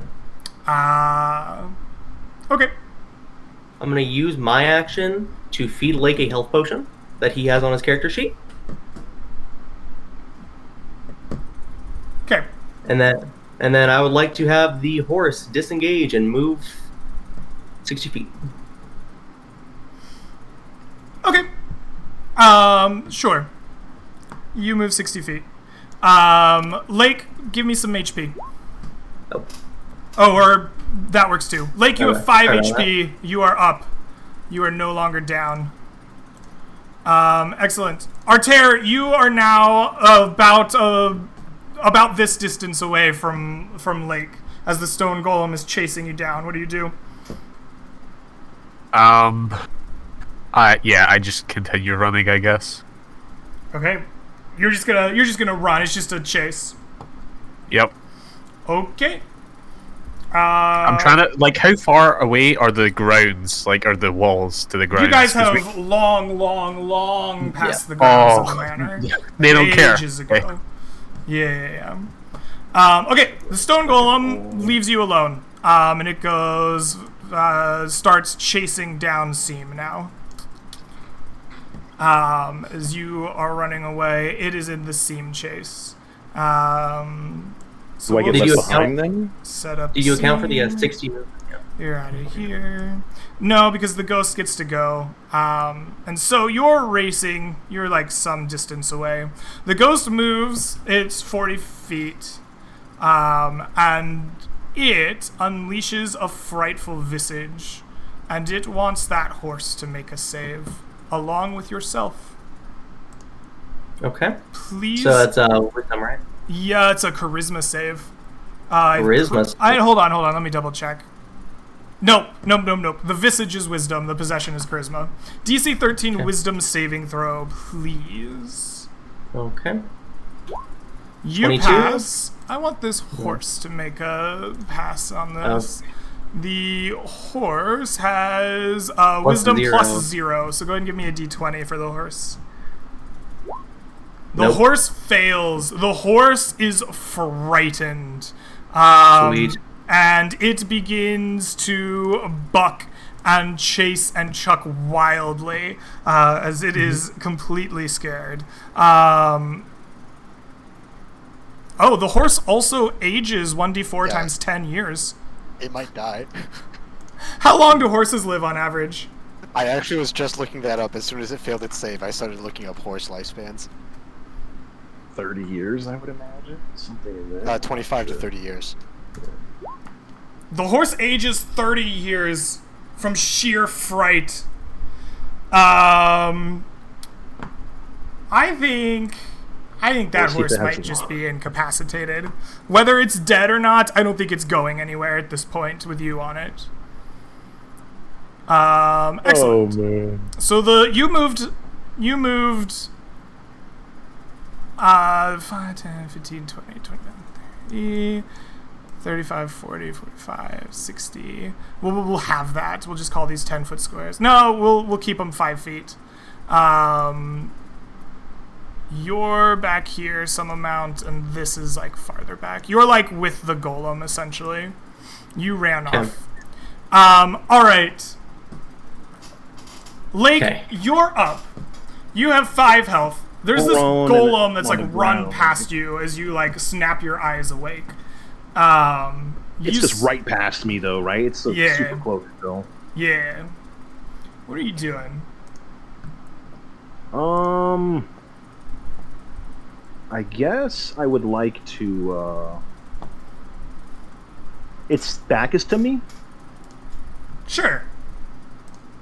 And I guess there's no tree here. Is there something there though? Maybe perhaps like a link to the tree right there. You have long since left the manor grounds. You're just out. I in the realize that, but I'm just plains. wondering what's here that because I was hoping to be able to crawl 15 feet behind something and disengage instead of having to. But I guess I'll stand up with half my movement and then I'll disengage and move 30 feet this way, trying to be as quiet as I can. You know. Okay. Yeah, you're just trying to get away from him. That's fair. Okay. Cool. I'm also like probably reeling still, and still only now will I be able to see what's around me for the most part. All right. Seems good. Do I see any of my allies close by? Yeah, Artair ran off away from this golem at some point. He's like very far away from you. Or he's like, I don't know, he's 60, 80 feet away from this golem at some point in the plains. But the golem like left him be and is now chasing after Seam. Thank you. Okay. All right, Seam, your horse is essentially useless. It's either dead or crippled at this point from the fear it took. Yeah. What do you do? No, I know. Okay. Good news is I have 35 feet movement speed, so I can be just a little. I have a little bit more time than I would otherwise. Mm-hmm. However, it is still not great. Are these accurate distances? For now, Did you say? yes. Yeah, for now.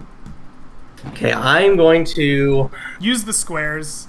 5, Yeah, 10, I'm- 15, yeah. 20, 25, 30, 35, 40, 45, 50. Yeah. Actually, you should have one more square. Okay, well... You know, I'm gonna hope here. Uh-huh. I'm gonna take the amulet and just throw it back in the direction of the ghosts, and then keep running another 35 feet. Okay. And I'm gonna dash 70. Okay. You throw the amulet back at them, and you dash 70 feet away. Excellent. Artair, you're, like, near all of this going on. You were, like, running away from the stone statue, but then as it neared the people holding the amulet, it, like, left you alone and started chasing after them. What do you do as you see all of this happening? Well, I know in general where Lake, like, got resuscitated, right? I'm going to try and look around for him and try and meet up back with him, but definitely giving the golem a wide berth. You give the golem a wide berth. You see Lake, like, crouching down in some big long grass, his back next to, like, a small stone or boulder, trying his best to hide. You can get to him. That's no problem. We'll just have you kind of whoop your way over there. Excellent. Anything you doing once you get there? Just say we need to get the hell out of here. We need to live another day. All right. Stone Golem moves 80 feet to the amulet and stops, like Kitty guarding it. Ghost moves up to the amulet, and they just, like, stop right there. Seem, you've, like, dashed 70 feet away. Lake in Artair, you're, like, hiding. You have this moment of respite out here in the middle of the plains. They don't seem to be intent on chasing you down at the moment. What do you do? What's your plans? Are you going to try to fight this out? Do we think we can take them? If we can get the horse, I can kite them and kill them. I need the horse, though, and I need to kill that one ghost. I guess there was one horse on We the have back of one mine. horse left. We have one killed the horse ghost. left On the back of yours. because the wizards. We have a single horse left. Get me the horse, kill the ghost, I'll take care of the golem. Where is the horse? It's back over by the courtyard. So you need to go get It's that. back and in the get it to me. manor, and you've been running for I minutes said and that I minutes tied and it. I minutes. said that I tied it to my horse when I was dealing with him and stuff. But maybe it's not. Yeah, but you were dealing with him and stuff like at the beginning of the day, right? Like when you were. I figured it would be attached to my dead horse. Oh wait, you're right. That was before. we Yeah, played. you. Okay, you- yeah, no, my bad. You're right. I'm sorry. Yeah, exactly. Okay. That was the other. When he was, Get me when I was that horse. holding him. Right. I'm fairly certain Zaltix's horse is probably is now displacer beast food or something. What? No. Or We need ghost. to know. That horse Ghost is right. chopped. We've been gone for like 15 minutes at most. There's no way that horse is already dead. We need 15 that minutes horse. of racing as fast as you can through the howling Yeah. fields. You're very far away from the manor. Yes. Also, We need if it's to been circle 50 back. minutes, like my protection from evil is off, so I can't take the ghost. Actually, Actually, wait. Here's the thing. How far am I away from it currently? You dashed 70 feet away, and it was like 60 feet from you. So you're like 130 feet away from this psych amulet. Cool. That's 13 rounds before it can catch me. I want to start taking shots at the ghost. Leave it Okay. golem alone. I want to shoot the ghost. And I want to keep, if it starts moving towards me, start moving back to ensure that it can't get, so that I can take some more shots at it. All right. Okay, so it's your turn. I guess you're still in combat. Actually, I wanna collect with the party first and then get some backup if I can. Okay, so the But I party have is on the nothing. other side of the ghost wanna and the circle golem around. than you. I want to take a large berth around. All right, you begin cantering around. So Yeah. what's going to end up happening here then is the big stone golem on its turn picks up the amulet and holds it in its hand, and it and the ghost turn around and begin making their way in a beeline back toward the manor. I would have had my movement before they went. I'm a 19. Do you want to rush up and get in combat with No, them? I was hoping to move further out of their pathway. Perfect. You Figure moved out further if out we're of in their path. right? Okay. This is what Okay. I'm narrating a little bit here. I'm sorry. No, it's fine. It's fine. So while you guys are moving out of its path and getting away, and Seam is like kind of cantering around, giving a. Oh, he's not even doing that. He's walking because his horse is incapacitated. Yeah. You guys can get back together, but as you do that, it's going to cost you. Oh God, the dice went off the table. 2 I don't know. rounds. It's going to cost you 2 whole rounds of them moving like their full 80 feet of movement back to the manor. So you're minimum, right, like 160 feet away from them if you tried to use your movement to like catch back up. Okay. And that's going to be where you guys come together. They're moving without any, thoughts about you at the moment, in a straight line about as fast as they can go through the howling fields back towards the manor. And you are all kind of grouped up now together. What is the plan here, party? I guess. I mean, as long as we're far enough away, I think I'm gonna use. I still have 1 second. Can you give me a prayer beat? And I could use blitz. Yeah. I guess I'll just cast a Cure Light Wounds Or on Branding myself, Strike. and who else is wounded? Do you have a second level left? Can we do prayer healing? It takes 10 minutes, but if we want to like slink away and I take 10 There. minutes, I'm sure we can do that. Let's heal up and talk. So if we can do 10 minutes, I will. All cast right. a spell. You take 10 minutes and cast full your health, by the way. prayer of healing. You're full. You didn't hit me once. You killed my horse. Oh, okay. So it's just for me and Palladian. Yep. If that's the case, I'll just. Is that okay if I use my 2 Cure Light Wounds, 1 on each of us then, for Cure Wounds instead of Prayer Healing, like I said? Because I thought he was wounded too. Sure, that's fine. Okay. So I will. Boom, boom, and it's just 1d8 plus 3 for each of us. That's you, and then this is me. I do myself last, and so you get 11, I get 7. Okay. I'm at So, 29. as you guys heal up here and take your time to like get yourselves together, we've been playing for a bit more than a couple hours here. I think it's time for our last break. So I'm gonna call for a break here. Put your noggins together and figure out what the plan is, and we'll come back on the other side and see what happens and catch you all then. Gotcha. Goodbye.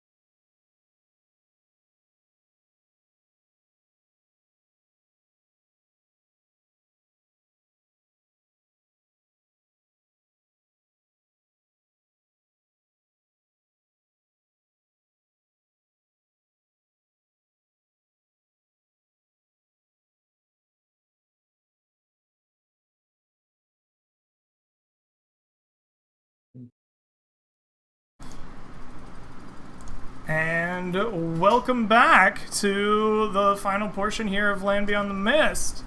So, the three of you put your heads together during the break. What is the final plan here as these creatures are making their way back to the manor? Rest up, and if we can make that work, one more try, right? Yeah. We don't want to somehow locate the horse before we rest. Yeah, that's Otherwise, it's probably really gone. yeah. You know. I'm gonna try to find the horse first, and then rest Yeah, up. try and find the horse. All right. Look at the You manor. make your way slowly back to the manor. Your intention not to catch these things. Hold up. Yep. You can somehow find the horse that was like aged 30 years. I might be able to lay on hands and cure it of that. Lay on hands won't cure aging, right? No. It cures Because of disease, the but yeah, aging if it's just Wait, hard Uh, aging, yeah, no. Lake, can you cast Lesser Restoration? I might take care of that. No. You know, I had that on my sheet, and it was a juggle between all the things that I have. I do not. I could do it in the morning, so we keep Yeah. the horse around. Well, we can keep But- the horse then. I'll be giving up prayer, healing, or aid, though. Twice. I mean, 5 HP is not going to take the horse at this point. Right? Well, it's 3 people, but yeah, no worries. You end one disease or condition. The condition can be blinded, deafened, paralyzed, or poisoned. Lesser Restoration will not de-age the creature. Yeah, it's only a second level Never mind. spell. I didn't Yeah. think it would probably do it. Greater Restoration may have, but Lesser will not get it done. Yeah. That makes Okay. sense.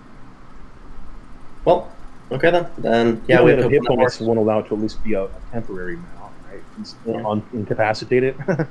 With some healing, maybe. All right, so you make your way back to the manor, slowly following behind these creatures. Eventually, they make their way back through the open doors, and you see them. You see them replace the amulet back on the wooden table. The statue eventually returns to its pedestal, and the ghosts dissipate. You begin searching for this horse. Let me see if it's still around. The horse is not to be found in the manor grounds. We rolled a natural 1 for is there horse. Gotcha. So, how do you go about trying to track down whatever happened to this horse? I'll try tracking it with my ranger skills. All right. So, are you willing to enter the manor grounds to try to search for prints there? Or are you going to try to pick up the prints somewhere else? Nothing ventured, nothing gained. I will enter the grounds and immediately regret it if a ghost appears. All right. So, as you enter the grounds, right, the customary ding that rings out through the air plays out as you cross the threshold of the kind of broken archway. Yep. As you do, you see the kind of manor come to life in front of you. Like, you're still some 50 feet away from it, but as you pass these manor grounds, you see the remaining ghosts kind of apparate inside of the manor, and the golems stir once more. And I leave it. Okay. You leave, and after some amount of time on alert, these things disappear once again. Okay. So, you attempt to track the horse from outside of the manor without finding its prints.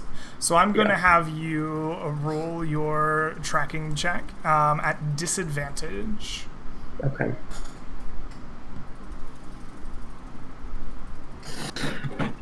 Here's a question. Yes, Lake, sir. you are an individual. You're a man of nature. You know animals. Can you possibly assist me in trying to find it? Yeah, if we're doing some tracking all around the place, we'll Okay. definitely help you. So, Lake's assistance... I'm no expert tracker, but I have done some. I assume that you have training in survival, yes? Oh, yeah. Mhm. All right. So he is proficient. He can provide you assistance to cancel out the Okay. disadvantage. Fantastic. 10. You are unable to track the horse, even with the aid of Lake. It Doesn't it give you seems that advantage? whatever had happened has gone. Or at disadvantage. Oh, done. Okay. Yeah. Well, here's okay. Well, at this point, rest for the night, and then if we don't set off the place walking in, we can try to find the figurines real quick, and then hightail it towards city. Sound good? Yeah, we probably should have done that, like I was saying, before we did this. But yeah, sure, let's do that. All right. Sorry. You take the time to rest up for the night. Let us see if you have an evening encounter. No, there is no evening encounter. You make your way back to the stream that your dead gnome has found for you. Drink of the water. Do you have any spell slots left for Goodberries today? Yes, I do. I only cast one spell. Okay. You cast the Goodberries, you drink of the water. We can forego the foraging rolls. So, you completed a long night's rest, or you have completed a night's rest in the mists. You are entitled to spend any number of hit dice remaining in your pool to regain HP. And after you are done doing that, you can recover 1/2 of your pool rounded up to use in the next day. I'm at full, so. 13. Sorry, I'm having some 2. I guess I will use 1. So why didn't you? I'm at full. We're now at exhaustion level 0, right? I was about to say I was going to use prayer healing my last. He already kind of. Okay. I was about no, so it's all good. No worries. Okay. Well, and I have 1 hit die. sweet. So it's half rounded down, right? Half rounded up. Oh, thank you. Sorry, I was. Nope, no problem. Facilitating in At my 3, head, your half is 2. At 4, your half is 2. So our exhaustion is gone. Your exhaustion is gone. okay. So try it for one more attempt to see if it just sets them off immediately, and then All right. leave. You make the 2-hour trek back to the manor with no encounter. You eventually make it back to the front of the archway. It is a new day, and the manor once again is quiet. You pass through as a group the archway leading through. The customary ding rings through the air that you've grown used to. But the manor stays silent. It does not stir on this new day. Like his weapon and shield out will take the front lead and look at his friends and be like, "Yeah, I'm gonna go first. I'm pretty sure we're okay." Yep. So we enter.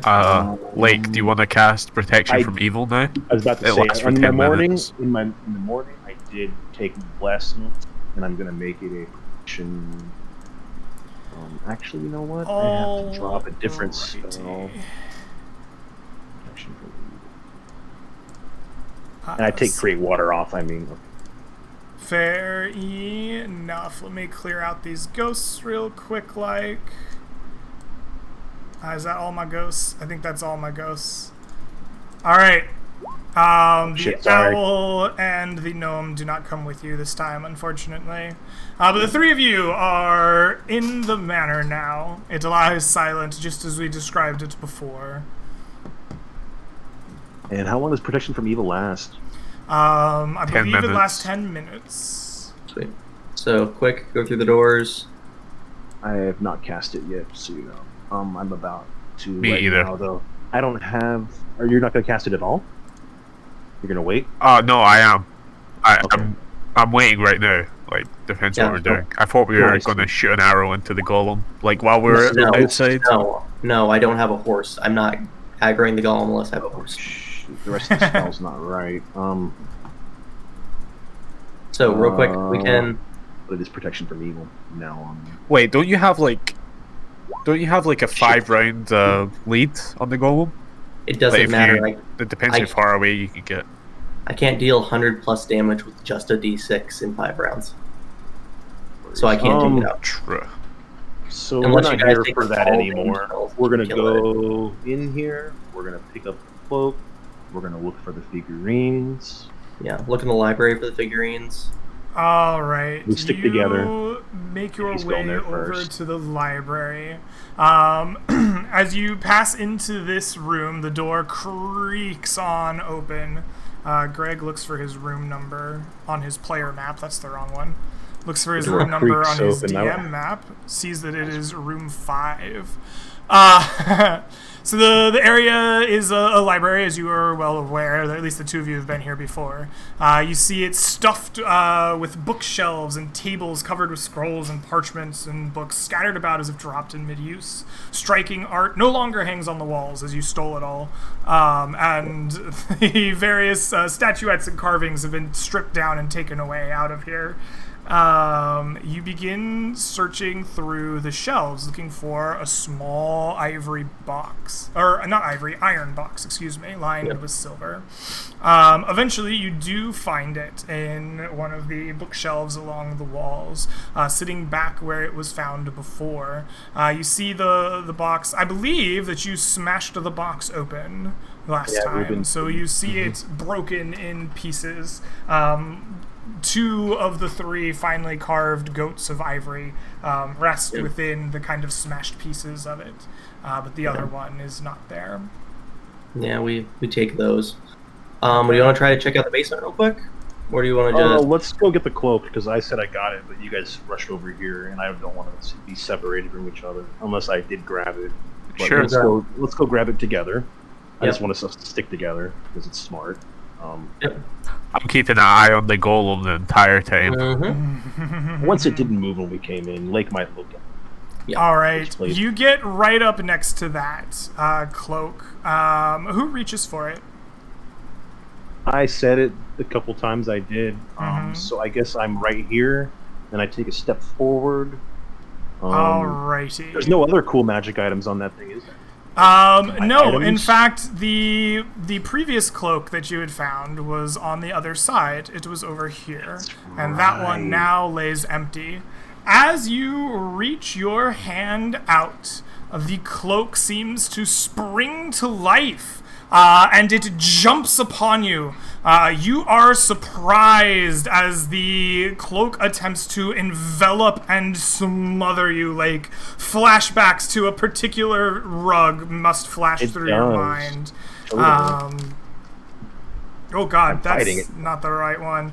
2d20, keep highest one.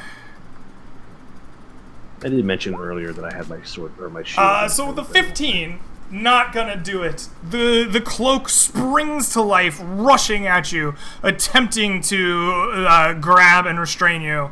The rest of you are shocked into action by this. What do you do? Stab it with swords.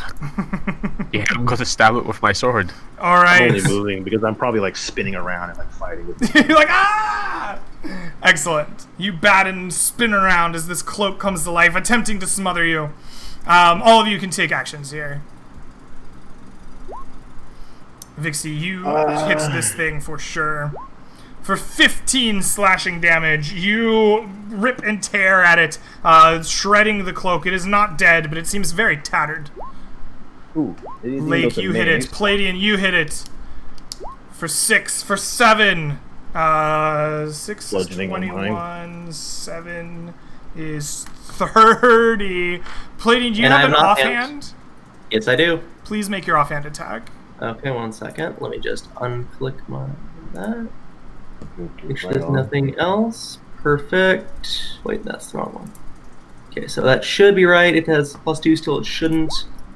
Okay, nope. Oh, you all attack this thing as best you can, but unfortunately, it still is alive with 3 hit points. And so it once again attempts to attack Lake. This time, it does not get to have advantage, as you are not surprised.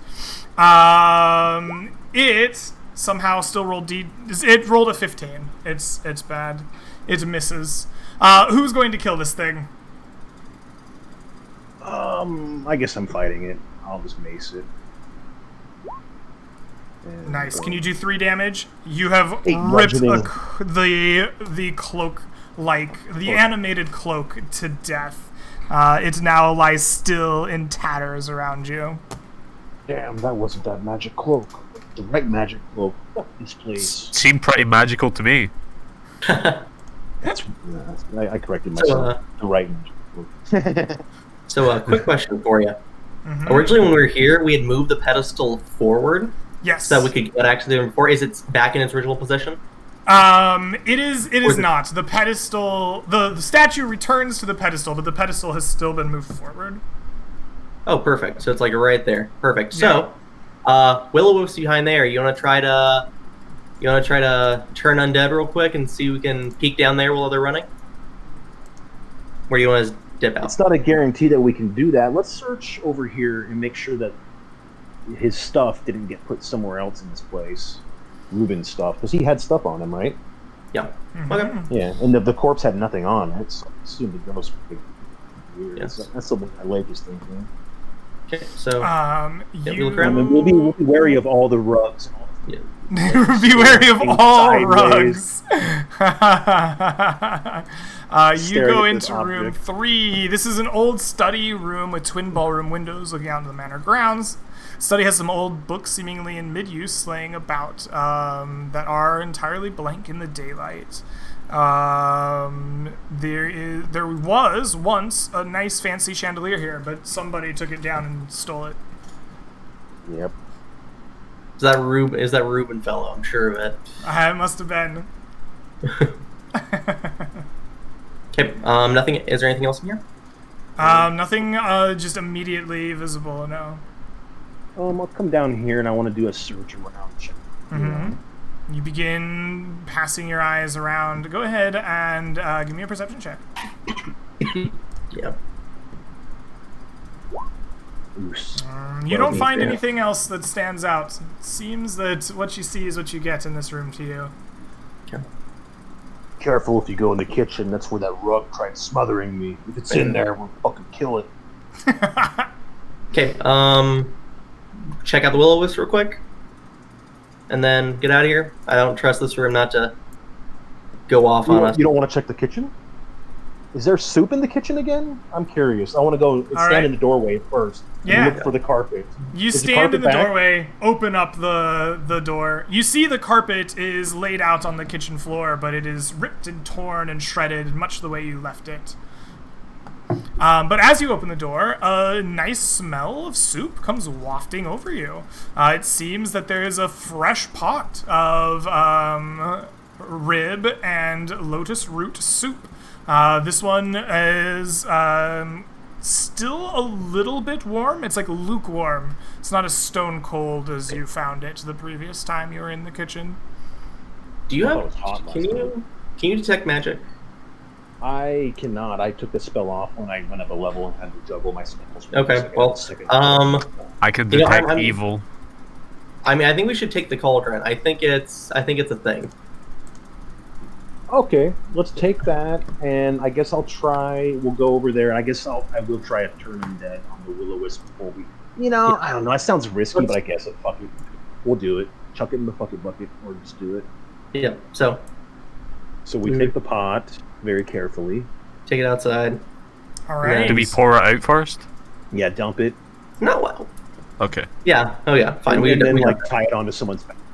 Yeah. All right, you take a large iron cauldron out of the kitchen and you dump out all of this wonderfully smelling rib and lotus root soup onto the manor grounds. And you tie an iron cauldron onto the back of yourselves. You don't have any horses. So, yeah. So go back to that little back room right there, and then Lake's gonna try something, and we'll see what happens. You guys gonna follow close behind me? I guess. Yep. All Yep, right. right here. Down You here. Can I see them? squeeze behind the statue. That you have previously moved the pedestal out from behind here, revealing a secret door. Behind the door, you see a sealed storage room. With stairs leading down towards a basement. The stairs themselves are blocked with rubble from the collapsing upper floors of the manor, and you'd feel like they must be dug out if you were to progress further. As you look inside, there are will-o-wisps appear, flying in circles over the stair. As you enter into the room near the wisps, they begin to flash in like oranges and red colors around and around these stairs. How many? There are 3 willow wisps.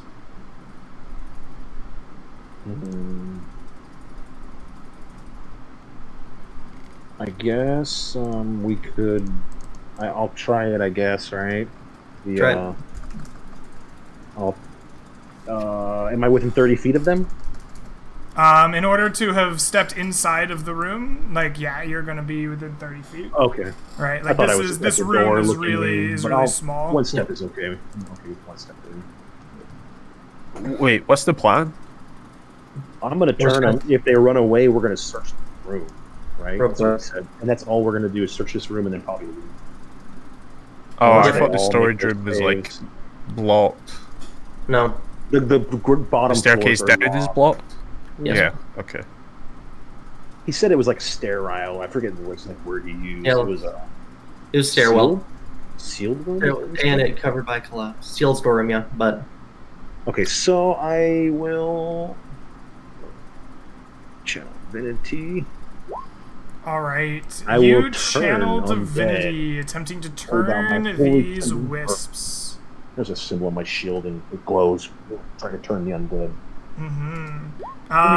So there creatures. is 1 success, and it is a wisdom save. So that's a 14. I think a 14 beats your save, correct? Yeah, I'm a 13. All right, so there are 2 successes, and 1 willow wisp is turned. Now the question is, do the other ones immediately start? That's a Roll initiative. good question. Let's find out. How aggressive are these wisps? Not aggressive at all, in fact. The wisps continue to dance around the stairwell. The one that has turned backs its way all the way into like the far corner away from you. But the other 2 continue their dance around the stairwell, glowing now like deep reds and violets instead of the oranges and reds before. I'll tell them we probably should get out of here. It only affected one of them, and I think the other ones went glowing red and orange and flashing, and now they're like red and purple. Not sure what that means. but okay, that's fine. I don't think they liked what I did. You know, Okay. unless well, you guys. I mean, I stepped in the room and they didn't attack me. We might be able to search it real quick. You know, I don't know. I mean, guys. it's the stairwell is the important thing. If we can't find that, it's whatever. I say we leave. Let's just get out of here. All right. We Yep. make our way out. Okay. You leave the manor with your treasures in tow, and begin making your way back out into the Howling Fields. I assume that you are all going towards Farfield Keep. You're trying to get out of here as fast as you can go. Well, I mean, My as fast as doppelganger just showed reasonable. up. Oh my gosh, what do I do? So Kill it. I think all of that morning stuff probably took like until about noon. So we'll give you about a half day of travel today, and then a full day, maybe depending on where you get the next. Seem, are you once again taking the role of? That's the wrong thing to do. Sorry. Oh, that's interesting. Oh, guys. Blurry, guys. Just ignore it. I'm really bad about that. I accidentally put players on that map all the time. The good news is it's so giant that you guys didn't see anything of any relevance. Yeah, I had no idea. worries. I mean, had absolutely no idea what I was I have looking at. If you get all the way up to the Shadow Waste anytime soon, like, good on you. Anyway, Beautiful. so Seem, give me a route that you intend to go and a pace that you would like to go for the rest of the day. Straight back, and we're just gonna stop by our watering source before we leave. Alrighty then. Only have a half day anyway, right? I'm not taking chances. No, I mean we should go there and probably rest it or something. I mean, You're right. No worries. didn't use any spells. Alrighty. Yeah, So the four of you begin going. Give me a survival wisdom check for your navigation. Okay. And your DC is 10. You're an Outlander, so it'll be at advantage. No, your DC is In normal 10. pace? That's correct. Well, I failed, so. Okay. You failed. So your trek will go longer than normal. What is it about that failure? How do you get a little turned around? How does this cost you time out in the Howling Fields? We get lost finding the water source again. You know, it was the gnome that found it for us in the first place, so we got a little lost. We went and rested. Took you some Yeah. extra time to get back there than you expected, but you fill up your water skins and then continue on for the rest of your day. Let us see if you have any encounters. No, the rest of the day goes by unmolested, and you make it about here on the hex map. Excellent. You begin setting up for camp that night. What is camp like after this long ordeal at the manor, spanning multiple days and the death of a friend? Lake's thinking about retirement right about now, really. I rolled for it. He's thinking about it. Thinking about it, huh? Okay. I mean, he's been through so many near-death experiences the very first time he went out. You know, the second time we went out? Here the manor wasn't so bad, but the third time I went out, near-death experience. Fourth time I went out, super near-death experience. How was that, right? It kind of weirds him out. Yeah. Seam wasn't going to leave his nature, bro. Just laying out there, possessed. Salute you, man. I mean, it would have was some ended crazy after a shit, day. right? He would have been fine. Yeah. I'm sure they wouldn't have done anything to him. Anyway. I want Seam's looking at these figurines and seeing what their deal is. All right. You spend some time with the figurines. Is it a short rest or a long rest? We'll deal with it after a long rest. So, evening comes as you're dealing with some figurines, contemplations of retirement, the ordeal. I used a pot of soup to make food, too. See if it even works. You use the iron cauldron you took from the manor to make soup. It's less good than the rib and lotus root soup that you poured out. It's disappointing. How would we know, Greg? In the night, Arter, you are on watch. You hear like beckoning calls through the field, out westward from where you are. The voice is silken like honey and seems to like bounce delightfully through the starlight and calling at you to join it. What do you do?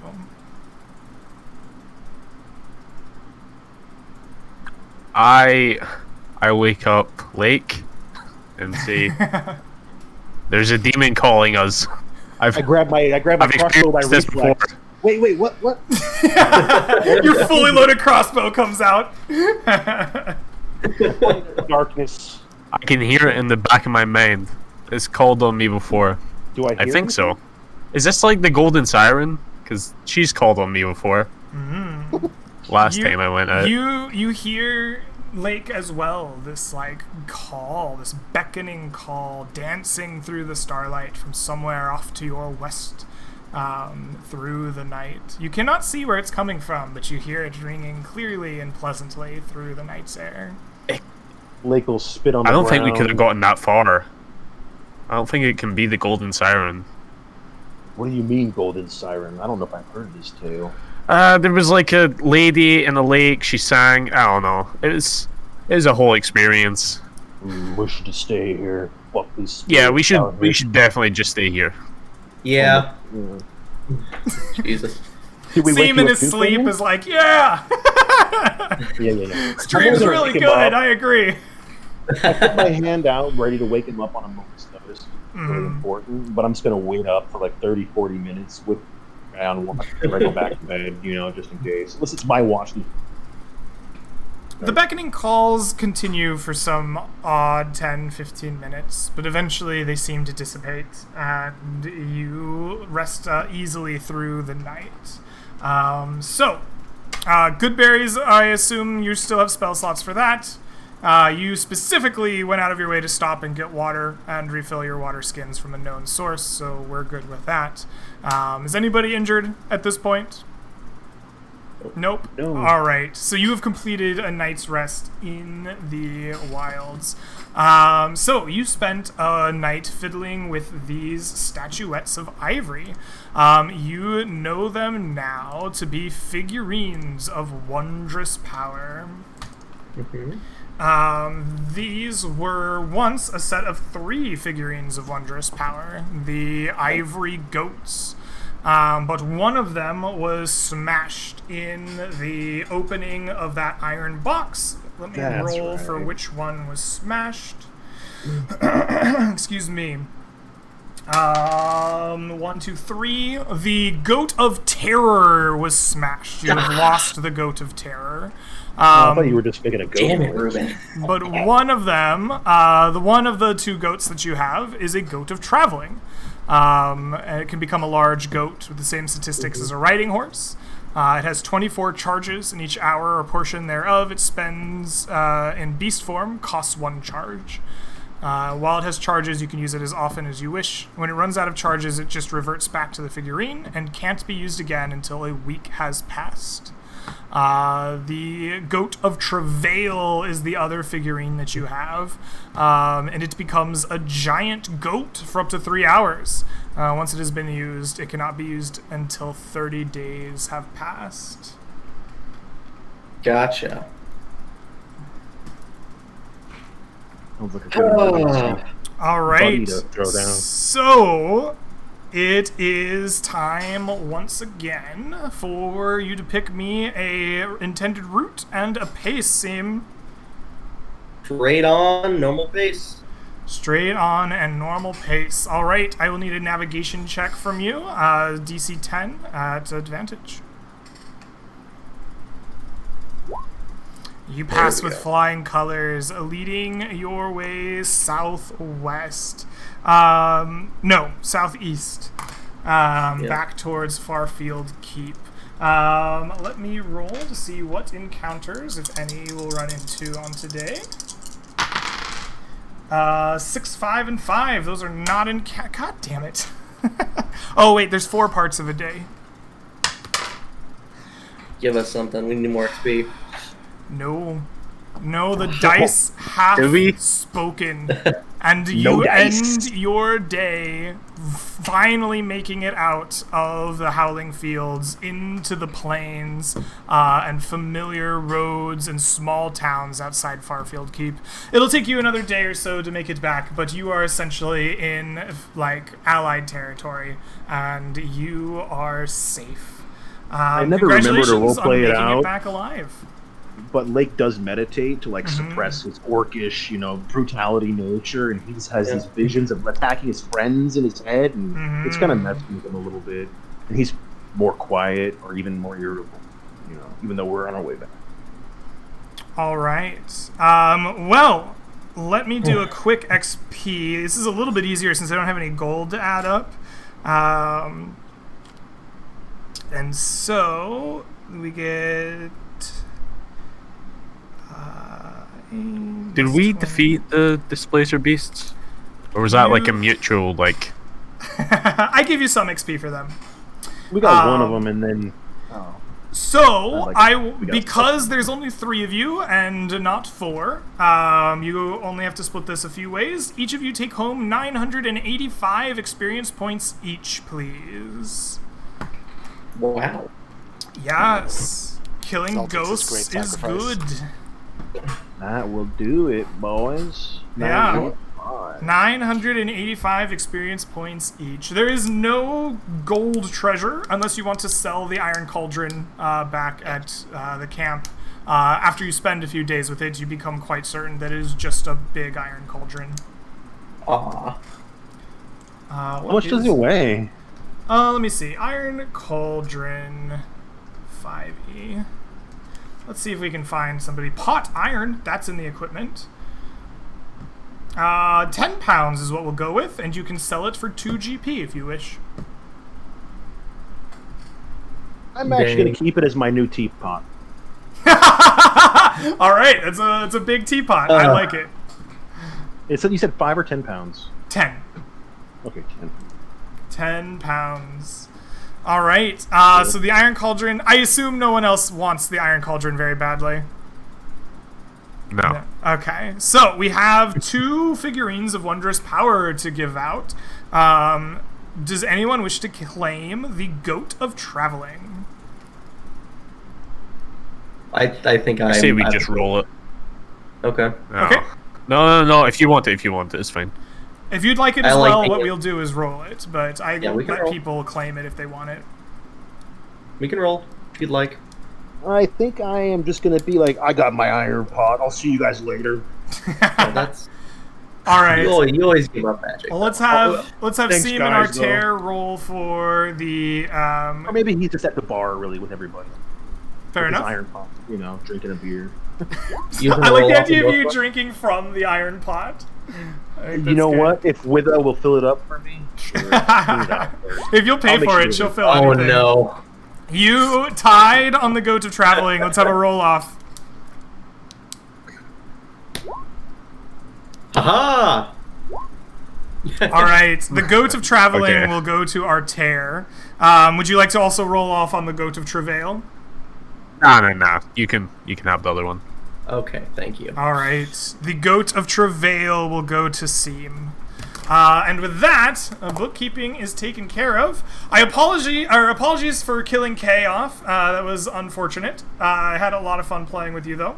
Thanks for I dropping forgot I to had do it at so the much beginning of fun. the session, but can I check on my helmet that I meant to get? I just want to have it at least at this moment. I had a helmet made out of it was just more for looks, out of the hippogriff heads. Oh, I gave it yeah, to some yeah, guy. yeah. You have a Hippogriff helm ready to go. It doesn't provide you any AC bonus, but it looks badass as hell, and maybe it'll intimidate something. I don't know. It's like a big hippogriff on your head. I gave him both of them. Did he make a second? Sure, if you wanted to, you'll make 2. Yeah, I'll give it. You have a I'll backup put it- hippogriff I'll- helmet.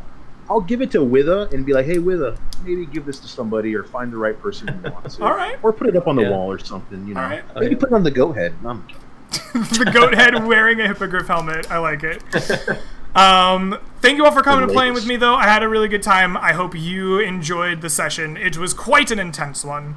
Wow, it was so much fun. Yeah. Yeah. Anything you want to shout out or say before I turn the stream off? I'm playing on Millman's stream tomorrow. It's Woo. my campaign, so, pressure. Wow.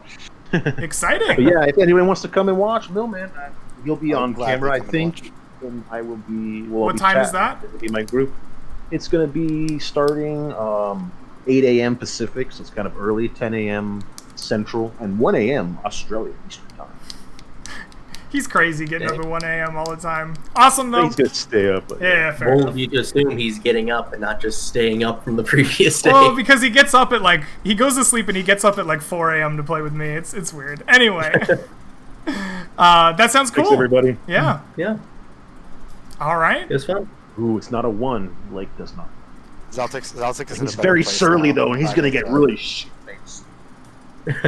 Throws 20 gold over to Witha and says, everyone can drink tonight. And I'll take it over the sheet. Well, thanks for having me, Greg. Always fun to play. Well, I'm gonna get that golem one of these days. I just need to party. I just need the plan to follow through, and we'll get there. You almost had it. It was a good plan. It worked for you. You just We roll had too low many and ghosts. Greg was on it. Yeah. Wisdom saves on the fear with a big one, and Yeah. that's the idea. That's the fun of it sometimes. You know, Yeah. like Shout out to you We too, had a good Greg. plan. Thanks so That was much, cool. Yeah, Thanks absolutely. everybody. Be blessed. Yep. All it was right. fun playing with you guys. It was fun playing with you as well. I'm going to go ahead and turn the stream off Yeah. then so I can get some shut-eye and get ready to do this Yep. all again tomorrow. Yeah, we'll see you guys around noon, I think, is when we're starting. Until then, have a great rest of your day, night, week, whatever it's till I do catch you again. Peace, everybody.